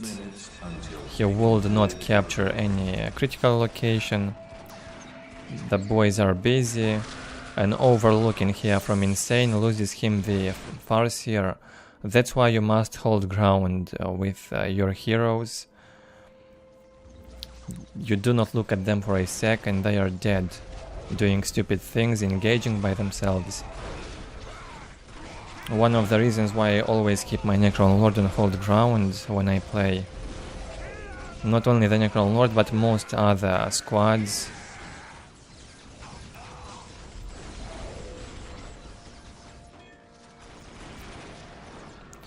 Only the tanky close combat squads like flayed ones, wraiths, can have the yellow or red positions ready to fight and engage at all times. Otherwise, just hold ground and control everything manually.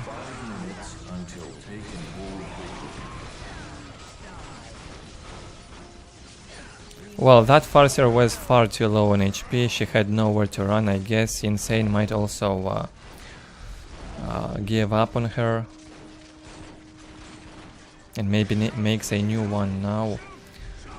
So far InSane's economy is much better. He controlled 2 critical locations for a long time. He rebuilt a generator. And still has 2 LP2s. Unlike Charlie, only now he built a generator. 56-10 income. For Orks, 62-10 for the Eldar. Somehow Charlie lost most of his boys in this fight and will now even lose the mech. And I'm sure he's not too happy about that. He jumps away with the mech. Probably will survive. Yeah, can't really afford to lose commanders at this point. On this map, very expensive commanders. Better keep them alive. InSANE complaining a bit about Charlie's lag issues.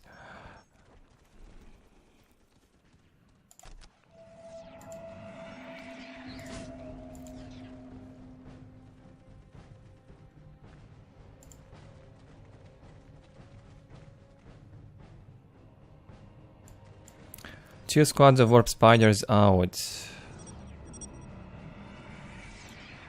Oh, I can't tell Charlie how the Eldar survived that. He had his boys focusing this aspect portal for like a min for nothing. It's still up and running.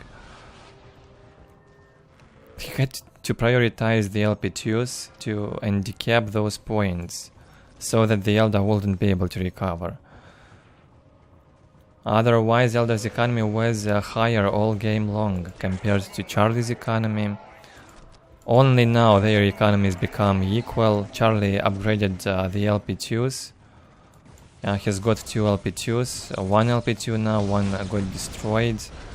Probably the grenades from the warp spiders.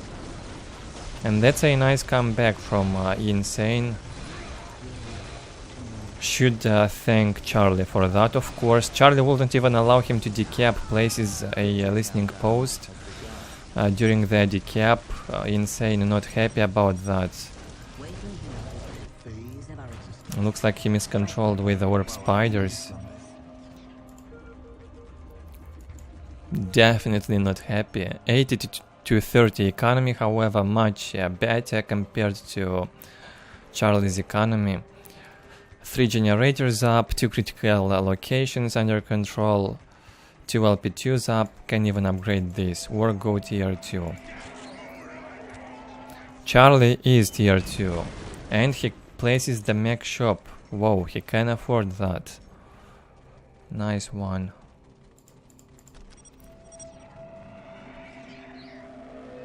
Soul Shrine on the way for InSANE.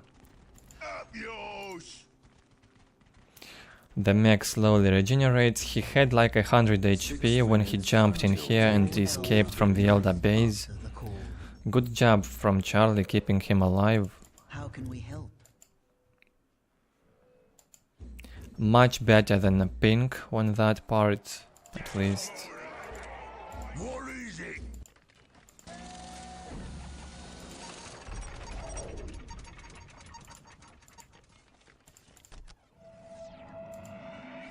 Strike quickly while our enemy slumbers.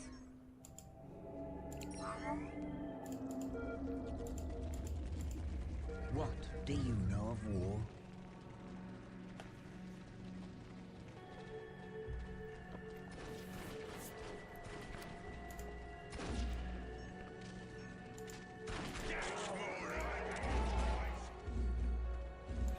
A bit of a hold for now from the players. Charlie will take this, he needs it.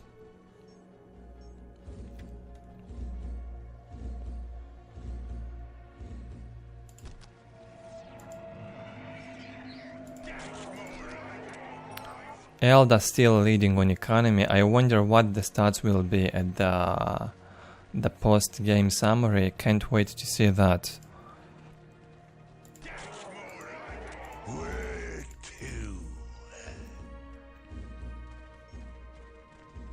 The Farseer back to life, full HP, cast the Mind War on that big mech.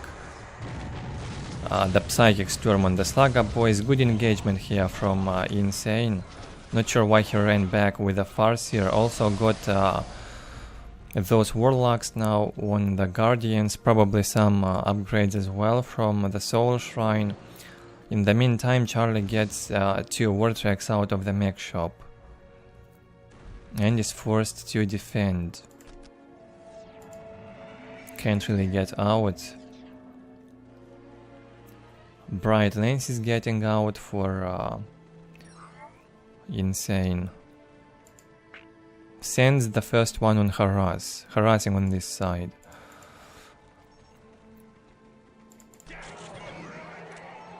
And Charlie speed boosting his war tracks into that Eldar base. He charges in.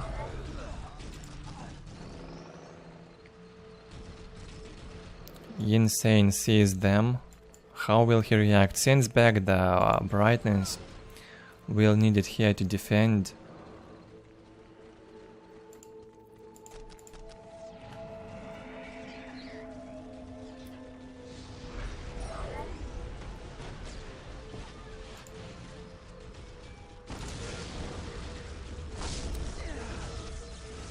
Warp Spider's grenades have been upgraded. One has been thrown into this war track. Will likely go down. Now this jump was terrible from Charlie.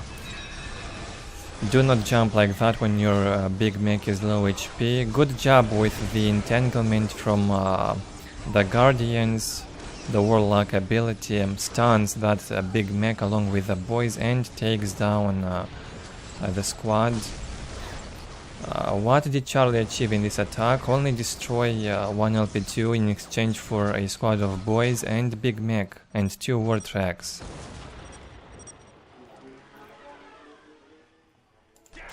He cannot do anything in there.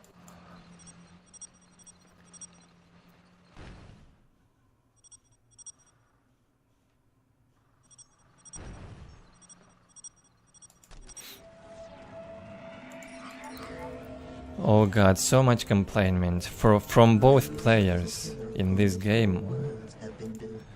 We live to move. Yeah, definitely not. The Eldar was in the game even when he had like no infantry left.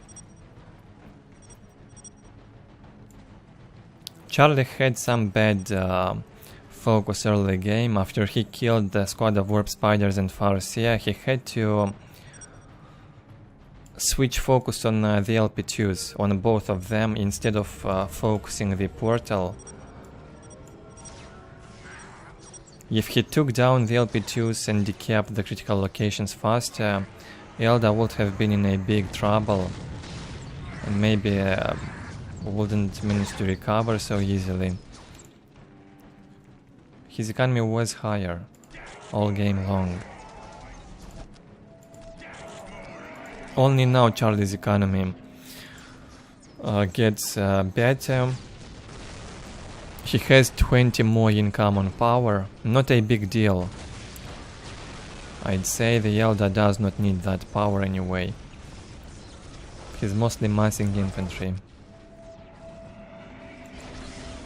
And without the support portal in tier 2, you really do not need so much power. You have more than enough for upgrades if you've got plus 30 on income. It's sufficient for the upgrades and for bright lenses and for reinforcements. You only need more power once you hit tier 3 and get to the support portal. As Eldar, a bit of a base trade in here. Charlie attacks towards the top right once again with his war track mass.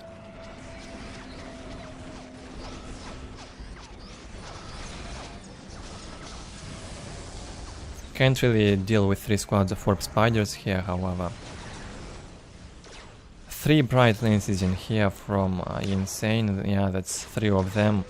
2 of them overlap each other. I noticed that there were 3 of them, judging by the amount of weapons.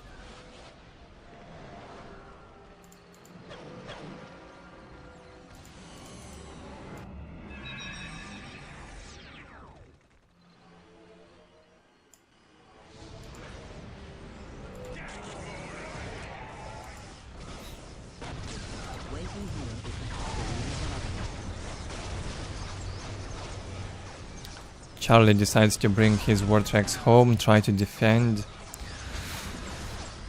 No such thing, however. Can defend against warp spiders with those grenades. That's definitely a bit broken, I'd say. Warp spider grenades, even in tier 1, can be upgraded. And the damage is way too high. Same on assault marines. It must be a tier 2.5 upgrade or tier 3 upgrade. On the warp spiders and assault marines, it's a tier 1 upgrade.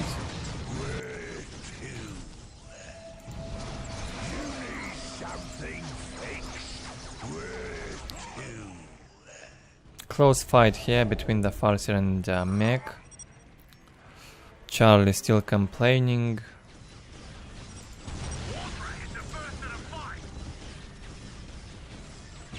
Well, I hope he rewatched this game and learned his mistakes.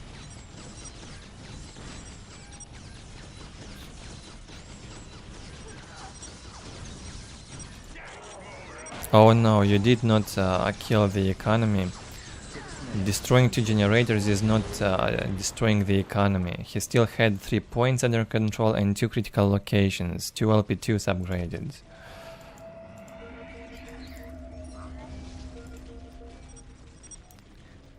And he did not need that amount of power anymore after upgrading the first LP2s. A very upsetting game for Charlie, apparently. Not happy with that balance. Well, in the previous game, I think, and the one before that, he beat InSANE, so not sure why complaining so much. Or maybe it was PuReBall. Yeah, PuReBall did.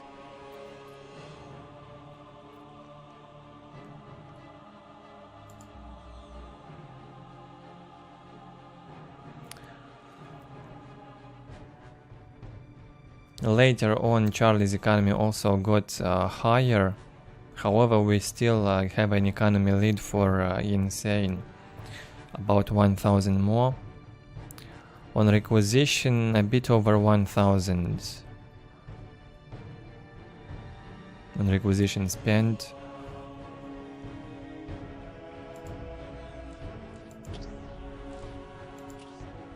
Thing is, Charlie killed a lot and then he lost everything.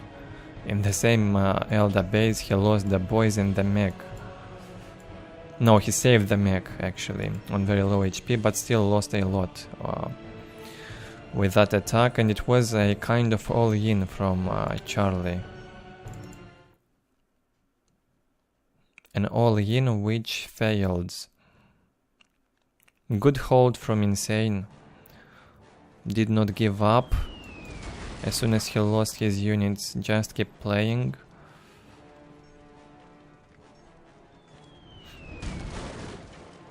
Another game on railway. In the upper right hand side of the map we've got Sleign. This is Sleign's account on which he plays Orks. Playing versus a new name for us, KRAKEN.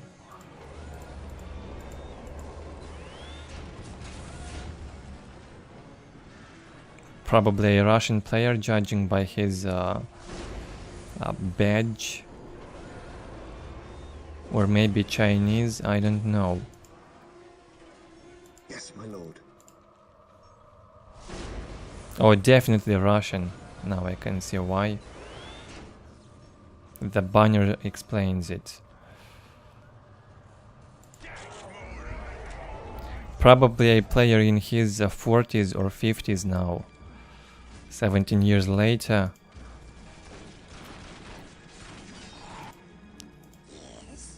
Up yours!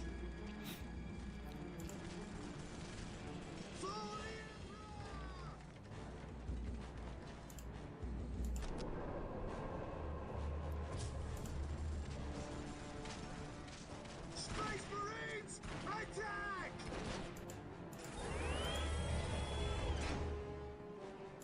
I await your instructions. 3 scout squads, 4 scout squads for railway. That's terrific overkill for this map. I'd say 2 scouts more than enough here. Preferably 1 squad of scouts and a squad of fast tactical marines to get this point, and the scouts will get this point, then the relic, and then the critical locations.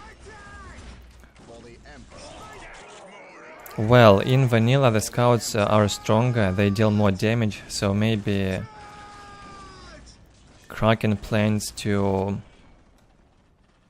use them in fights as well for the first few minutes.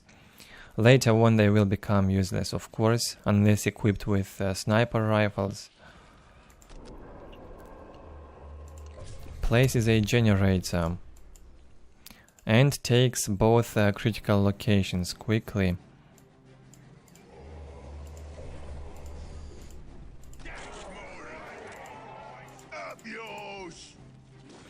From Sleign, 3 squads of Slugger boys.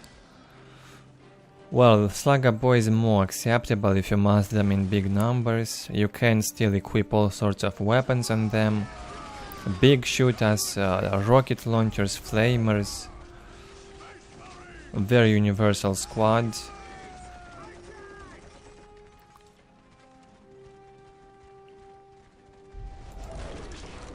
What do you want?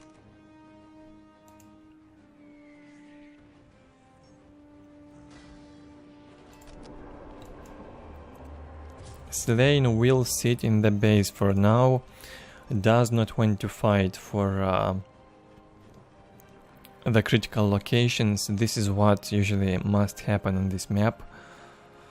Whoever gets the critical locations is expected to be ahead in the game, in the long run especially, with a higher income.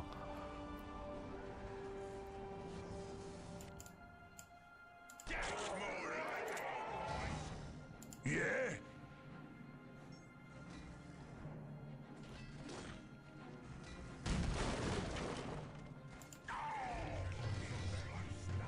Sleign goes for the tier 2 banner. Somewhat passive game for now from Ork. It's understandable for KRAKEN to sit back and defend his positions. He's got the map control advantage, so he can just hold it. No need to be greedy. However, he will still try and push in. Will not manage through this path. Too many defenses in here. Maybe attacking on the other side would be doable. Still well defended. Would be very well defended if both banners get upgraded.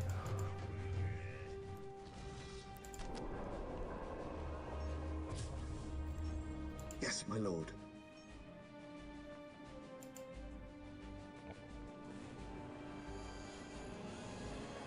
And the third generator has been placed.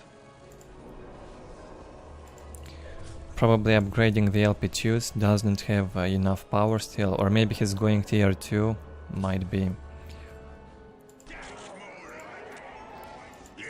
Sleign adding the knobs on the squads in the meantime, adding some big shooters. Nice one. And finally decides to get out at the 6th minute. He must get out, otherwise he's gonna lose by taking hold. The moment he gets out, KRAKEN decides to retreat. He saw him coming.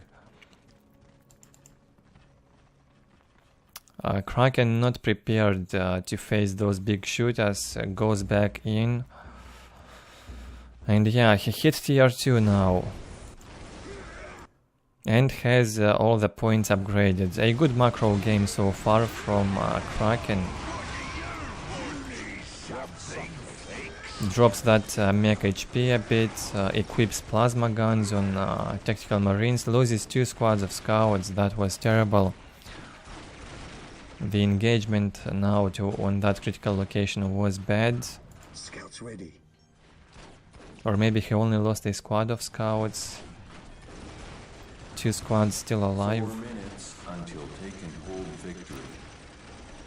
Should be able to defend on this LP2 with the plasma guns. Goes in again in front with the scouts, even had a sniper rifle equipped.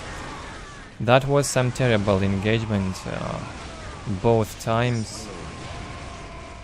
Sleign wanted to finish off that squad. Runs in close combat with his boys. Somehow KRAKEN losing most of HP on the commander, almost dead.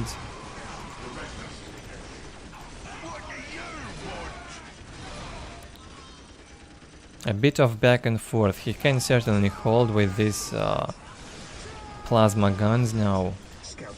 Again sends the scouts in front. Mismanagement on the scouts from KRAKEN. Underestimates the power of the scouts, throwing them up like that for nothing. They should have been idling in the base after the first minutes after the critical locations were captured. Send them in the base, equip them with sniper rifles, and keep them always behind your troops, behind the tactical marines and force commander.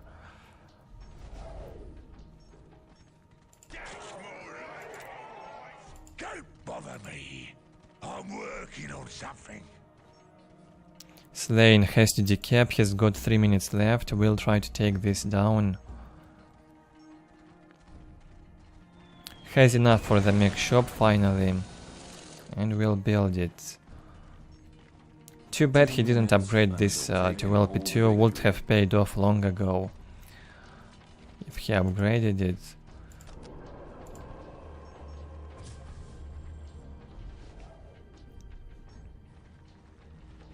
80 to 30 economy on Space Marines against 68 to 30 for Orks. Space Marine wants to play infantry mostly. That means he needs the sacred artifact. Although machine cult on this map would be much better, you can get a good income on power. Here, so you can mass vehicles more easily compared to infantry. Fear denies faith.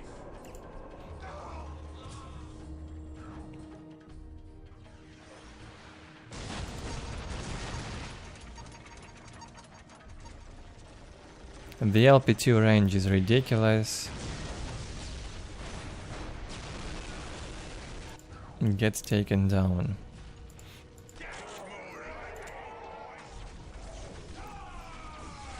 Sleign cannot just sit back and look how his base gonna get obliterated. He goes in, jumps in with a mech, ties up a squad of marines, a war track comes out, and so he will try to push back the space marine. Mech probably gonna kill that commander.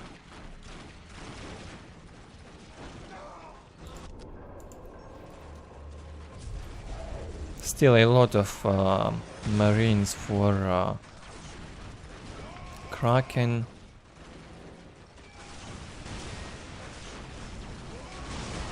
Takes down that war track. We are the Emperor's chosen. Slane's economy is still quite low. Okay, he upgraded the LP2 on the relic finally. Now that he will build this and upgrade it later, its economy will get better for Orks also. Much better. It gets only better for Space Marines. 92 to 30 now. The mech has been killed by the plasma. KRAKEN has the global upgrade on requisition.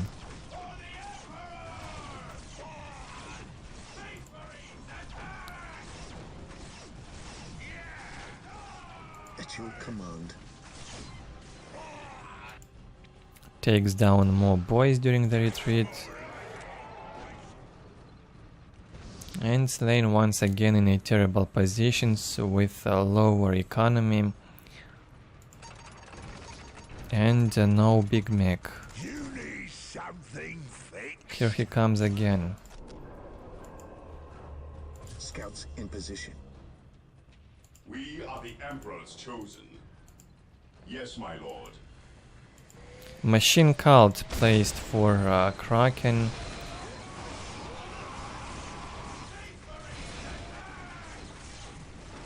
Although it feels like librarian and apothecaries would have been a good support for this infantry. However, considering the map again, machine cult might be a better choice. KRAKEN shouldn't have massed up so many tactical marines in the first place. When he wants to retreat, he loses a lot of them. The pathing is being caused by the war trucks, they cannot retreat properly. Again, scouts running in front somewhere. Where are they going? Hello.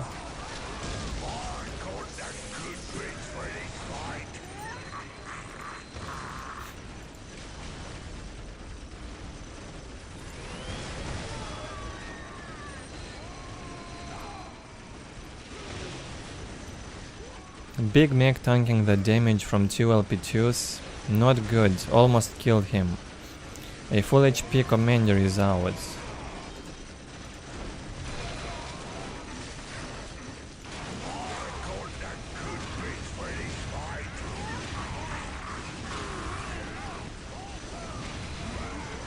Mech still being focused by this LP2.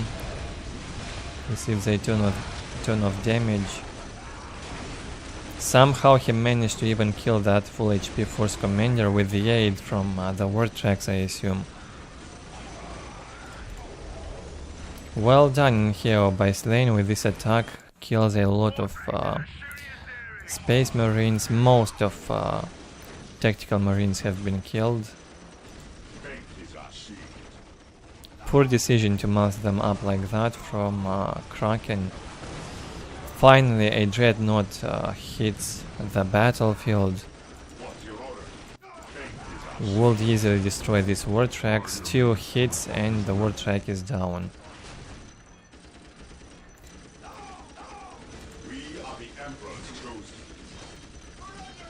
Slugger boys in here finishing off another squad of Marines.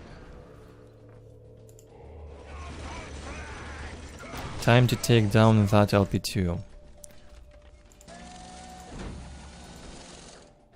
Still, Space Marines economy 92 to 30 hasn't decreased.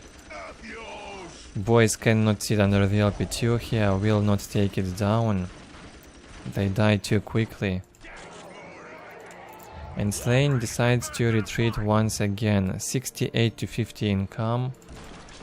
Low income on requisition still.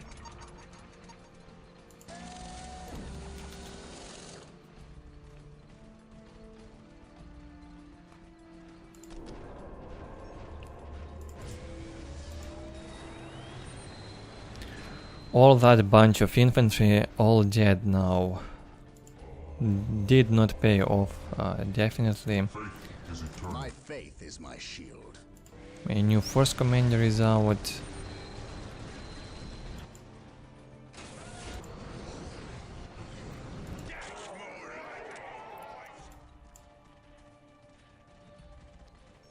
Sleign needs the anti-vehicle now, basically, and that's it.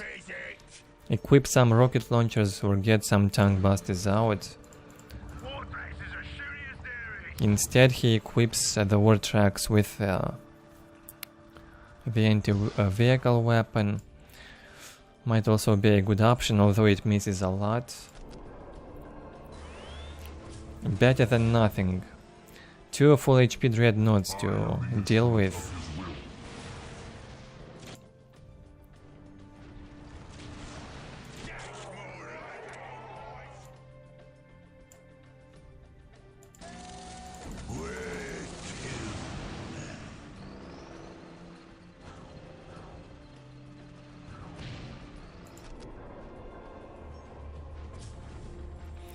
KRAKEN does not want to fight on this side. He could not care less about that point. He will just go in a for a base trade by the look of it.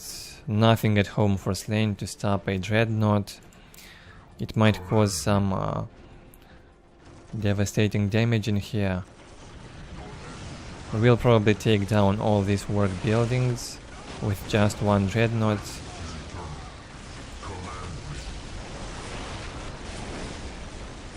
It barely receives any damage from all those shooting work buildings.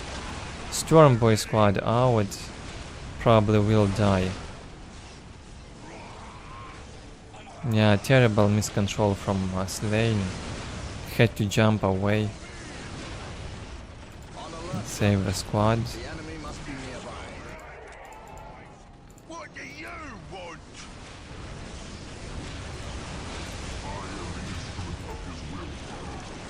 Pilo guns about to be taken down. Force commander absorbing a ton of damage from those buildings. The barracks is focusing the commander. So Sleign losing an LP1, the Pilo guns in this attack, and maybe the barracks as well. Dreadnought kills that big mech.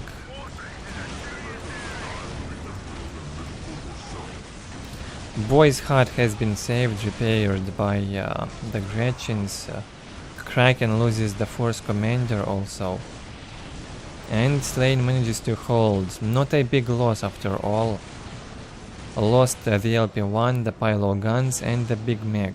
Maybe also a war track, and that's it.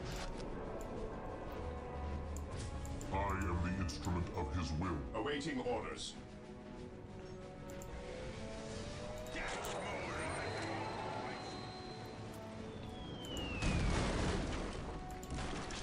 And we'll rebuild it.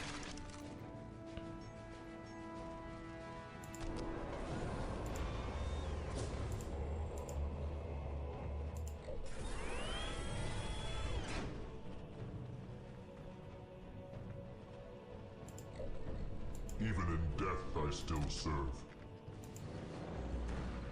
Yeah.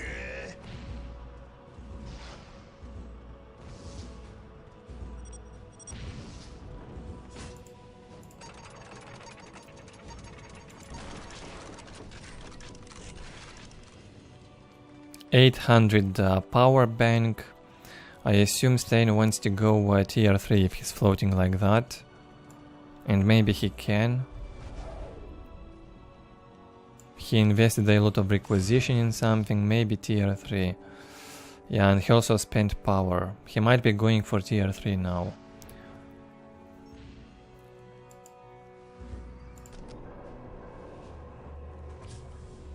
Faith is our shield.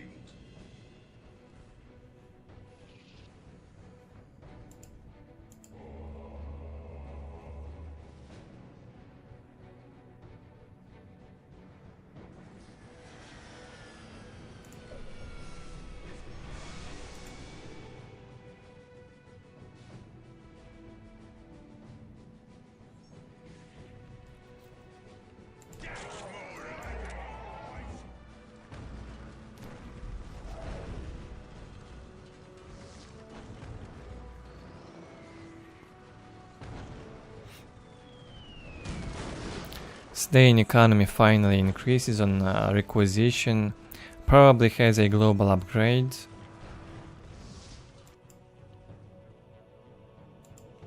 Or maybe he doesn't. No global upgrade for Sleign, he took control of the critical location.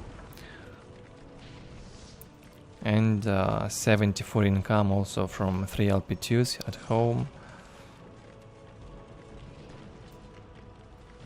And we also have the economy decay now. Tier 3 is up for Sleign as expected now. Hopefully we'll see the knobs.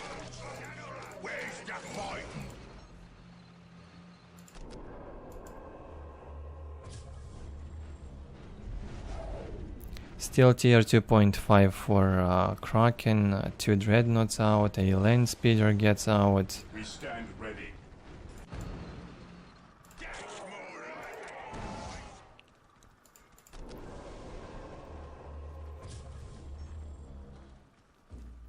This day shall be a glorious one for the Imperium.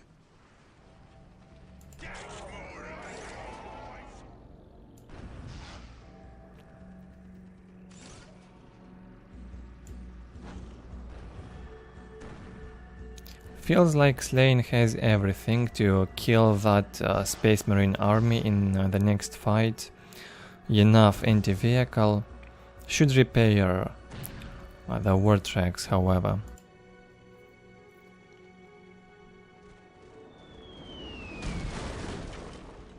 Builds one more banner, probably wants to upgrade the mech weapon.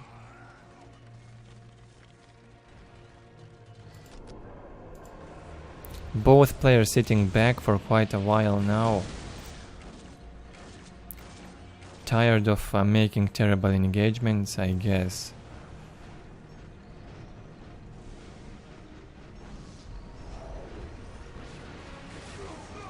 Both of them, especially the Space Marine, lost a lot when they initiated the fights. War boss is out.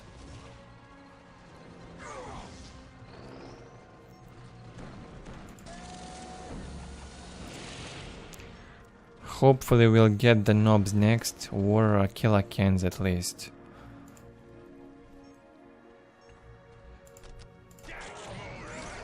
KRAKENs would be ideal for Sleign with this float on power. Mass up 3-4 KRAKENs and go in.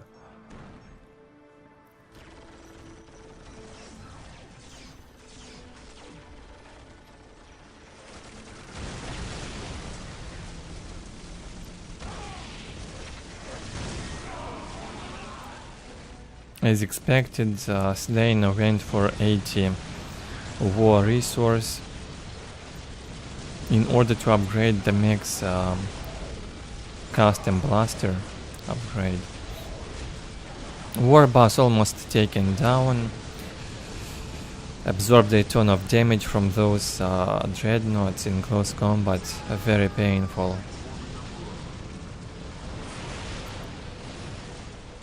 And KRAKEN holds. The Orks will not pass. A KRAKEN is out. Yeah, this is probably a tier 3 unit.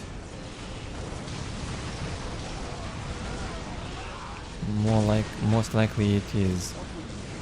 Mech jumps into the middle of Space Marines, gets stunned by the commander, focused by the land speeders, and will die. He won't even fight in close combat during this stun. Terrible. Sleign also loses the war boss. I believe a KRAKEN would deal with a dreadnought. It has more damage in close combat despite having lower amounts of HP. Yeah, I think a KRAKEN can easily win a dreadnought one-on-one. Still gets defeated by 2 dreadnoughts at once. Good job from KRAKEN. Takes down the LP2 and 2 banners on this side. Lost a lot, but also killed a lot. This attack definitely paid off for KRAKEN.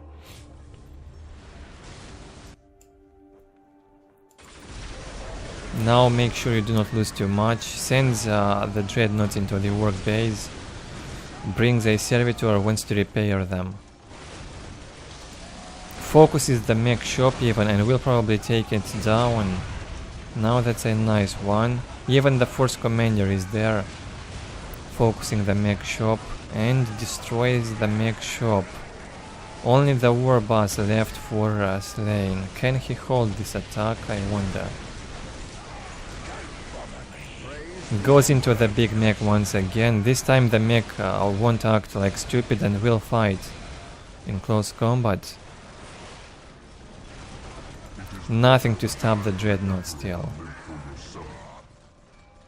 My faith is my shield. Rip their heads off! Send me to the fight!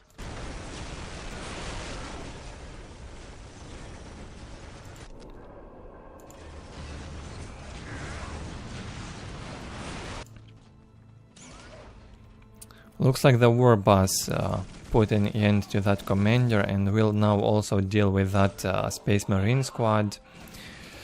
And KRAKEN loses most of his army, even the dreadnought will go down. That will be a nice comeback from Sleign once again. I'm the big boss.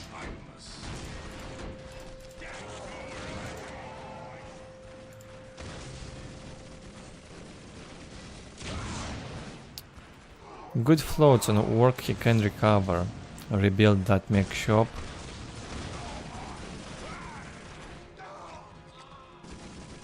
With this float I believe you can also build a second stronghold.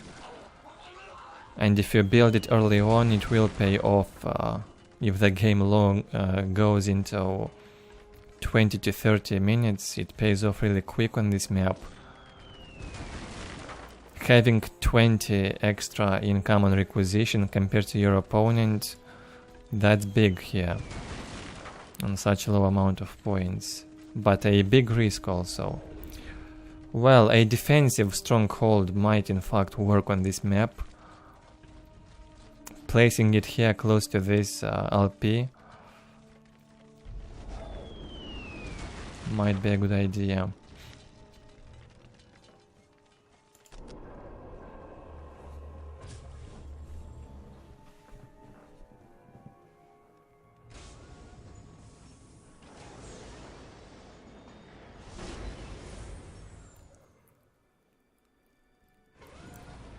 KRAKEN will not advance to tier 3, a very low income now for him.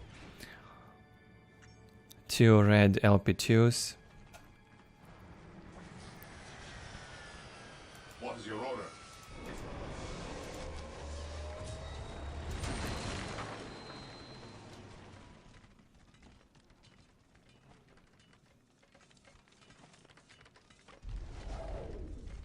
Sleign rebuilding the war banners. Although he's got more than enough war to produce the boys and vehicles. Not sure why he built so many banners again.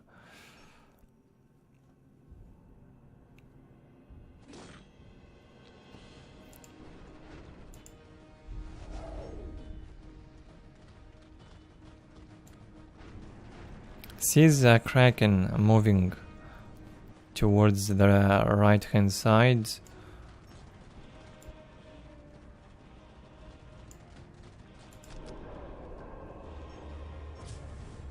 What's your order?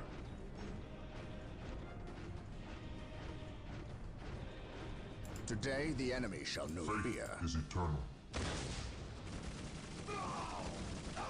Send me to the fight! Good charging here with the war boss. Will get fought in the back by the commander and smashed in the face by the dreadnought. Well, it does not feel like a war boss can kill a dreadnought in multiplayer. Here he was fought 2-on-1 by both the commander and dreadnought and got killed quick.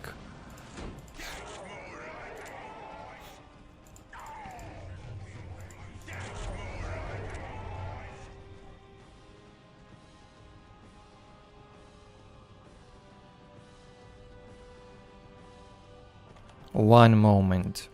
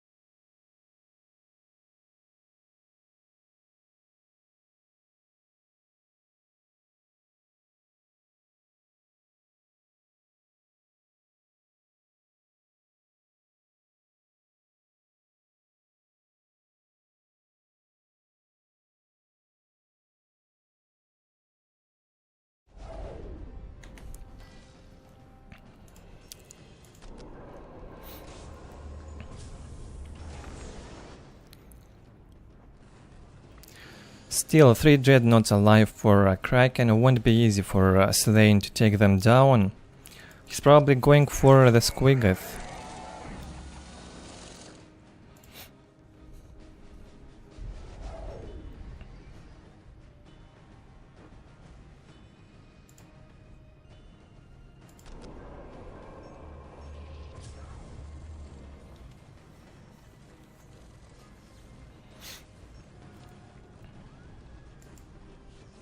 Faith is our shield.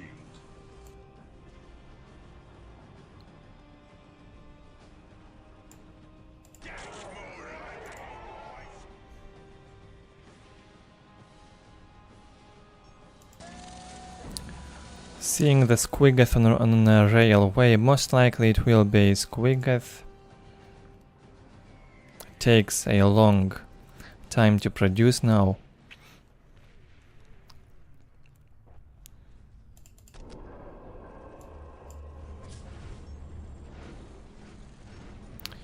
I think we saw the Squiggoth once on Meeting of Minds, and maybe in a previous part also on this map. I think I saw it from someone, probably one guy, yeah.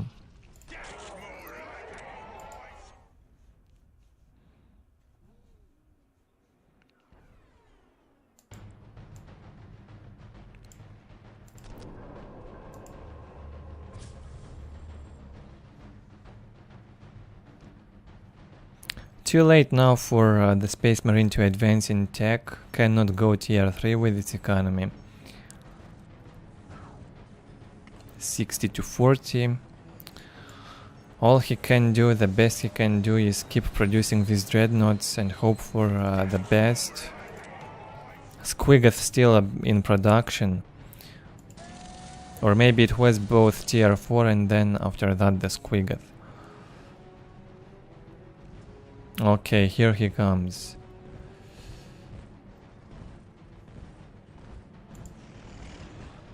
Also feels like it's a bit bigger compared to Soulstorm. Might just be me, or it's a bit bigger. Despite having lower HP.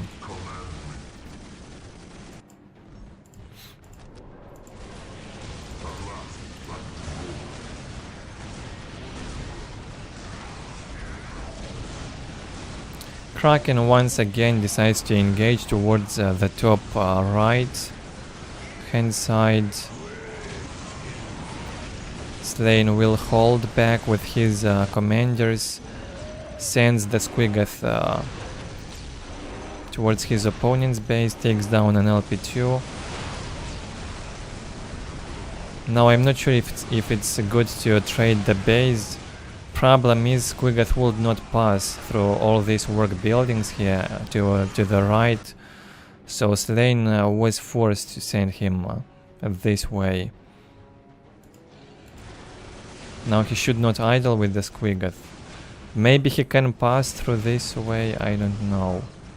Looks like there is sufficient space.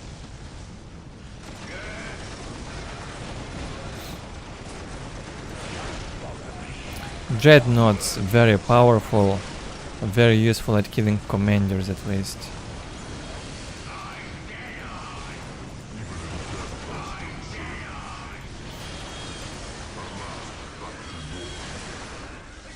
KRAKEN having very high damage to dreadnoughts, however, one KRAKEN would lose against two dreadnoughts once again.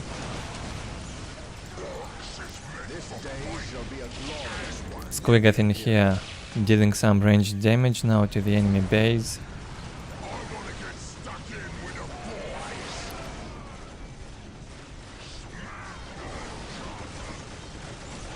As soon as the dreadnoughts are being taken down, this is a victory for Ork.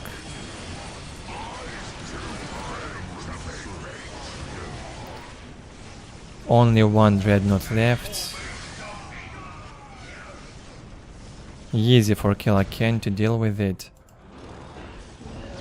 And Squiggoth on the other side, tanking into this stronghold. Nice one. What a fat creature, yeah, he looks bigger in vanilla. Or maybe I have not seen it in Soulstorm for a long time.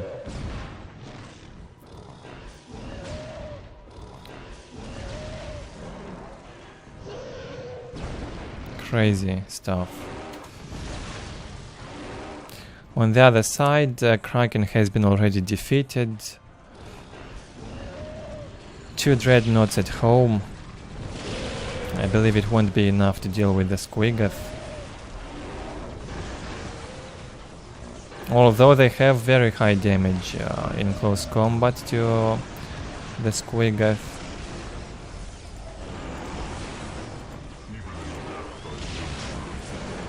Two dreadnoughts at once might drop it to half HP, maybe. Sleign should just stay in one position and switch to ranged combat on that Squig. Yeah, two dreadnoughts, a squad of marines almost drop HP on the Squiggoth to red. Only 8000 HP on this one. But it has a lot more damage in range. GG gets called finally by KRAKEN. As I've said earlier, he invested way too much in infantry. He had to either focus on mostly vehicles from the very beginning, building vehicles, or play through the sacred artifact infantry mass.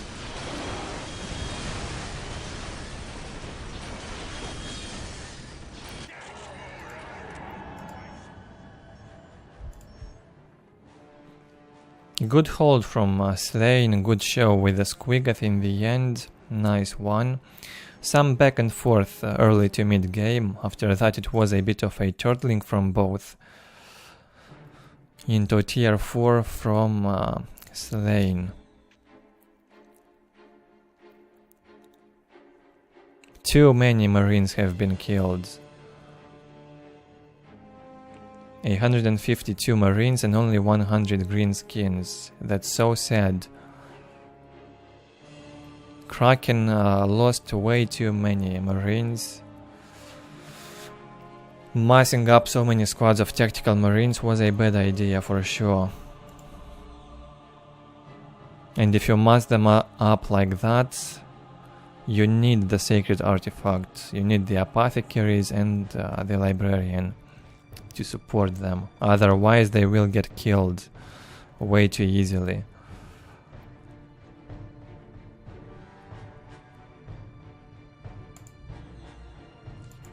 Nice show. Pretty long 1v1 for railway.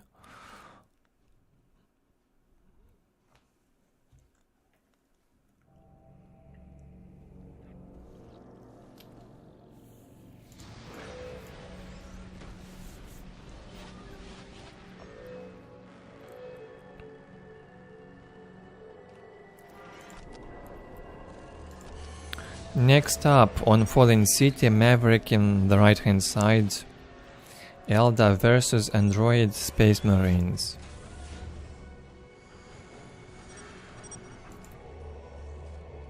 Here to serve.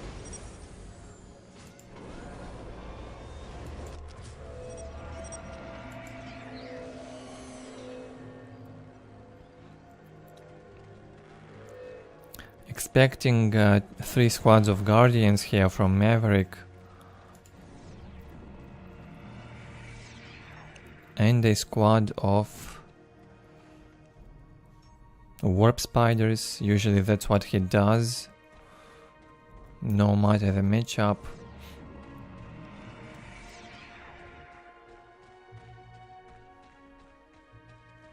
Okay, terrible rally point for the third squad, lost some time. Had to send it towards this point.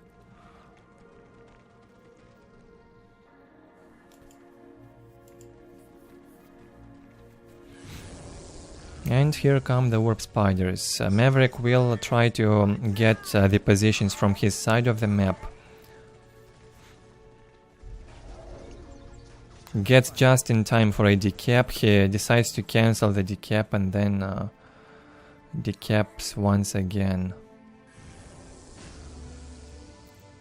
No LP placed during the decap by Android, showing some manners already.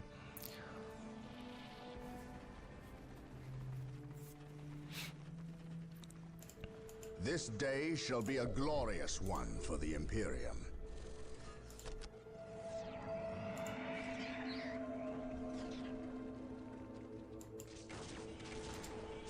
This day shall be a glorious one for the Imperium. And here the problem begins for Maverick, a squad of Warp Spiders against the Force Commander and Scouts. They cannot do anything against that. He would need the support from Guardians. Has to reinforce the Guardians a bit and fight back the Scouts with them.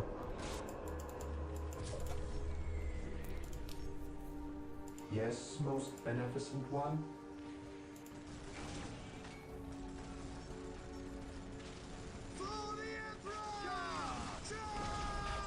Rush the enemy position.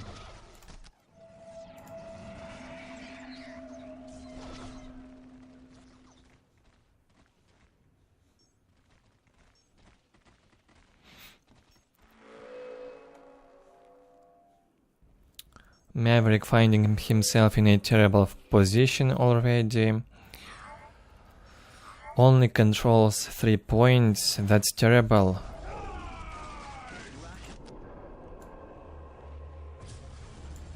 Android with strategic points under control from his side of the map, 4 points, and 1 from the Eldar's side.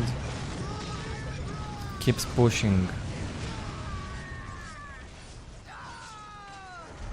Force Commander chasing the Warp Spider squad in close combat, not allowing them to deal damage in range. Tactical Marines focusing those Guardians. Yes, most beneficent one.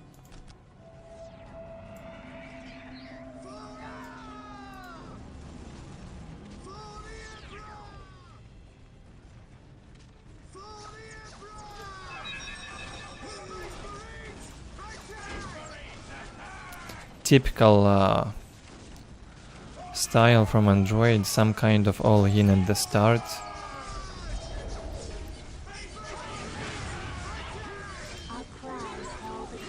Even the bunches will fall, expecting Maverick to lose, although it's not over yet.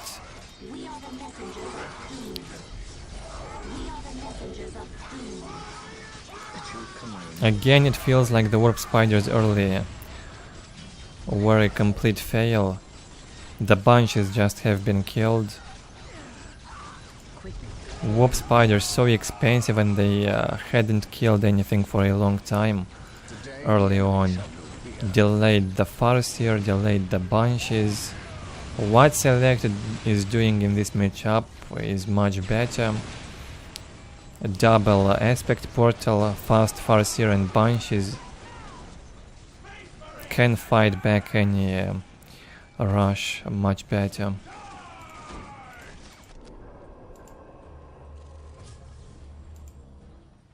Generator being placed from Android on this side. He's already confident he's won this. Looks like he did. Pushing hard into the Eldar base now.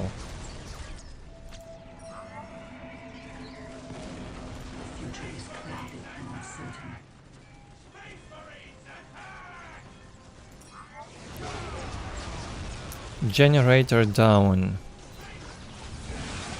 Already critical damage has been done to Maverick.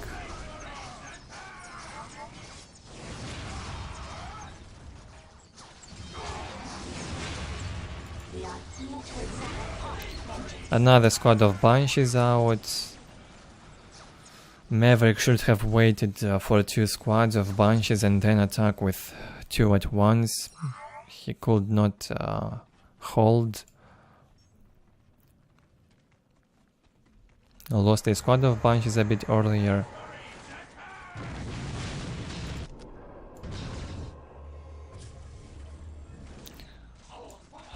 After this heavy aggression, Android transitions into Armory.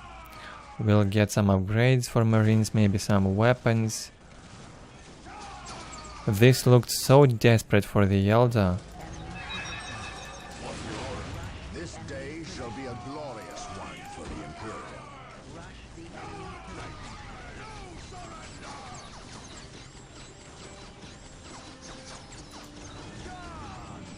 And here come the Flamers. Probably just what you need against the Banshees. Although heavy bolters would also work. More DPS. And more range. 2 squads of Banshees still won't be enough now.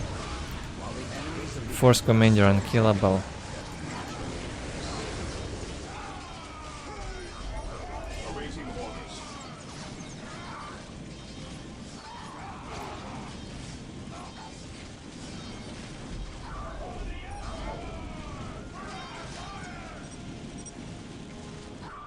GG, yeah, some solid building here from Android once again.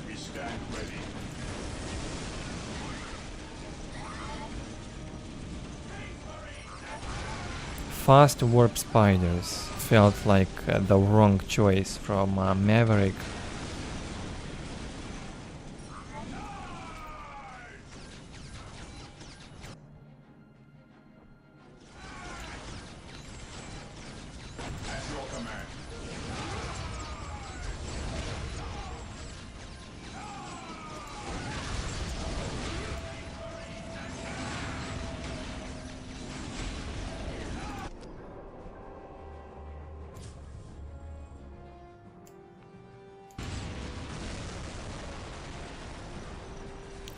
3 squads of scouts, no 2, fully reinforced and still into the fights. They do not get any map control.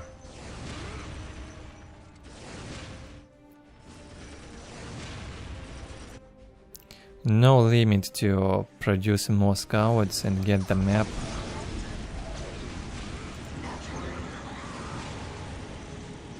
Desperate game, very desperate for Maverick.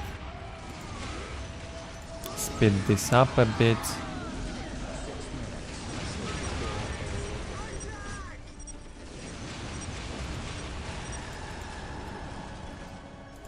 Very good aggression from Android. Once again. Gets the economy lead, has won all the fights in the game. Nice short game. Decisive victory against Eldar. A seemingly hard matchup for Space Marines. Felt easy for Android, however.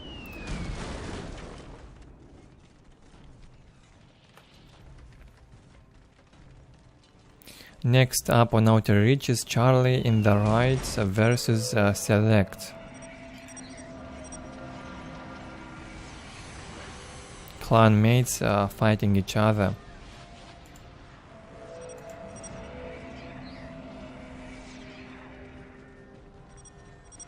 We are shaped by fate just as we shape it. How can we help?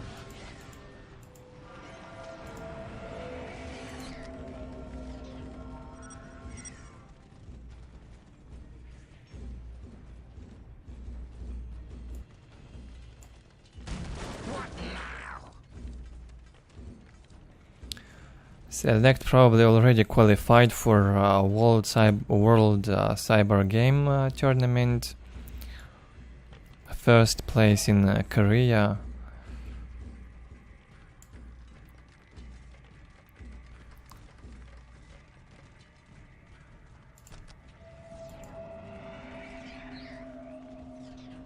As I've mentioned a few times already, we'll see a few 1v1s from that tournament.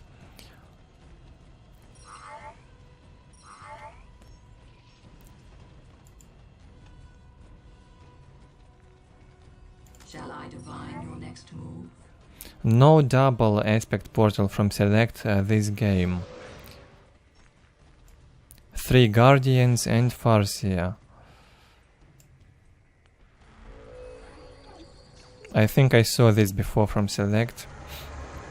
Usually he will go fast Soul Shrine if he opens like that.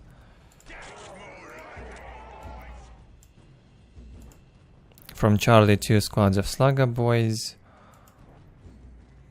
Gets the points. Took the middle already. He prioritizes the middle point in most games on this map.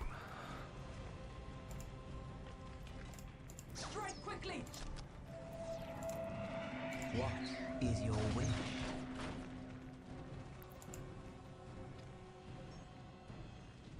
Don't bother me. The enemy will hide on my front. A big mech with her guidance cast on Guardians. Maybe she even stands a chance against the big mech like that.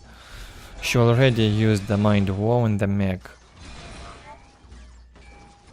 Now she can dance around the mech for a bit and maybe the Guardians will finish him off.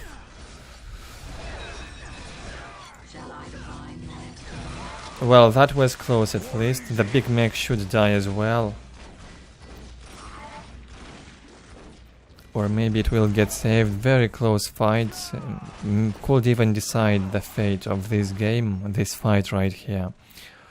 If the mech will not die in the next minute, that was terrible. What's it? What's it? Up yours. Yeah. 2 war banners in the middle by Charlie. Takes the upper point now after winning the fight against the Farseer. Select cannot fight in there without the Farseer. No soul shrine. That means no upgrades for 3 squads of guardians, although they will get reinforced. And a squad of warp spiders has been brought out by Select. Needs some infantry to fight for those points. Otherwise, no reason to even stay in the game without economy. Huge economy lead already for Charlie, 98 to 10. Places a 4th banner in front.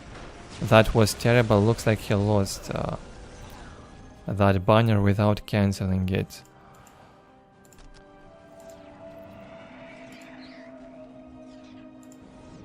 That fight between Mech and Farsia was terribly bad for Select. It was so close.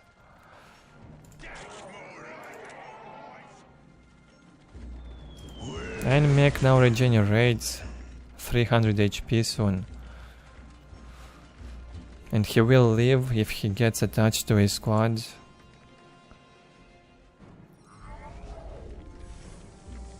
Pilo guns being placed, another front banner. The front one here also upgraded, good one.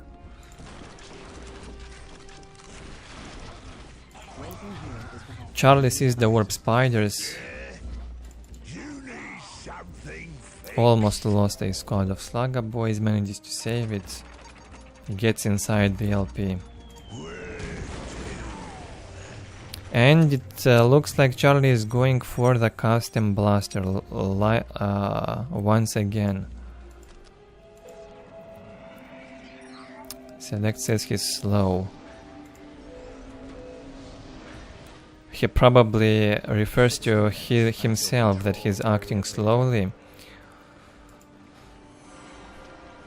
Reacting slowly, and not Charlie, I believe.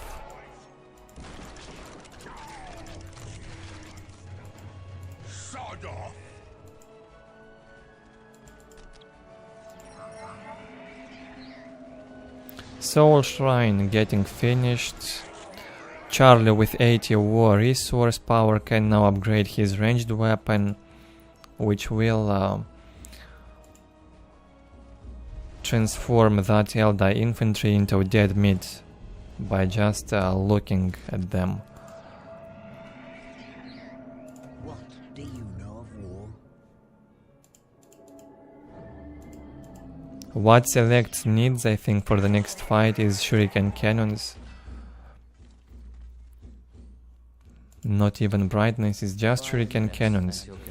The mech's weapon is not so effective against heavy infantry. So a shuriken cannon as a heavy infantry type and effective against infantry is just what Select needs. Jumps in with the warp spiders, no weapon for the mech yet. Map domination, however, and economy lead for Charlie.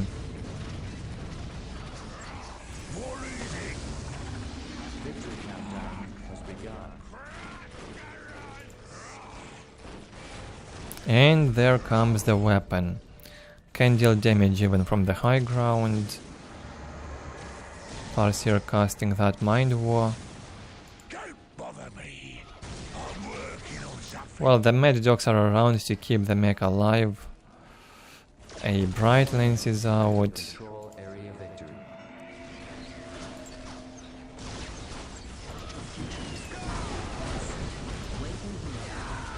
Charlie goes in.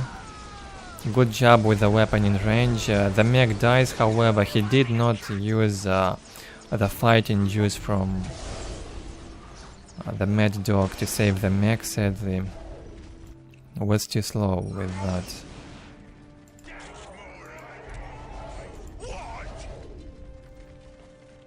Six minutes until taken. Mech shop up. Economy is so high, Charlie can afford to lose all the fights for the next 5 minutes, I guess, and he'd still probably win. Select sitting on 74 to 30. Space and time retreat from my mind. 3 minutes until control area victory. Fear the judgment of the Well, upgraded the Guardians, the Warlocks, with stun now. Only the mech is a threat to them.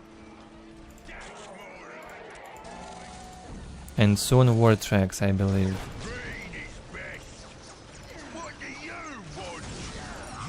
Here goes the next mech. Good positioning on the high ground. Can just stay in here, hold ground and shoot. No need to go into those guardians like that. I see he was not reaching the warp spiders. Wants to focus the warp spiders.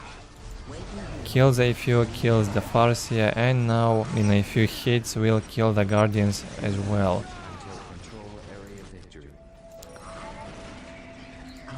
I see, select says slow, probably the lags he means. Charlie was lagging, as we know. GG. Yeah, select cannot do much in this fight after losing the Farseer early.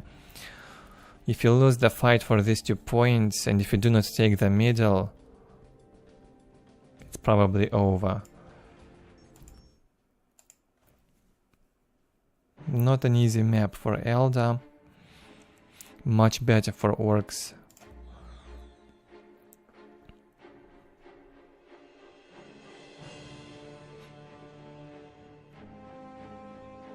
Still feels like early game you must fight for the middle point in the first place.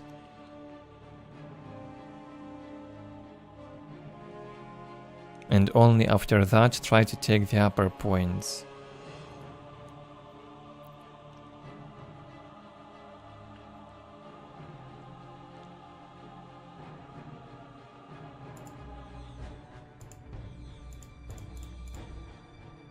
Look at this economy lead.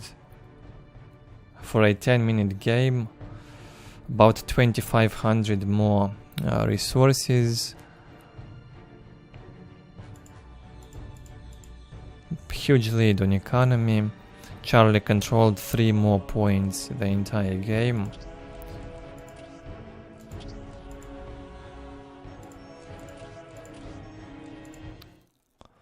Maybe the lag also played a bit into Charlie's favor. He is used to play with that. And select might have lost that Farseer when the game lagged. Well, we wouldn't know now. Next game on a Deadman's Crossing, Benji versus Noob. Again, 2 clan mates will be fighting against each other. Orks versus Space Marines.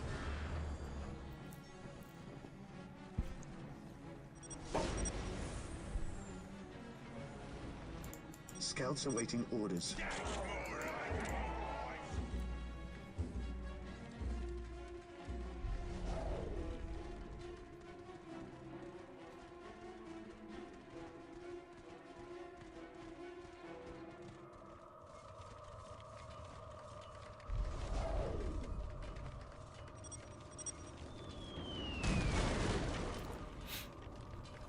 Looks like only Peer is alive in the chat.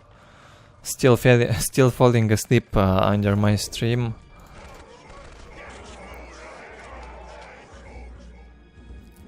Probably went to bed late at night, I guess, if you're still sleepy. I got the good bits for this fight. Which way? Well, we only have probably about 1 hour to go into the stream. It's gonna end soon.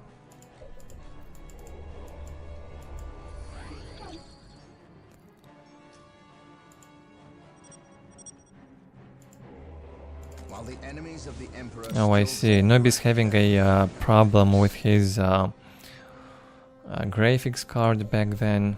probably getting artifacts on screen.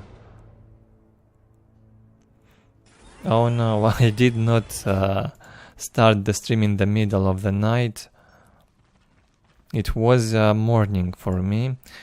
And if you say you are from Germany, it probably also was morning for you as well, but early morning, like 8 AM for you, I guess, or maybe 7, something like that. Which way? Where to? What? I like the morning streams. Usually I'd record in the morning if not streaming. What is it? I have more energy.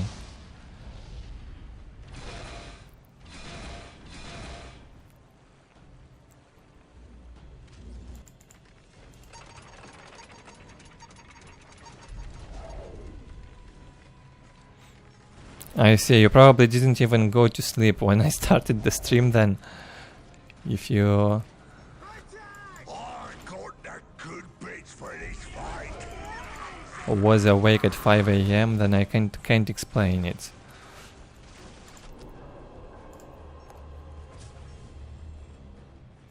Benji playing aggressively, no generator yet. A bit of all yin in here. A risky thing to do on Deadman's Crossing.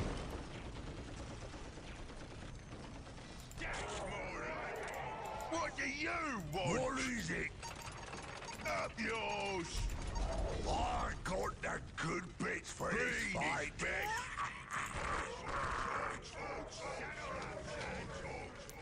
Now easy to defend in here for noob with 2 LP2s and pylo guns. Benji expecting the custom blaster, fast ranged weapon for mech. Well, can't really say it's a fast custom blaster. I mean, you need 7 banners for being able to upgrade that weapon, so it's not really fast.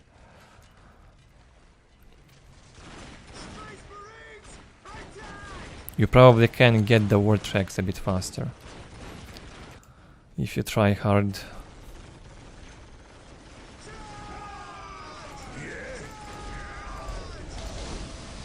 What was that jump with a mech? Sometimes I do not get it. Probably the player's camera was so low that it felt that jumping from here to hero is such a big distance when you can just walk in there by land quickly. Well, I guess the original camera on a low resolution would be something like that. If you have a low resolution on the display. Not lower, certainly not lower, maybe even higher than that. Not bad still.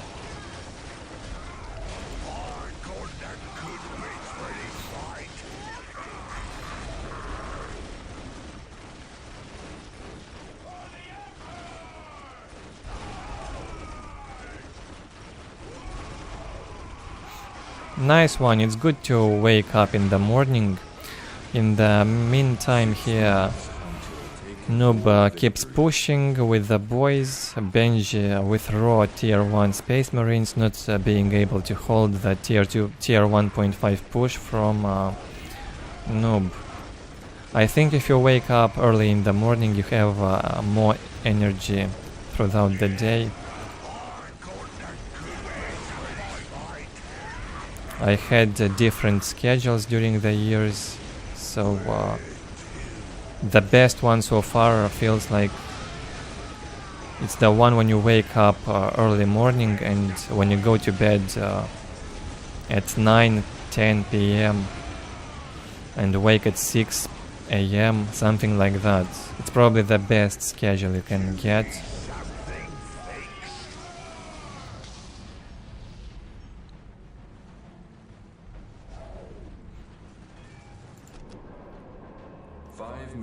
Until take and hold victory. Fear denies faith.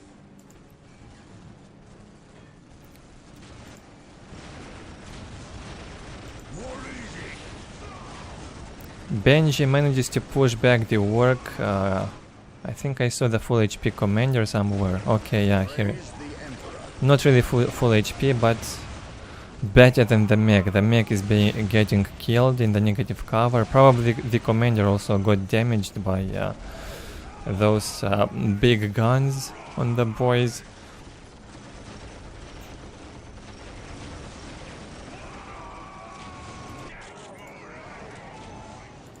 What do you want?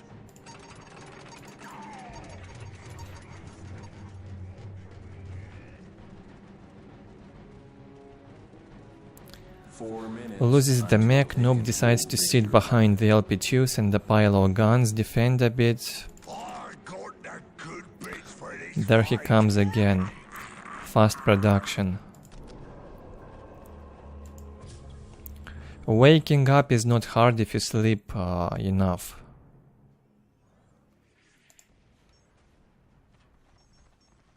If you go to sleep at 3 AM and wake up at 7, yeah, it's very hard to wake up.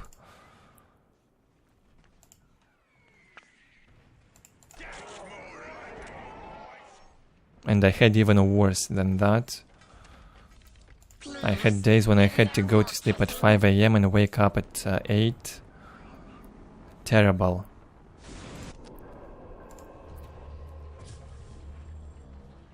The Emperor protects. Heresy grows from idleness. 3 minutes until take and hold victory.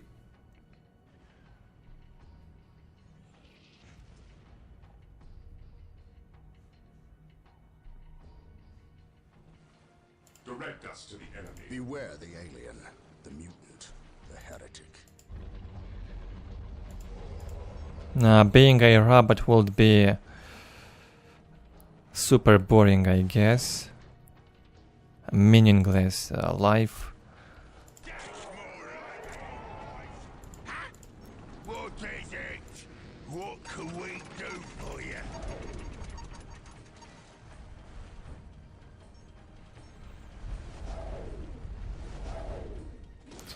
Noob bringing the mad dogs to aid the boys. Wants to try and take that relic here. 2 minutes until take and hold victory.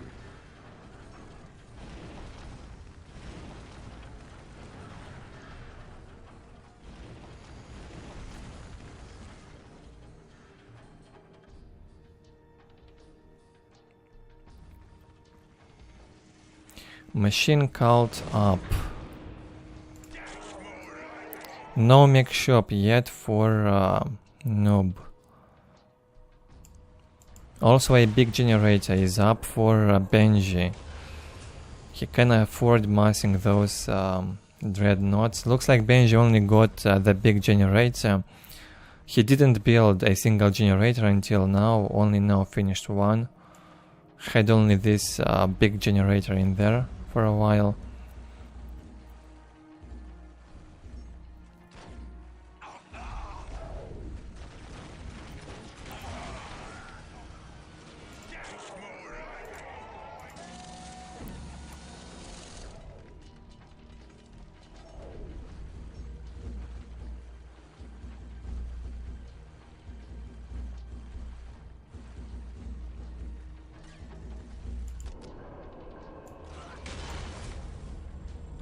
I do not remember the Star Wars robot. I have to rewatch the movie. It's been a long time since I watched the first 6 movies. I haven't even watched the new ones. I think I watched the 7th a long time ago. A very long time ago when it came out. Don't remember much of the story.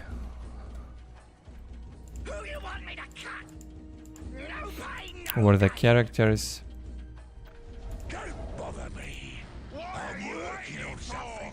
This is taking forever. Working here, getting the middle location. Benji does not want to get out. Victory countdown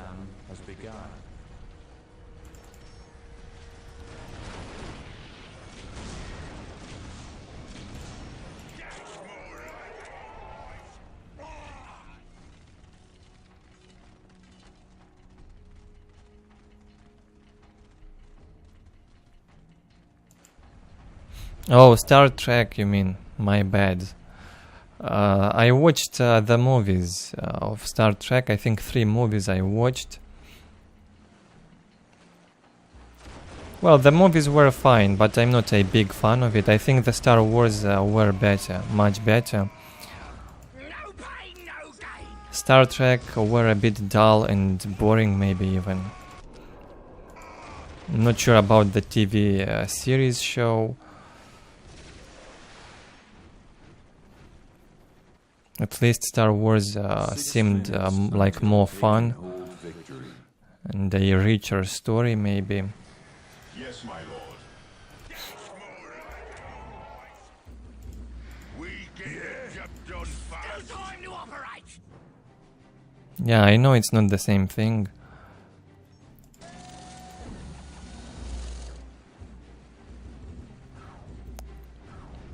Oh god, looks like Noob is gonna get trapped in this dead end.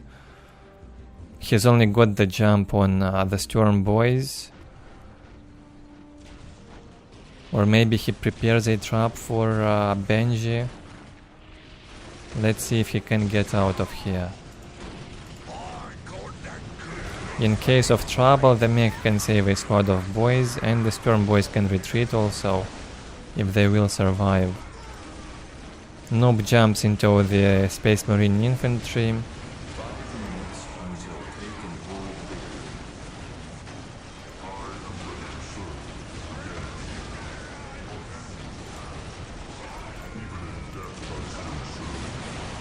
Not enough anti-vehicle around to deal with the dreadnoughts. They can manage and will tie up the boys in close combat. Will fight them. They're gonna lose morale, and this looks like the end of work to me. If the boys in here will die, an engagement on this outpost, destroying all these buildings in here would devastate the work.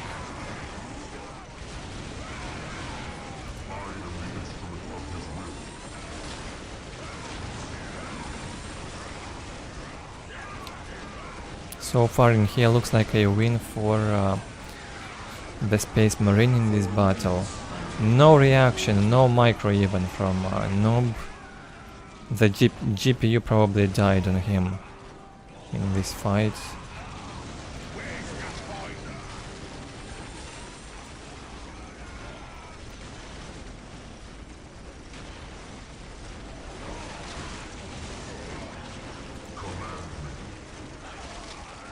Yeah, we'll lose all the boys like I've expected. They were trapped anyway. If Noob would try to retreat, he'd lose the boys anyways. Pierre, I think I watched the new Star Trek movies, the new trilogy. Don't remember the release date of the movies, probably 2010 to 2015, 2016, something like that. I did not watch the old ones.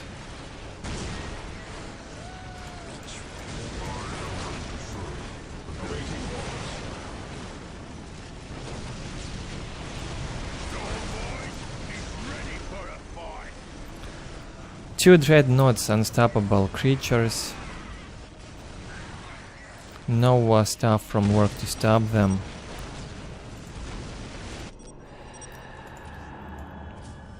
GG, Benji. Decisive victory for Space Marines. Somewhat of a terrible fight in here from Noob. Trapped himself in the corner, and that lost him the game. Terrible score.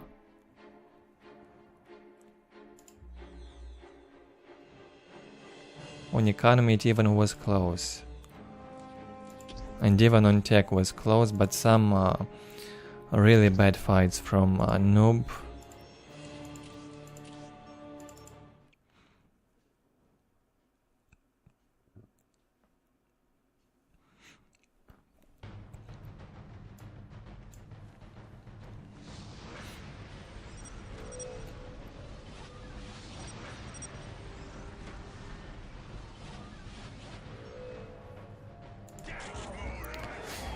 Next up on Fallen City, one guy Eldar versus PuReBall Orks.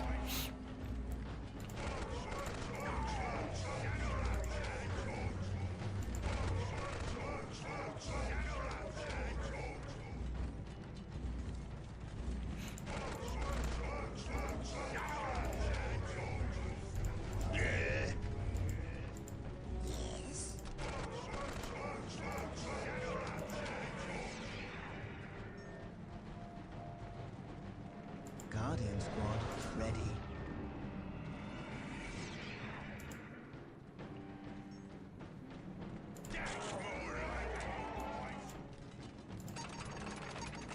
Please, no more kissing.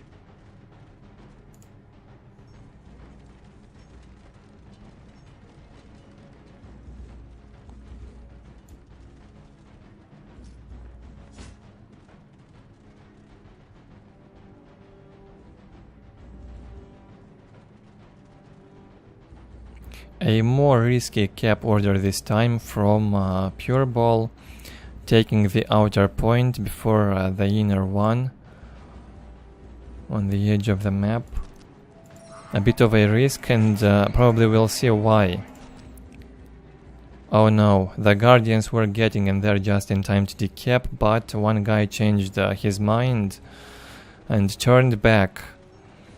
He could have decapped this. Well, he probably will do that anyway. The Saga boys and Krakens cannot fight the warp spiders and guardians. Point will go down. In exchange, he'll take the one from the Eldar side. They will trade the outer positions. That's why you go and take this one first. It's more risky to capture this one. Shall I divine your next move?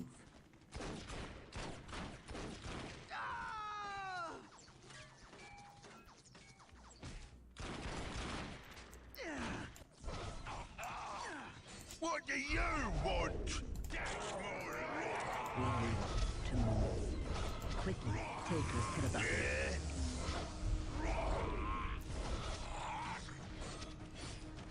We engage the enemy. One squad of Slugger boys down. Probably one of the most annoying things that can happen to the Ork player. Losing the capping squads early to the warp spiders.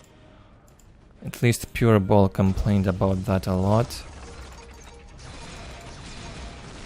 The enemy cannot hide from my sight. What do you know? LP1 down. Warp spiders thankfully doing some damage. In the previous games they felt horrible. From InSANE and Maverick. Maybe one guy will do a better job this time with them. Took 2 points already from the Orks side. The same is being done by PuReBall on the other side. Took 2 points and built them. They are trading the points so far. PuReBall winning the trade, however, takes the 3rd point now from the Eldar's side and will even build it.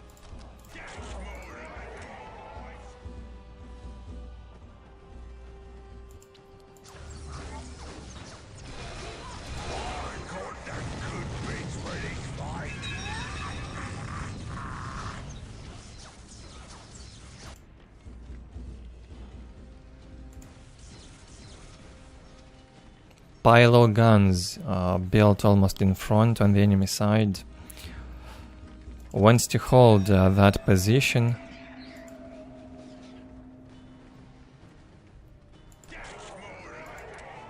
Should build one banner and also upgrade it. And also upgrade the LP to LP2. It's a must if you place the Pilo guns like that.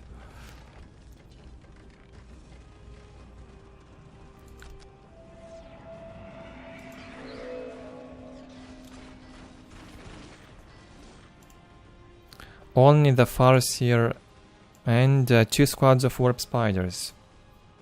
A second squad was made.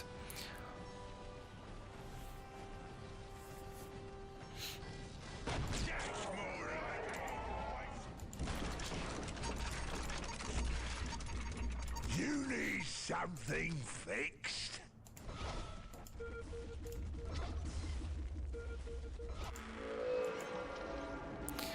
And tier 2 placed by the Eldar. 70-40-20 economy for one guy. 80-20 for PuReBall. Similar income. Can't tell who's gonna win by just looking at economy. PuReBall, however, ahead in tech. Mech shop will be up soon.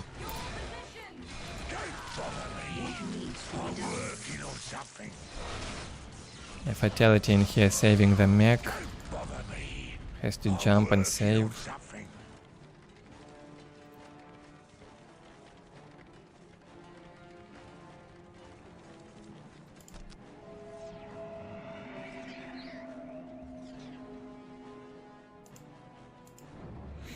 My music is a pillar upon which whole worlds have been built.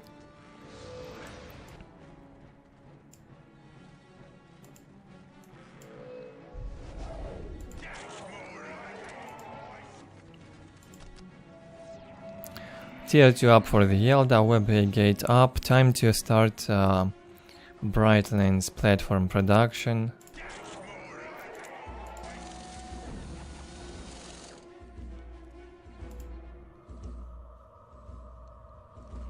Taking down now the payload guns, the mech shop and LP2 in here won't be easy, but still possible. Must upgrade that banner anyway. 3 bright lenses can easily take down this. First war truck out. Big mech getting killed. Economy for work getting better, however looks ugly. No infantry at all from PuReBall. Only 1 war truck on the battlefield. Much better looking for one guy at this point. 3 squads of warp spiders and full HP Farseer. With the grenades should be dealing easily with those orc vehicles.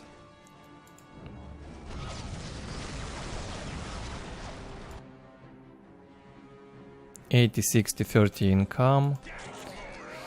Worse economy but more powerful army right now for the Eldar.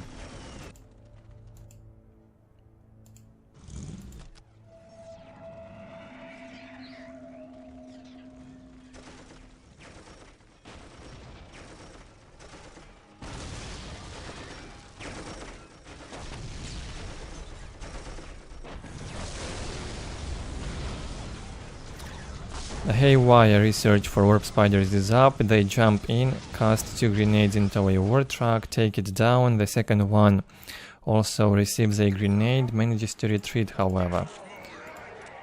Should be repaired. Come on PuReBall, what will you do? The mech is out once again. I really do want to see the knobs in action. Too bad they're a tier 3 unit in vanilla.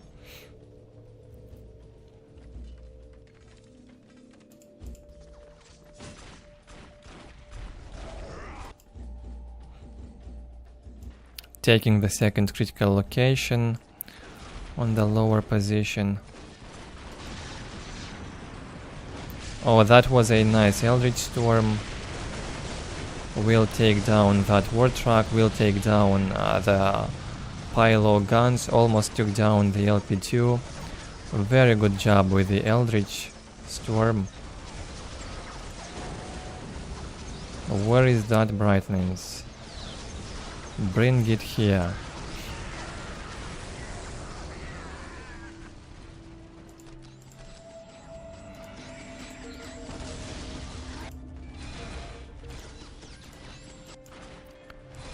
PuReBall harassing 2 points simultaneously for the Eldar.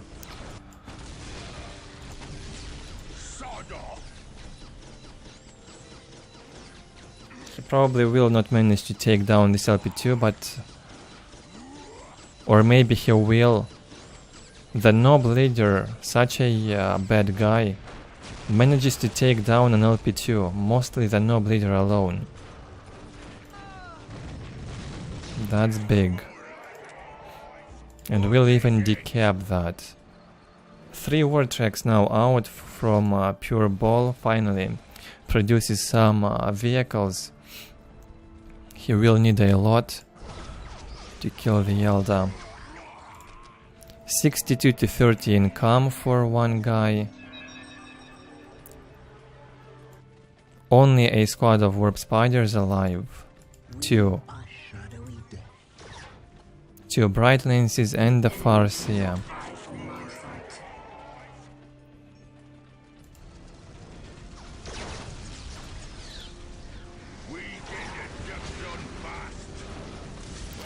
Two war tracks following that brightness platform, taking it down.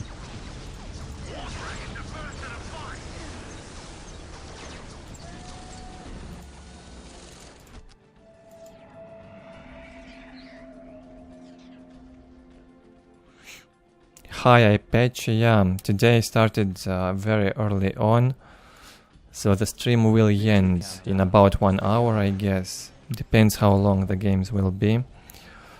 I have some work to do on the other half of the day, so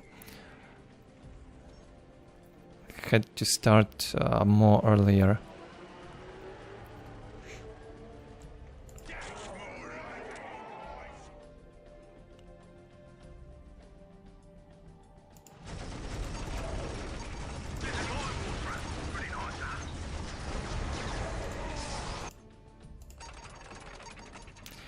Economy in the meantime gets very high for PuReBall, 146 income on requisition to 60 income on power. Dominates on map control. Much worse for the Eldar on that part. Trying to fight the Ork and take down this settlement. Very low HP on this one, 7 HP left on the bright lens. Must be touched by that war track a bit and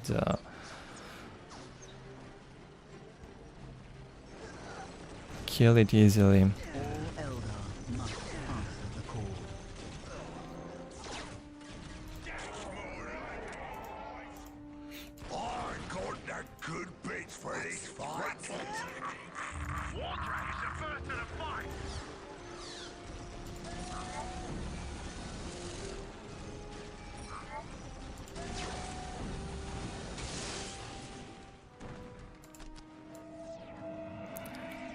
Surprisingly, PuReBall looking like the winner in this game. And even more so, he did not complain at all. Oh boy. So unusual.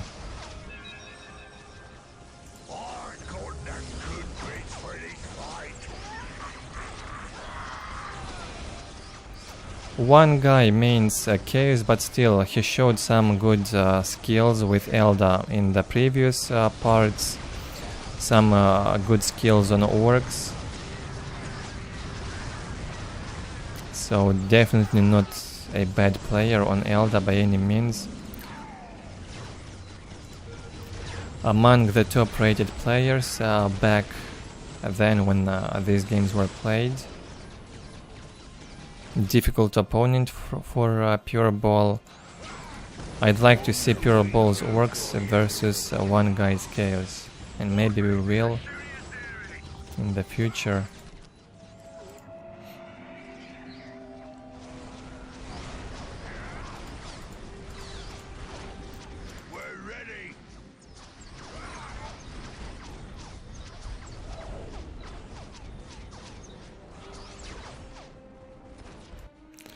Only 2 points, strategic points controlled by the Eldar, 2 critical locations, not enough income on requisition. Somehow one guy even dares to float with this income.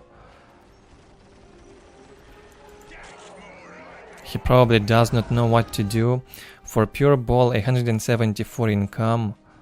He's floating less with basically triple the income compared to the Eldar. Another Eldritch Storm goes in. 4 minutes until control area victory. No tier 3 yet for the Ork. Okay, this Eldritch Storm was bad. Almost no damage dealt.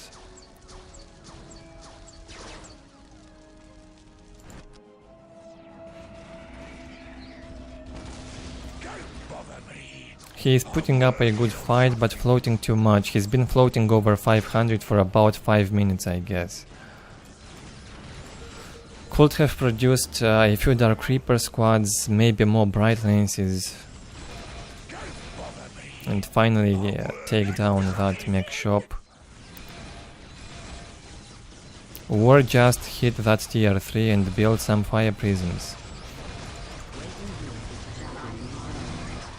Earlier on they have been trading points. This side of the map was controlled by the Eldar and this side by PuReBall.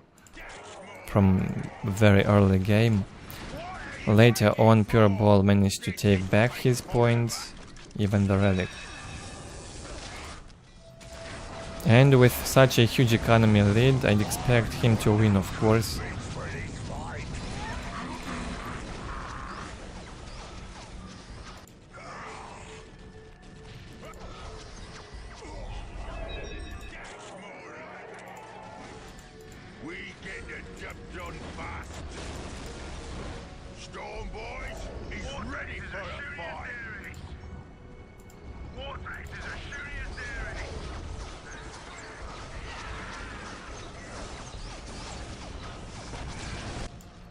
One guy cannot just sit in here and fight the war tracks. Tries to go for a trade, can't breach through there either, and retreats back home.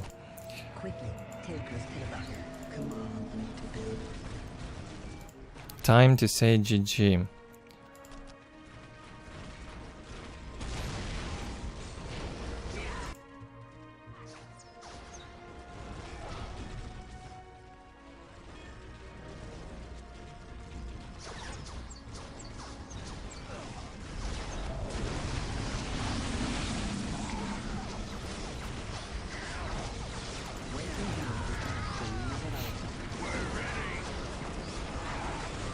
I'm not sure how many viewers are there on the stream, but whoever joined the stream recently, do not forget to click that like button or dislike.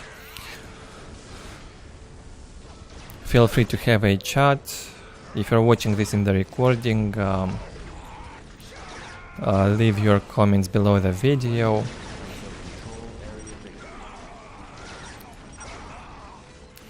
One guy, a very well-mannered player. Never saw him flaming, by the way.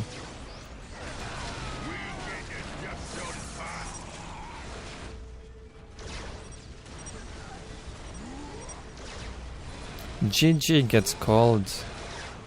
One guy posted this, it seems. Well played by PuReBall indeed. Handled this very well.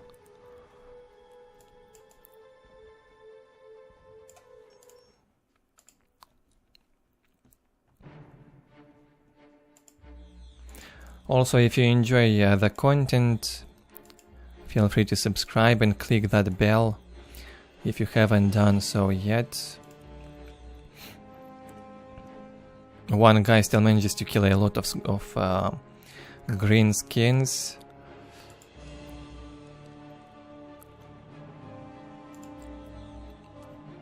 Almost doubled the kill count, however PuReBall still manages to win.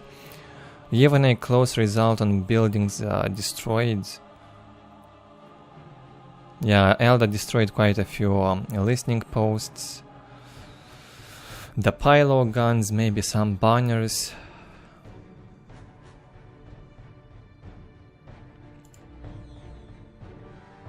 Oh yeah, PuReBall dominated on map control this one. Look at this economy.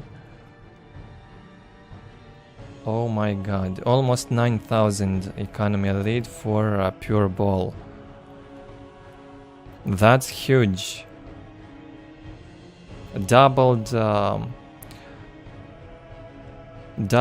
his opponent's economy in a 1v1. That's very rare to see. And both of them are high level. It's not some random noob. One guy among the top players who does not know this guy can watch my previous streams for vanilla. Impressive result. Well done by PuReBall. I already do have 31 likes. Well, that's very good. I think I had like 10 viewers at best at this stream live, and I have so many likes. Different people join and leave the stream, so that's why, I guess.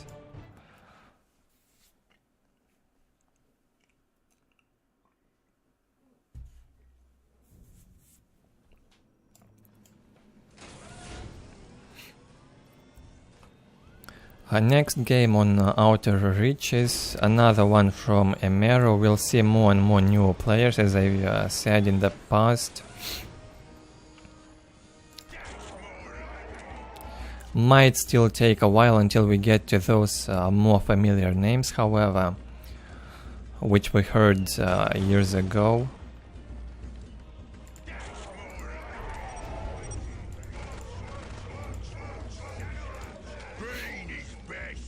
I guess not so far from now we'll also get games from Santiago, Servant, Fear maybe.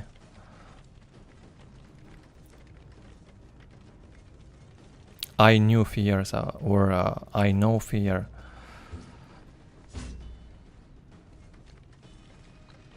Also an old Space Marine player.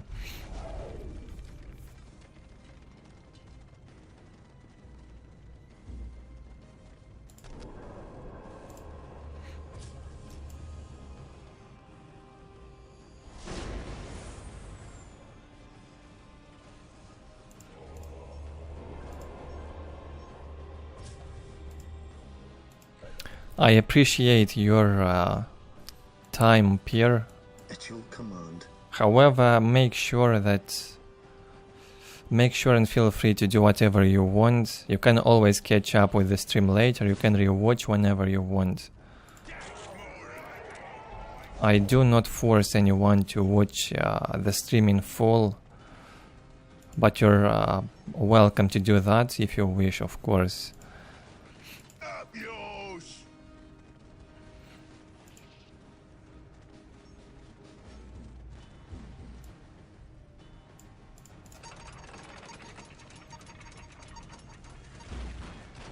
3 squads of boys from Charlie, 2 squads of Slugger boys, and a shooter boy squad. Surprisingly, this time he did not take the middle. Did he even try? However, probably he did, but it was already captured.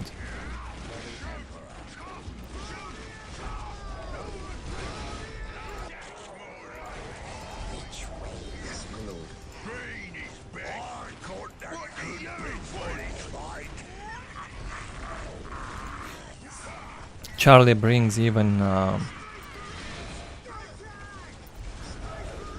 2 squads of Gretchens in here to tie up the scouts for a bit, push them back.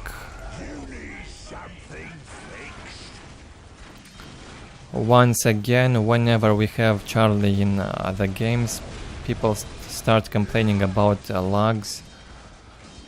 In the previous game it was Select complaining about some slow thing, most likely he was referring to the lag, and now emeru doing the same. 2 squads of shoot-up boys now from Charlie will easily deal with those tactical marines.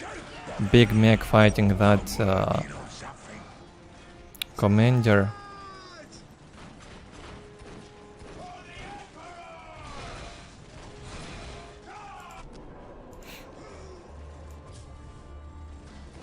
Despite holding the middle, Space Marine's economy is lower. He did not build this point yet.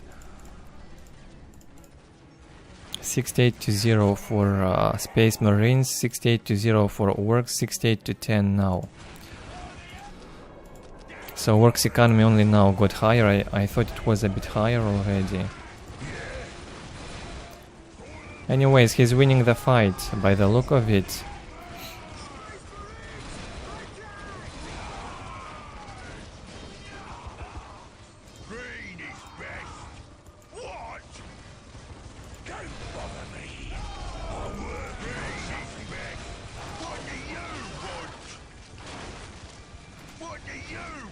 My faith is my shield.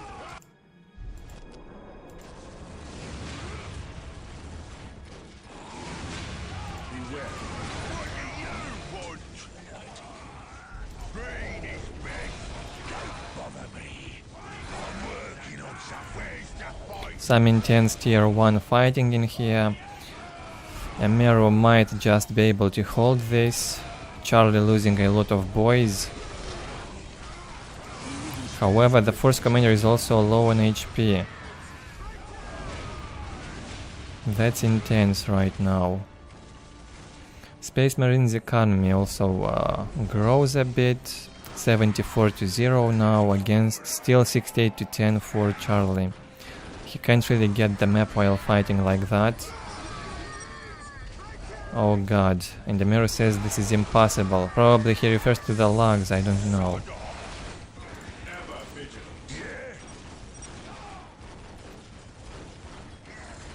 Charlie says this is the anti-Space Marine build. A kind of all-in with the boys.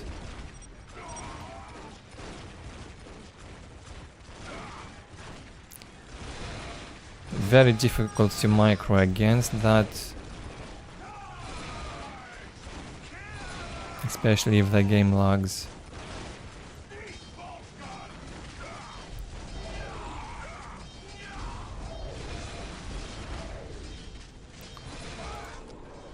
Today the enemy shall know fear. Force commander almost dead. As soon as the commander dies, I'd expect Charlie to win. Felt close a minute ago. Right now, however, too many boys in here. They got reinforced heavily. All Charlie's resources going into boy reinforcement. He's not floating anything and he only keeps bringing more. More and more. Slugger boys.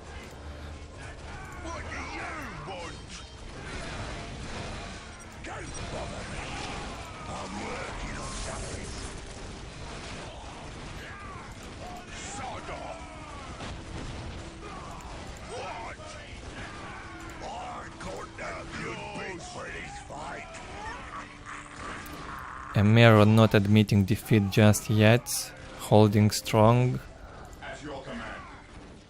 He will not comment on Charlie's remarks either. My faith is my shield. The boys chasing that squad with the force commander looks funny.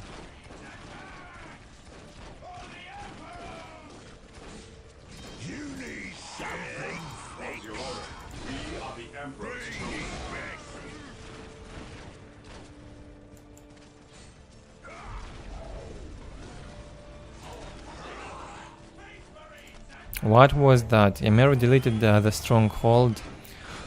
Bad idea. That'd be minus 20 requisition income. So if he does not win the game in 1-2 minutes after deleting it, then it was worthless. He gets enough resources for a squad of Space Marines maybe by deleting that HQ. And that's it. His economy decreases otherwise.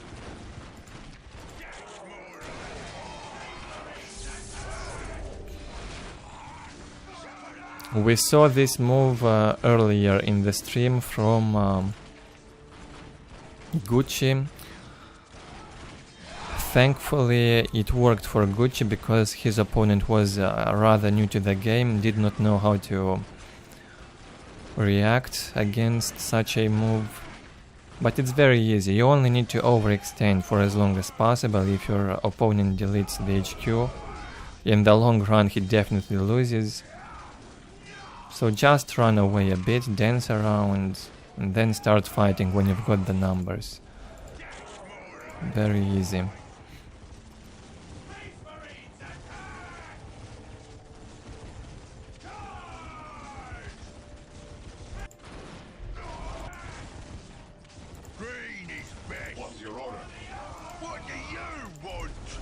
A lot of shooter boys in here. Will probably deal with the tactical marines. The big mech will get in there to help. They lose morale. Well, once more boys get close to them, they should recover morale quick.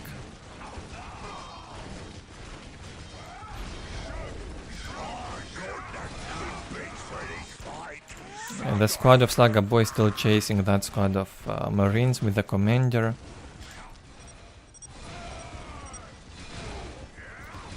Charlie wants to get emeru out of this game. He's lying to him. No tracks yet, however Charlie is tier 2 and he can get them soon. Well, no need for tracks to win this.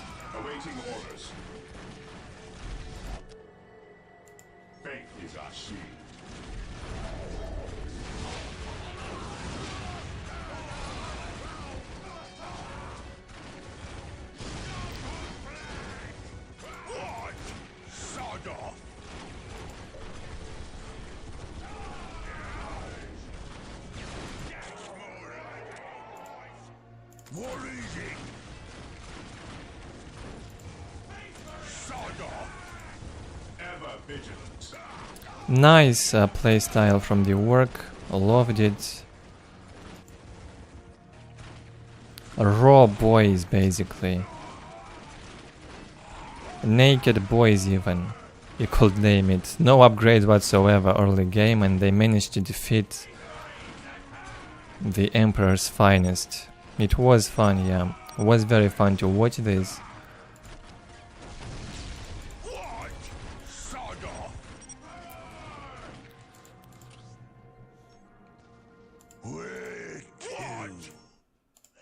Some baiting chat from Charlie, however, not very clean. Seemed as if he wanted to annoy emeru with his speech. Even a close result on units killed. emeru did a good job running around with marines. Tried to lose as little as possible.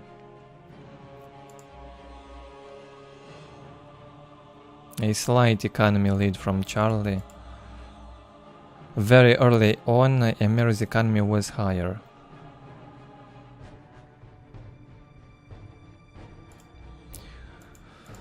Alright.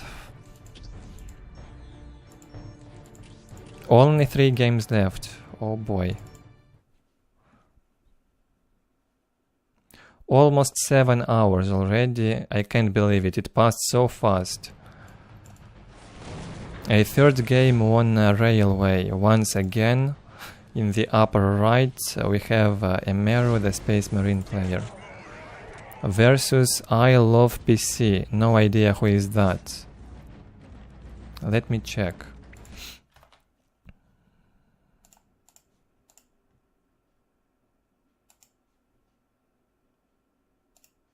Okay, it is Havoc. The guy who played Chaos in the previous part, I believe.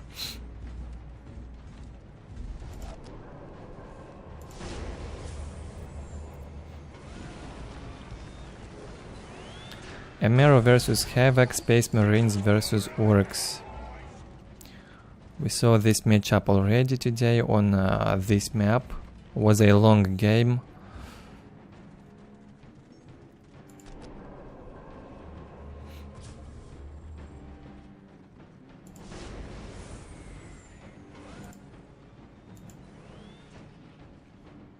Four scouts, terrific overkill once again from the Space Marines here.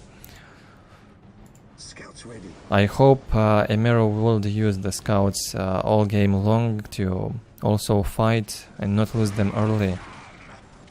Or maybe he will even all in, might well be.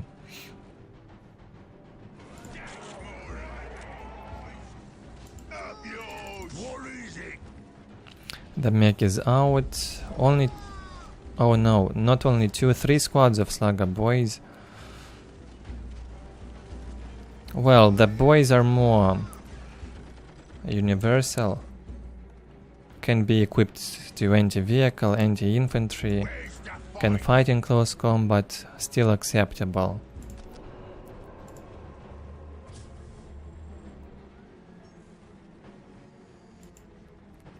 Now if you open with 4 scouts like that, get these points faster, please.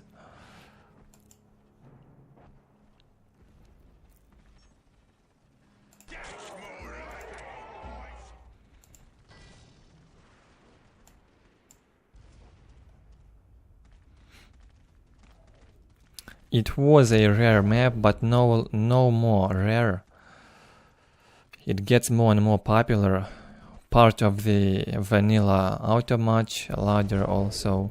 So we'll see a lot of games on this map, I believe. This is the third one in this stream alone. The third game on this map. Havoc masses up a lot of slugger boys, a squad of shooter boys, and goes in. Very low economy, however. Doesn't even build the LP1s. That was a bad move. Wants to end it now by the look of it.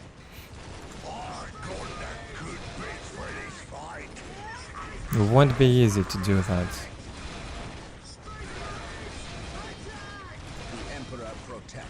Somehow the commander lost more than half HP. He keeps running away from that mech. Keeps losing HP on the move. Terrible from emeru.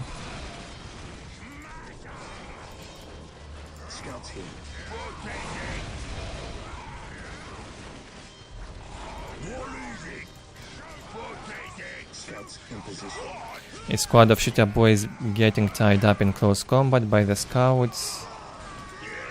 Scouts gonna die, of course, outnumbered. Well, most of the scouts have been killed. And emeru now in a very bad position. He probably will overextend. Because this is far, very, very far from over. Although it looks like it is over.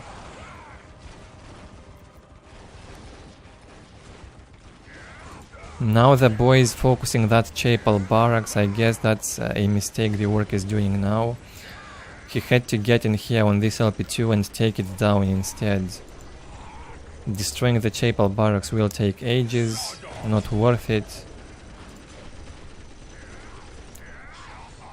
By the time it gets destroyed, this LP2 will provide enough resources to build another one, even if this will go down. emeru keeps running around with his commander, keeping the commander alive.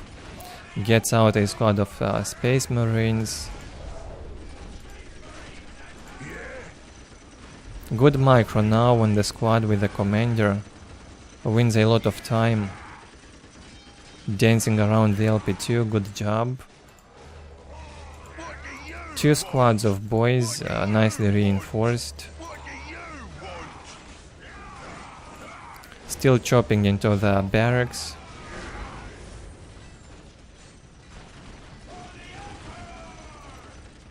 The commander finally has been killed.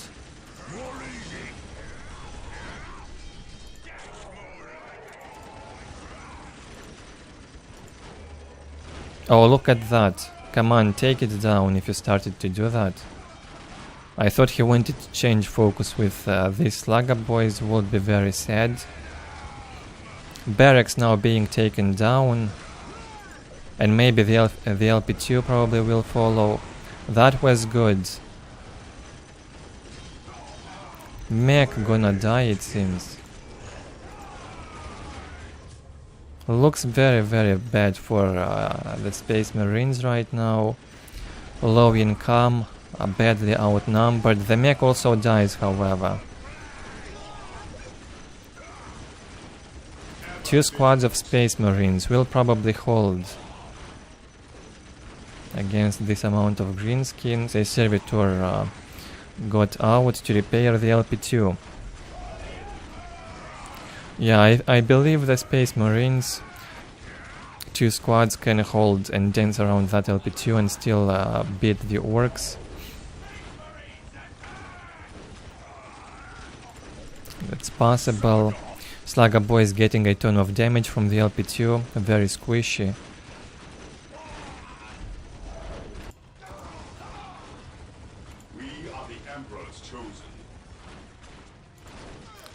Emeru keeping his squads alive, at least he tries. And gets a second LP2 in the base. Slowly economy increases. For Havoc, he finished those LP1s, built 3 banners now, whoa. And built the second generator now. Good hold by Emeru now in this fight under the LP2. As soon as the mech dies, there's nothing to tank the damage. Works without a commander or without the noble leaders, which are also commanders in a squad. Commander armor, at least, it seems like. They will not hold for long.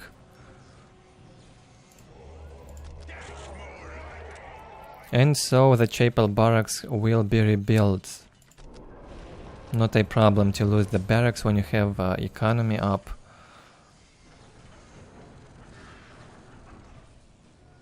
I still think it would have been so much better if Ork took this LP2 down instead of the barracks.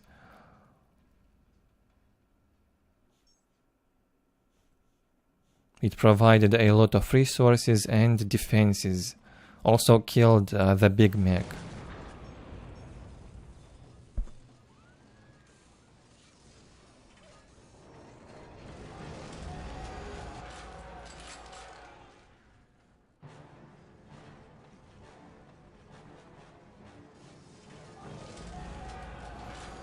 Armor replaced by Space Marines, 74 to 10 economy, 3 LP2s up. And a critical location being captured. Same from Ork, all the points upgraded to LP2 and already controls a critical location. Tier 2 now and can go for the mech shop, has enough resources for the mech shop. And will build it. Scouts gonna infiltrate into the Ork base. See what they are doing. I guess they will find the mech shop. Yeah, they see it now. Getting some valuable information. Nice ones. Space Marine still tier 1, no anti-vehicle yet. Some quick war tracks now would devastate Emeru's infantry. He needs tier 2 quick.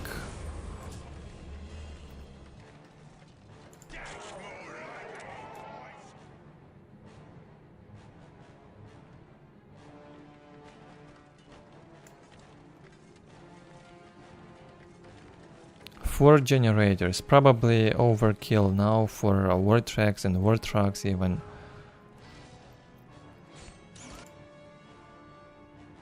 Still good in the long run, will allow Ork to also hit tier 3, I guess.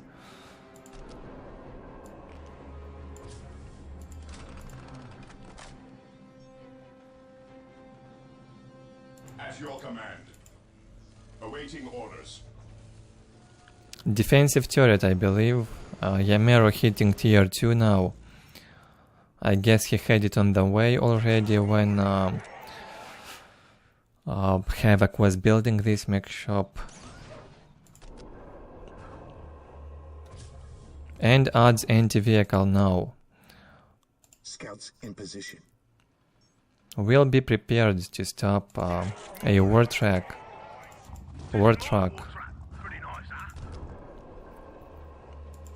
The turret built and upgraded to anti-vehicle. Probably the same will happen to this one.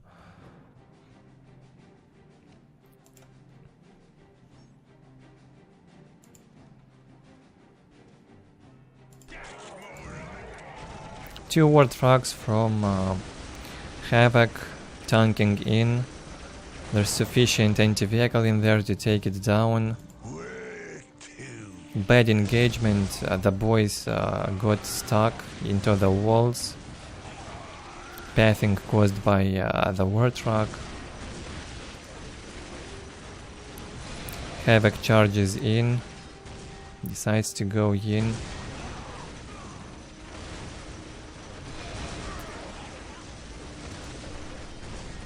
Looks strong for a Space Marine. Emeru will just dance around his defenses. 3 squads of Marines, LP2 being repaired.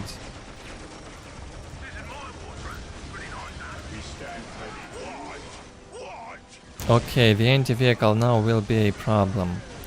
The Marines get tied up. Turret still up. Does not reach this one.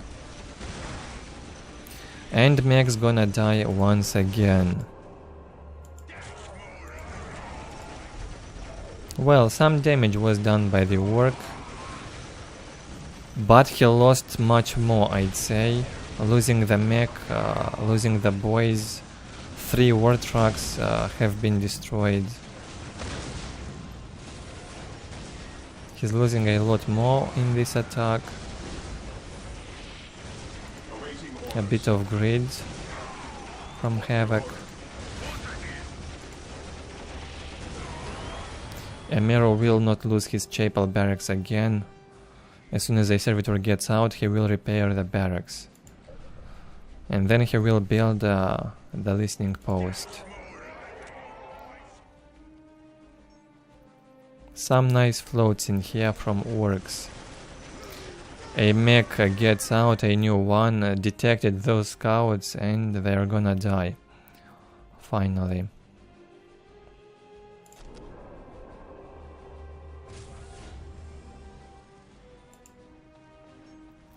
What is your order? Fear denies faith. 4 squads of tactical marines needs to build the sacred artifact.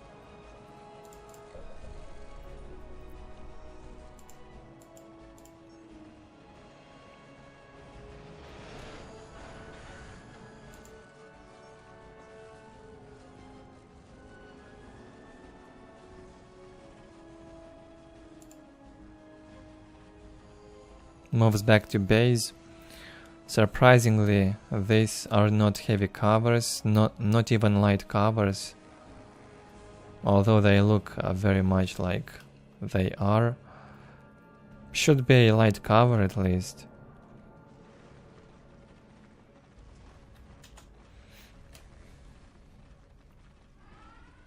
Would be too imbalanced if these were covers. There's no such thing on the other side.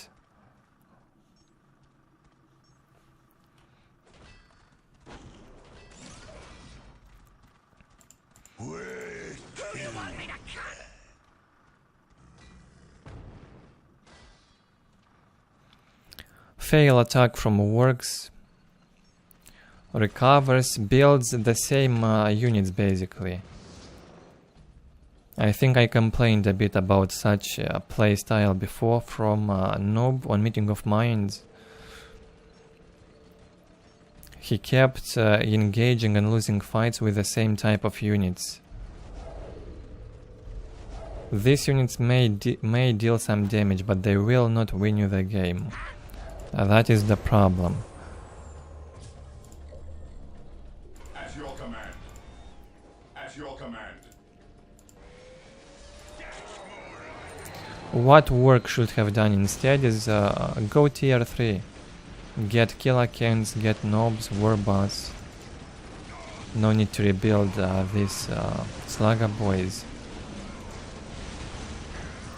Now with the aid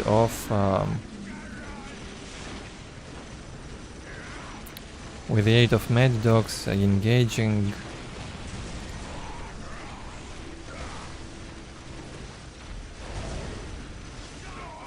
still expecting Emeru to hold this green skin attack. Even without the sacred artifact, no support from librarian or apothecaries. Looks holdable. Some pathing in here caused by the dreadnought, sadly. Greenskins messing up a bit. A Hellfire dreadnought. We saw this in the first game today on Blood River. I believe it was the first game. Not nearly as good as they were in Soulstorm.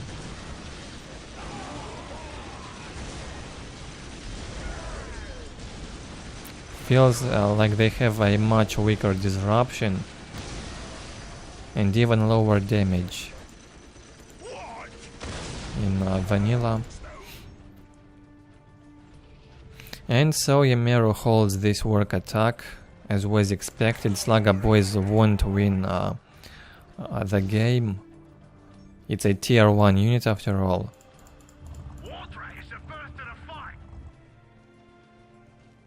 If you want to use them so late in the game, they need support from more stronger units like Nobs, Warboss.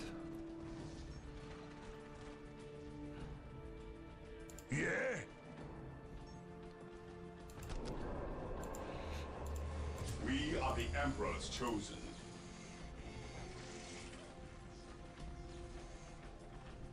I am the instrument of his will.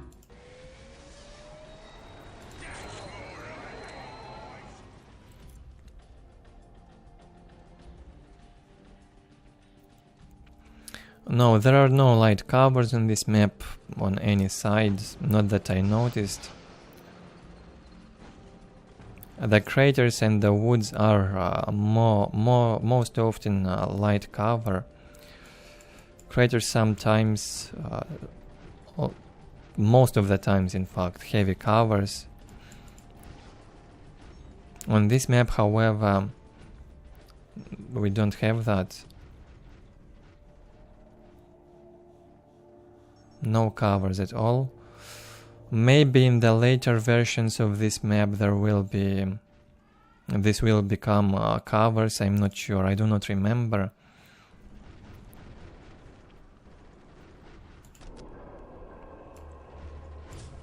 It is better to die for the Emperor than live for yourself.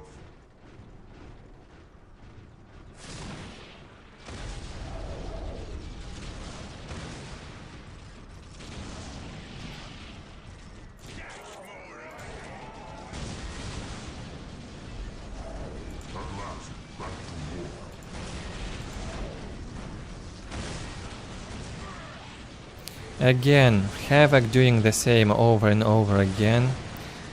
I'm not sure if he expects to change the outcome if he does the same thing over and over again. He already failed twice with his attacks when he had the same unit types.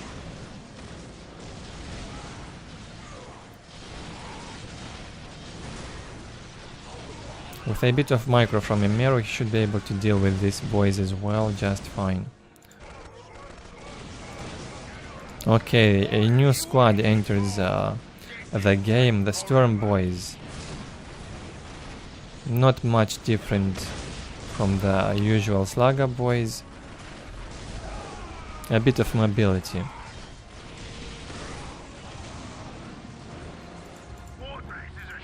And now the war tracks being upgraded to anti-vehicle That will certainly help with the dreadnoughts.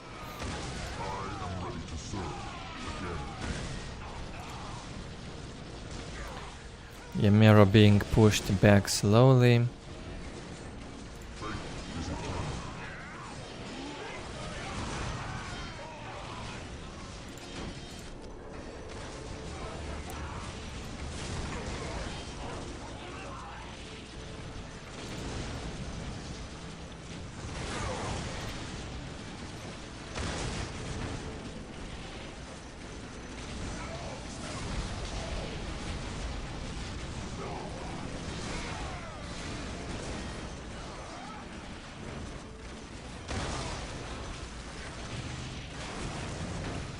Yeah, I think I mentioned that regarding the dreadnoughts in the very first game of the stream. Android versus Spirit, if I recall correctly. Fear denies faith. The standard dreadnought's bolter probably deals more damage than the Hellfire's dreadnought bolter. And then it can also fight in close combat. The Hellfire Dreadnought, I assume, is a bit cheaper, or maybe much cheaper in vanilla. I'm not sure.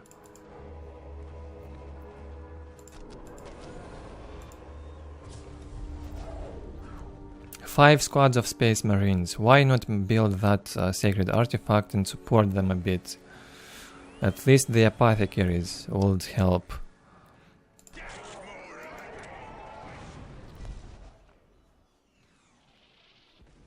1k float on power. The reason I said the 4 generators would be overkill for war tracks.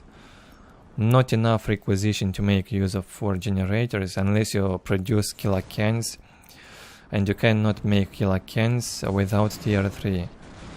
So instead of massing the boys up like that, he should have a gun tier 3 instead.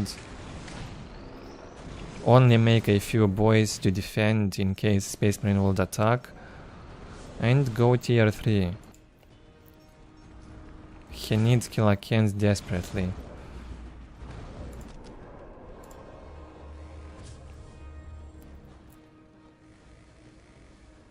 Awaiting orders. The Emperor protects. Oh, I see. Even the same cost, yeah. Hellfire Dreadnought definitely a waste then. The only advantage of the Hellfire Dreadnought, it comes with the weapons equipped, and that's it. But the disruption and even the damage are not so high. Tanking in with a standard Dreadnought feels more effective, I guess. Or just dealing the damage with the upgraded bolter.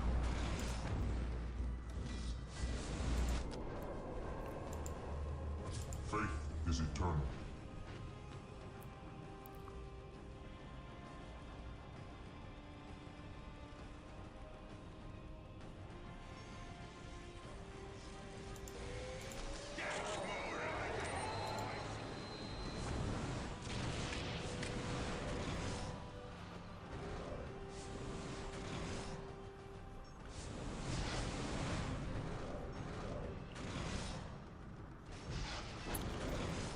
Havoc massing up once again, getting a bit of a different combination now. Storm boys and shooter boys.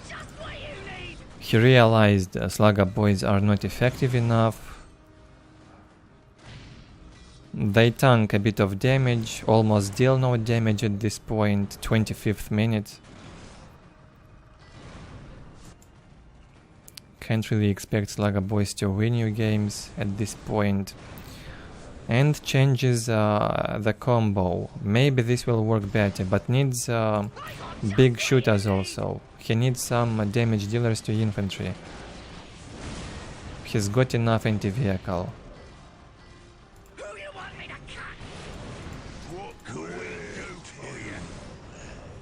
1500, 1600 power bank for Ork.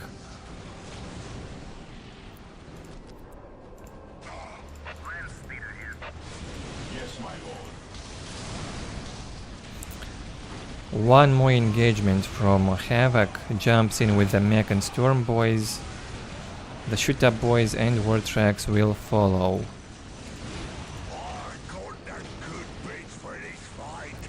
Even the infiltrated Gretchens are here, making the life of these greenskins more difficult. A very narrow path in here, difficult to pass. Only the Gretchens were missing, it seems.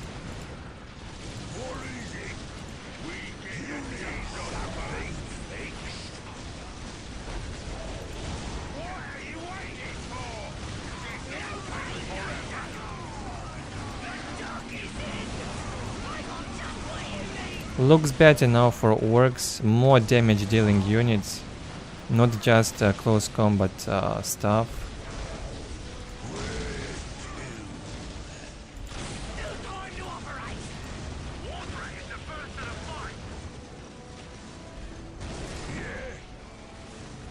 Mech about to die in there, emeru still holding. Lost the dreadnoughts once again, but the marines are holding strong. The Emperor protects.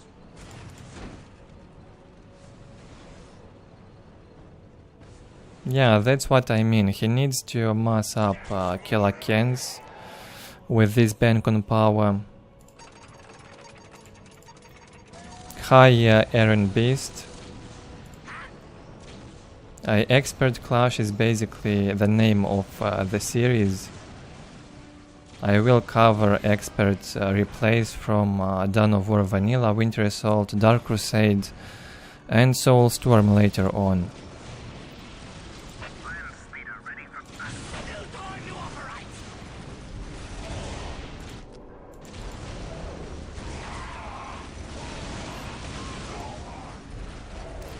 At this point in time, with 5 months of experience from the vanilla players, it might seem like the title is a bit out of place and not fitting the games too well, but back then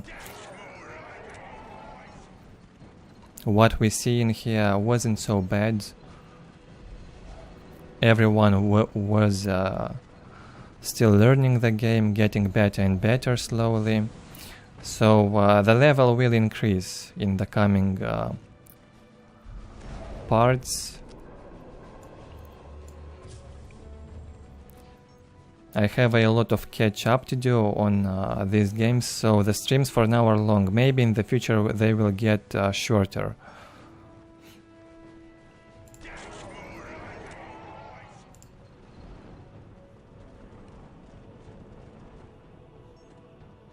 Finally, tier 3 hit by Havoc.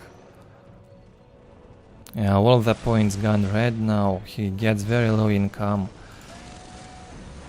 And now feels like it's too late to start KRAKEN production. When he has the chance, the mech shop will go down, sadly.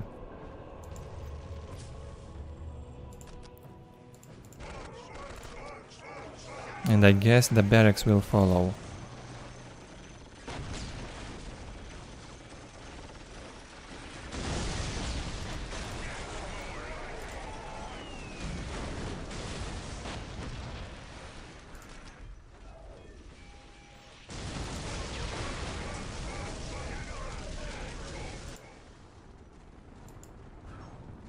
Havoc cannot fight this bunch of marines on the right, decides to go for a base trade instead. Always better to do that if you cannot fight your opponent up front.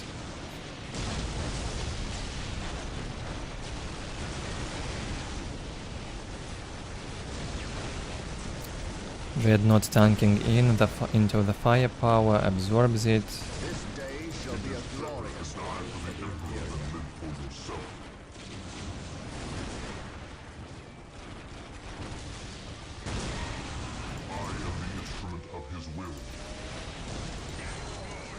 Ork stronghold going down, yeah. I was expecting him to lose the base trade. A lot more damage is being done by the space marines in there, especially the missile launchers.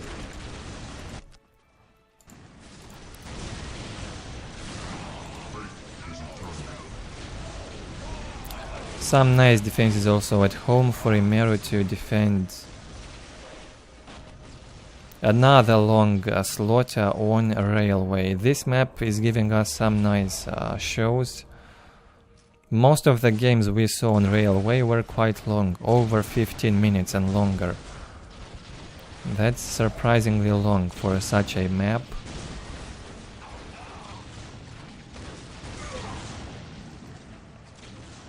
You might think all yins in here would work best. I think we saw some all yins in here and they failed.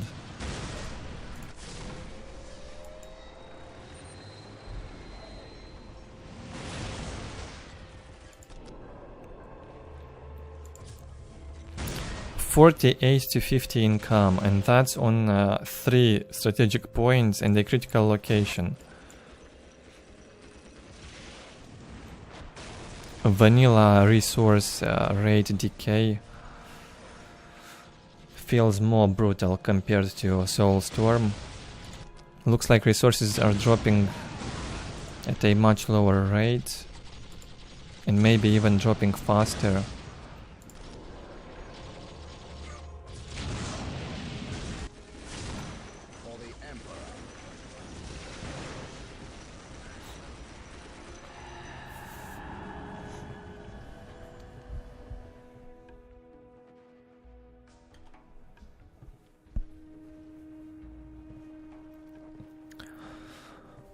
Yeah, it's not the work buildings, I think it's the damage from missile launchers, which deal more damage to everything. They deal more damage and also have better accuracy, from what I can see at least.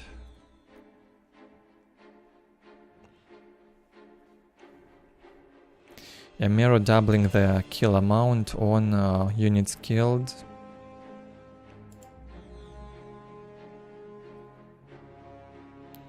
A close score on resources for a 30-minute long game. And about the same tech. In the end, tier 3 gets hit by the work too late.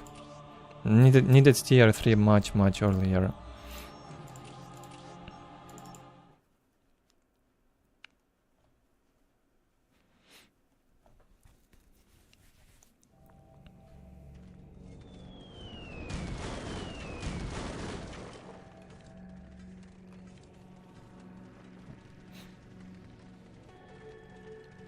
Second to last game for today's stream on Valley of Khorne. In the lower right, PuReBall once again. We'll be playing versus Maverick. It's probably the second game between these two on the stream, or maybe the third one, I lost count. We're watching about 20 replays per stream at the moment. That's a lot of games, so I can easily lose count of who played against who and the count of the games. Guardian squad ready.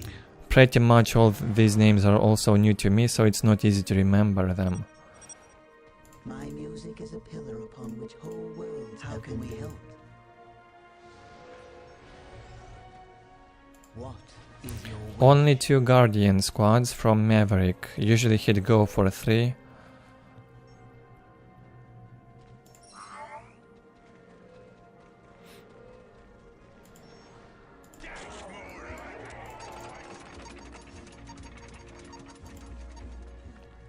Quite a standard opening here for Orks, 2 Slugger Boy squads, Big Mech, a War Banner and a Generator.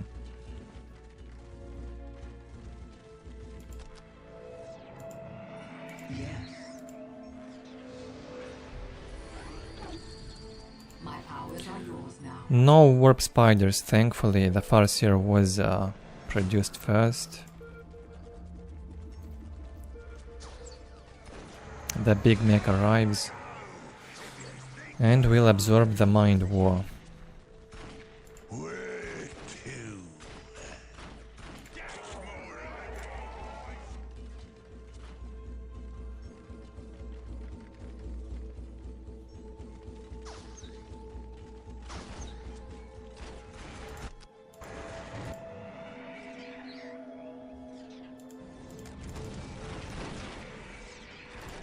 Okay, almost missed that. The Psychic Storm was cast, killed a squad of Gretchens.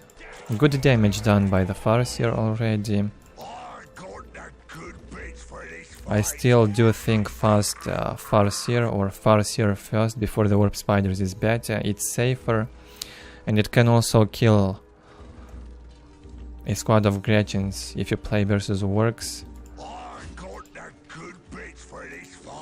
with the Psychic Storm. Where's the fighting? I knew you would have need of me. Warp Spiders follow. They get Farseer's guidance. The boy's probably gonna die. Mech absorbs a ton of HP. Down to half HP now. Another jump from the Warp Spiders. And PuReBall jumps into the Warp Spiders. They were so close. Not sure why he wasted the jump. And we'll now have to retreat. Can't really fight in there.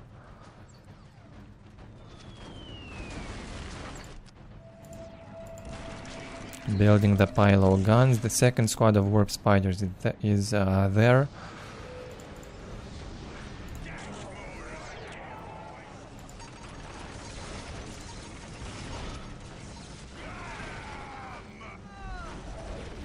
Should be defendable for Ork.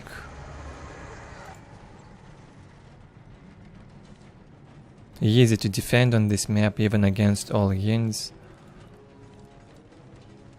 I mean, even if you do not expect all yins, still possible to defend thanks to this strategic point positioning. Two squads of shoot-up boys. PuReBall hides them behind the HQ. Probably will equip some big shooters on them. Will not show them to the Eldar yet.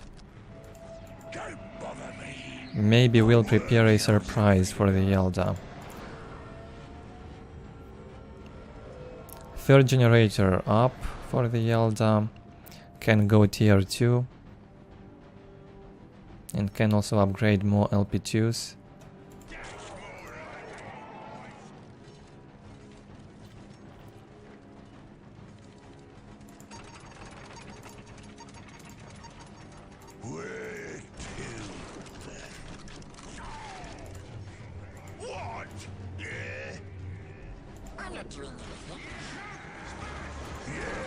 There goes the Farseer once again, finds the Gretchens, casts the Storm and kills another squad. Two squads of Gretchens killed by the Farseer. Good one. The mech killed nothing so far. Maybe some Warp Spiders and Guardians. Not full squads, however.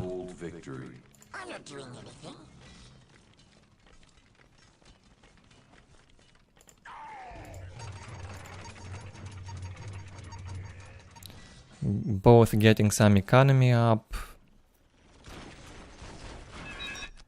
Okay, now Maverick wants to engage. He's got those Warp Spider grenades. Loses a squad of Warp Spiders. It got focused by 2 LP2s, maybe even 3 LP2s at once. Loses the squad very fast, as well as a squad of Guardians. But took down the pile of guns. Still, felt like a bad trade for Maverick. Pile of guns is not so expensive, can be rebuilt. And from PuReBall, he's sneakily preparing more and more shoot-up boys in here. I wonder what he wants to do with them. Not showing them in the fights yet, and I'm not sure why. Why would he hide them like that? Probably wants to fool his opponent into thinking that he takes up and then will suddenly attack with a bunch of shooter boys and big shooters. Yeah, now they get their guns and PuReBall wants to engage. Tier 2 up for the Eldar. A Bright Lens is out. Maverick probably expecting war tracks by now. No such thing. PuReBall will go now out of the base with his bunch of shooter boys and big shooters. That's a ton of damage to infantry. Just what he needs in this upcoming fight. Shooter boys and big shooters dealing easily with the warp spiders and even bright lenses.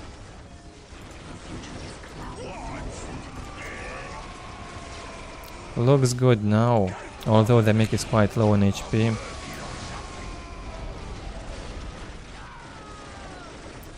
Warp spiders getting focused heavily. Not sure why he jumped into this bunch of shooter boys here. Warp spiders will definitely lose against them. Not enough HP to deal with the big shooters. No chances for the warp spiders in these fights. Looks terrible for Maverick. 3 minutes until taking full victory. Well, I believe Maverick needs fire prisms to stop this. His infantry won't manage.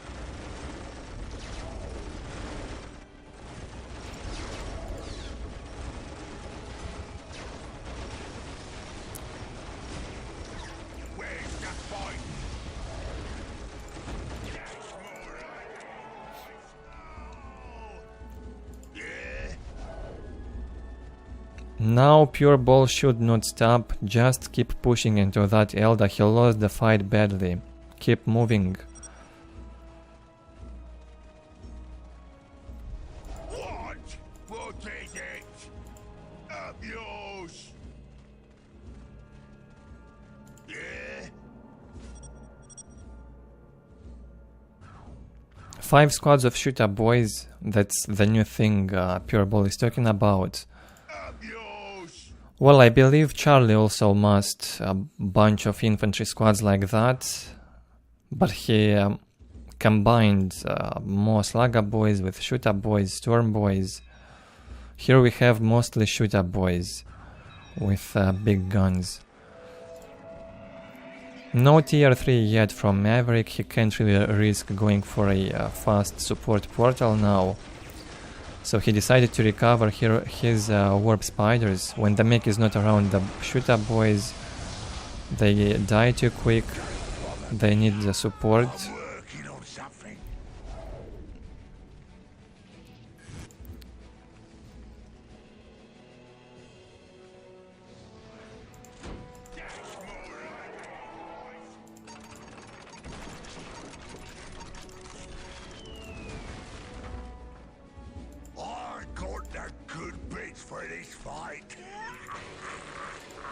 Victory countdown has begun.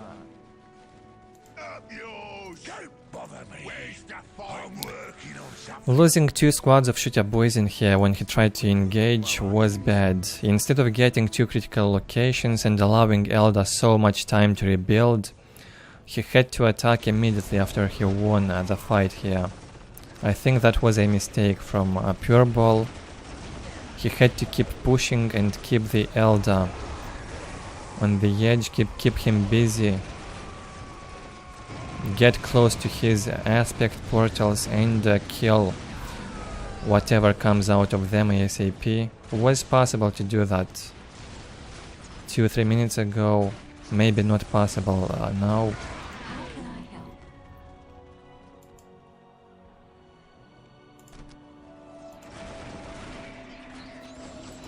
Okay, tier 3 up for the Eldar. Support portal placed. Maverick will build 2 of them at once. Very good income on economy. We'll have enough to produce from both support portals.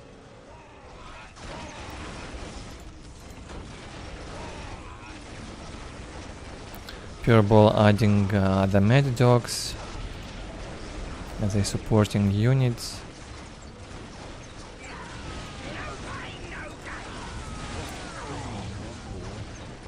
A bit of back and forth here in the middle, not clear who's got the upper hand. Probably the Ork now with the Mad Dogs, yeah. He'd win those warp spiders. What do you want? PuReBall only masses up shooter boys, however. Got the good bits for this fight. 5 minutes until KRAKEN hold victory. Without vehicles, without nobs in tier 3, it probably won't be possible to stop the fire prism. Should add at least 2-3 squads of tank busters, but won't have enough limit. Maybe enough limit for 1 squad and reinforce it a bit. Maverick gets out and gets slaughtered by the shooter boys. Bad engagement here from the Eldar. We'll even lose that Farseer. Maverick loses the mech, but still more damage was dealt by the Ork. Fire prisms will change everything, I assume.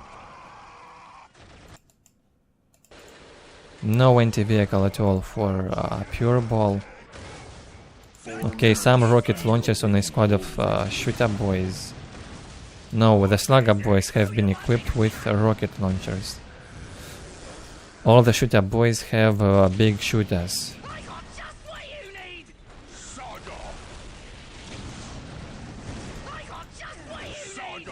Won't be enough to stop fire prisms still. Warp spiders alone without support can't stand a chance against these nicely positioned shooter boys. Easy hold in there for PuReBall. Must hold for 3 more minutes to win by taking hold. I guess a fire prism will push him out of here. 2 fire prisms now.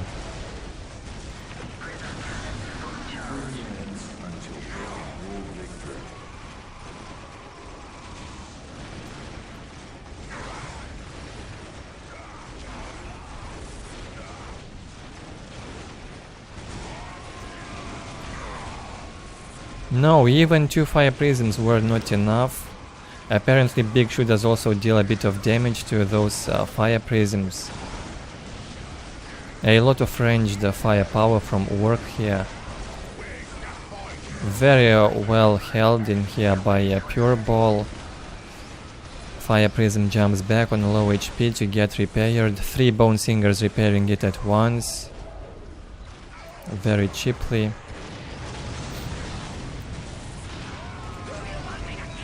1 click and your vehicle is saved.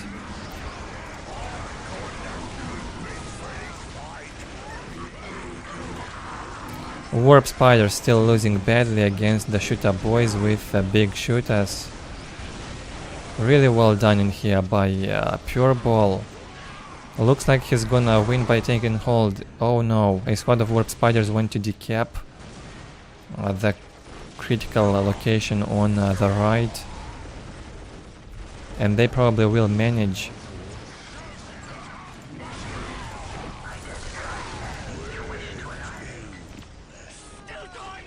Yeah, the warp spiders have managed to decap the critical location and stop the taken hold. 2 fire prisms still a pain for the Ork. 3 fire prisms now. And PuReBall was not expecting this amount of fire prisms. He's even telling that to his opponent. Oh, a squad of tank bastards is here. will deal with this fire prism, should be able to.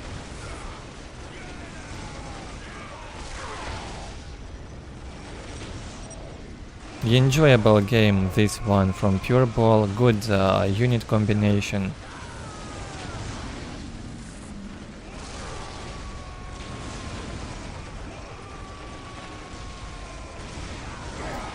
And good weapon combination. Big shooters on the shooter boys, rocket launchers on the slugger boys. Is that enough, however? 3 fire prisms are still up and running. Warp spiders can't do anything at all in these fights. Maybe they can be of some use if they stay behind the fire prisms in the fights. PuReBall keeps pushing hard.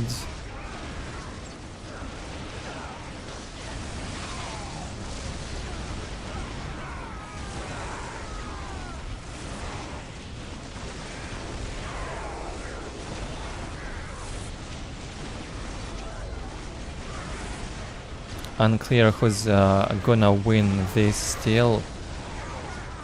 Cannot tell, the Ork will win unless these fire prisms will go down. Not to be underestimated. Looks like slowly the Eldar is taking the edge. The big mech is about to die soon. Finally, 1 fire prism goes down. 1 fire prism, probably the first one. Let me check on Eldar's economy. Very high income, no float at all. He keeps investing all of his resources into the warp spider reinforcement and new fire prisms, also in repair. GG gets called by PuReBall and Maverick manages to hold 5 squads of warp spiders now. Yeah, that's probably sufficient to deal with all those boys.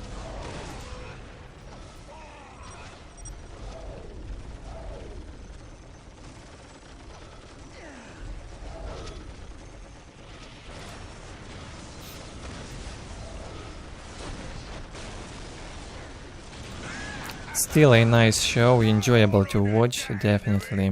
We know to move. We are shadow. Eldar's economy was much better after mid-game, I think.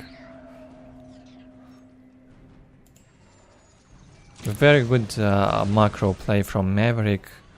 A bit sloppy at some points with the warp spider micro, in having some bad engagements in the mid-game.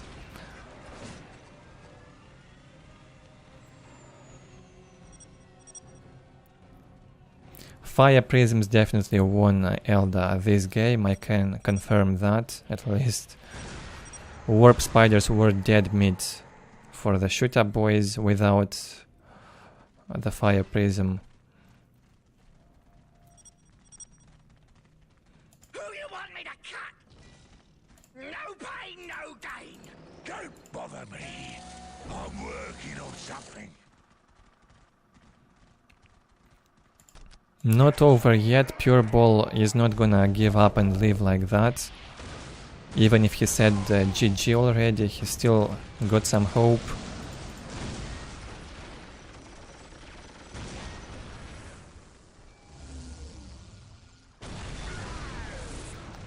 $2K bank on power. Why build 6 generators if you only play infantry? He only recently got that mech shop up. What a huge float. Not really a float, he could not make use of that power, nothing to invest that power into. And even now he cannot make use of it without being able to produce KRAKENs. He needs tier 3 for that.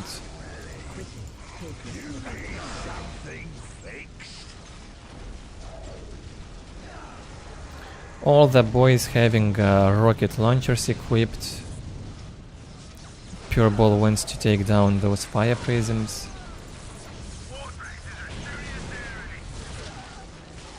Three fire prisms from Maverick.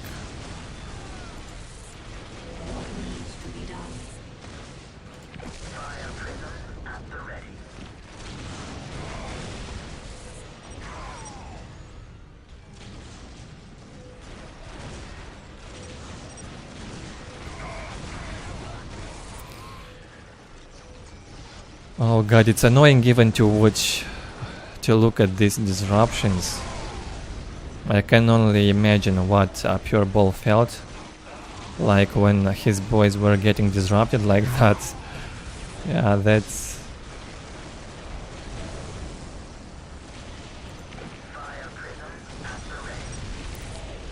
deep.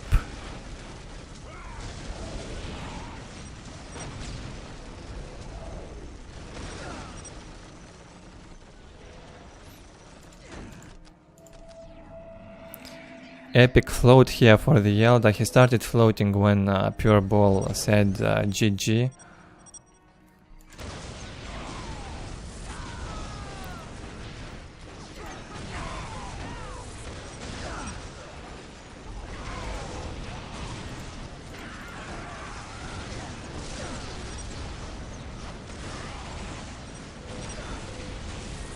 Well, both of them chatting at this point. Not really trying to win.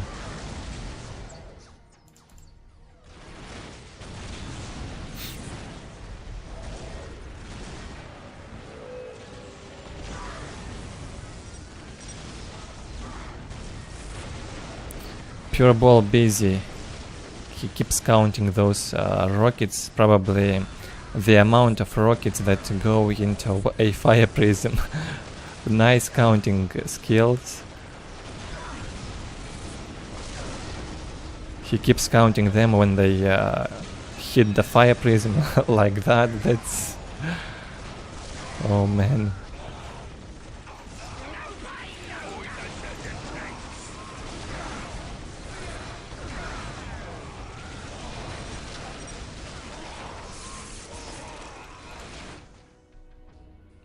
GG. Still GG gets called by PuReBall, no matter how annoyed he got.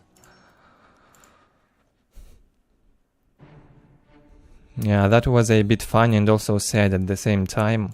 I felt like PuReBall deserved to win this. Seriously.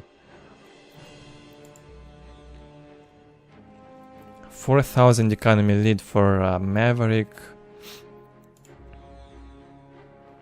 He did not need that economy lead, however. He was floating a lot, and once the fire prisms hit the battlefield, Ork was dead. His infantry rendered useless. Well done still by Maverick.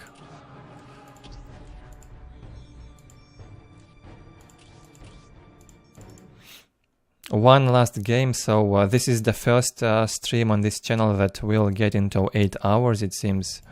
8-hour long stream for vanilla. That's a first timer.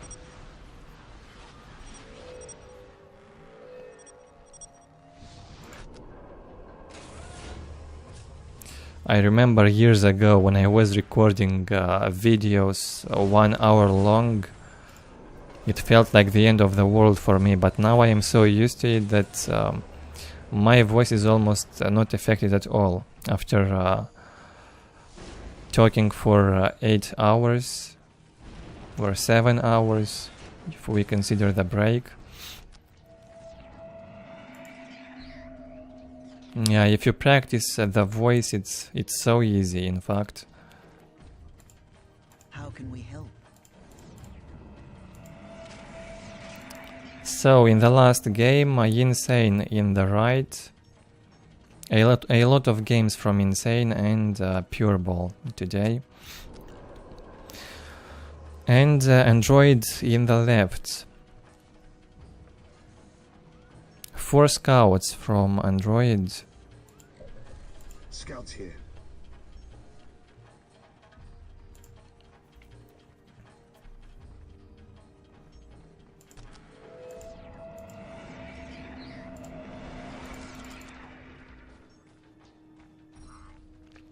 Thankfully, once again, no fast warp spiders from InSANE. Good to see that. I feel happy for him. Well, it's too risky to open with warp spiders against space marines also. If you get all yinned, you're dead.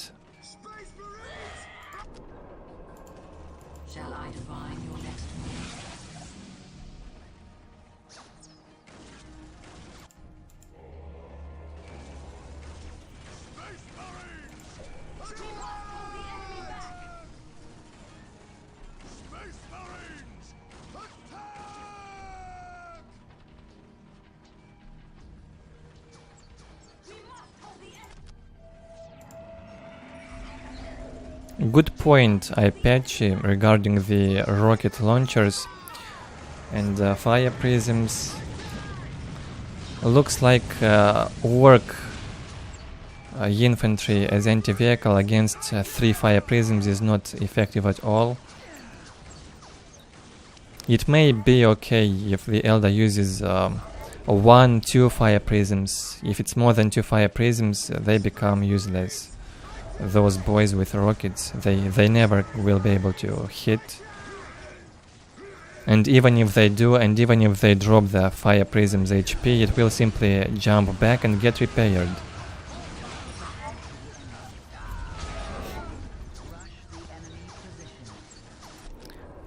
I still do think Ork needs KRAKENs. By the time a fire prism gets out, Ork must have KRAKENs, also in production.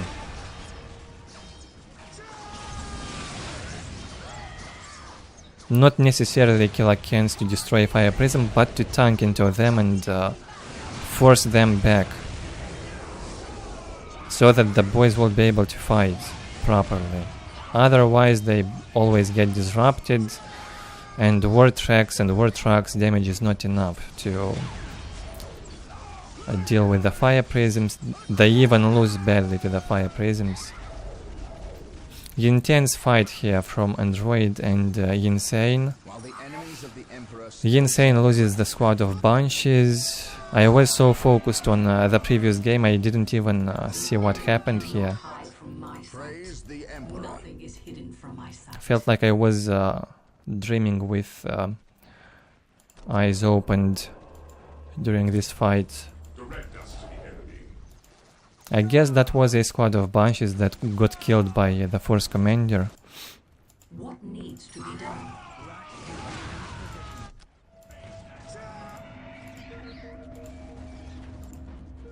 Okay, another squad of Banshees out. Terribly low income for the Eldar, 56 to 10. Once again, Android showing some all-in skills. He's done the same against Maverick on Fallen City. Worked very well. Equal economies. No, in fact, Eldar's economy is higher.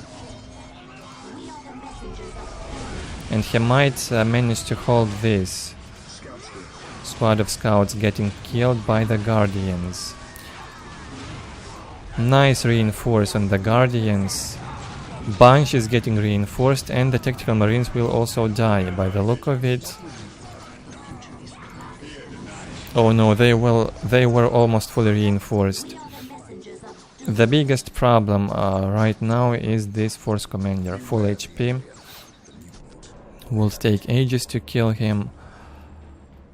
At your command.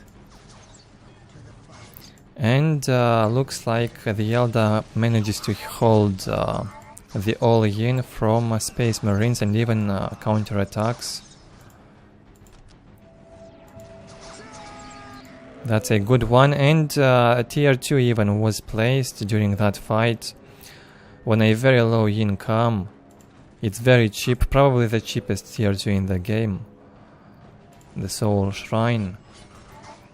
And not only is it a tier 2, it also is a armory, unlike any other race in vanilla. Huge economic advantage for the Eldar with this one, catching 2 rabbits at once. So he will get both armory and tier 2 upgrades for the infantry, and the ability to produce platforms. How can we help?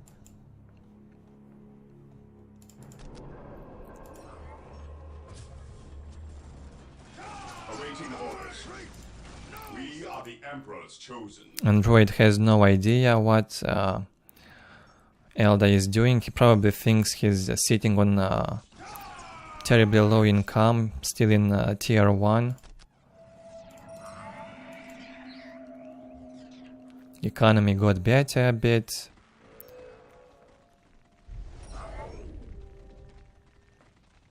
Eldar captures both points on the top side of the map. And probably getting those tier 2 upgrades now. Can also upgrade the Guardians. What would you have us Guardians with Warlocks do not have to be underestimated, always useful.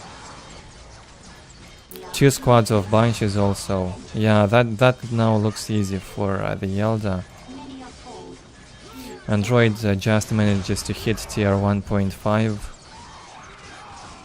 Won't have any upgrades. The Eldar can even skip upgrading the infantry and just go into tier 3 for the fire prisms.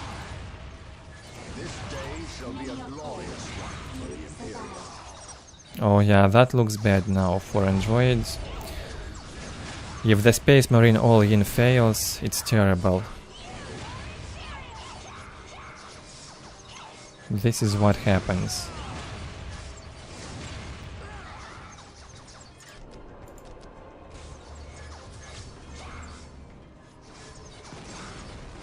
Solid game from InSANE. Now, why wouldn't you play like that against Orks? 2 squads of Banshees, Guardians and Farseer. Why would you only make Warp Spiders always?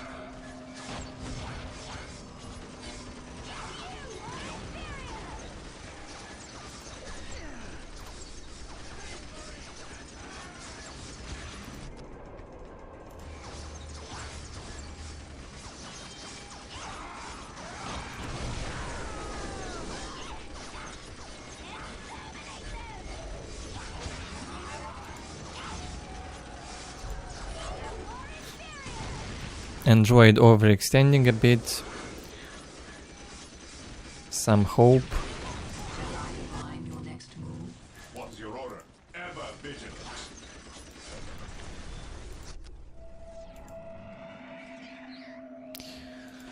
Eldar's economy increases to 110 to 10. He's got a lot of LP2s now upgraded.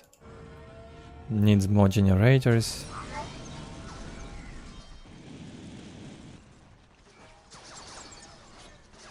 Yeah, terribly one-sided game as soon as the all-in failed from androids.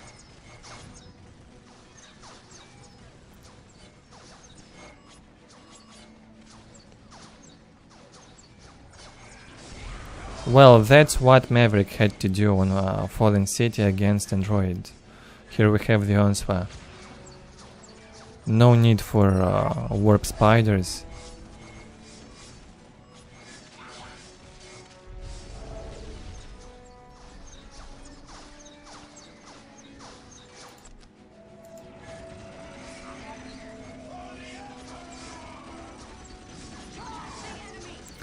Good to see both strengths and weaknesses on all the sides. It's very easy to learn that in vanilla with just 4 factions, unlike Soulstorm with 9 factions. Vanilla felt like a much more easier game, at least from watching it. I've learned a lot in this game by just watching the replays. I haven't played a single multiplayer game in vanilla.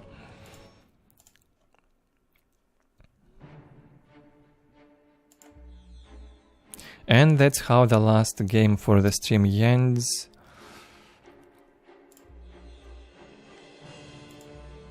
Economy lead in the end for InSANE. Good hold against Space Marines all in.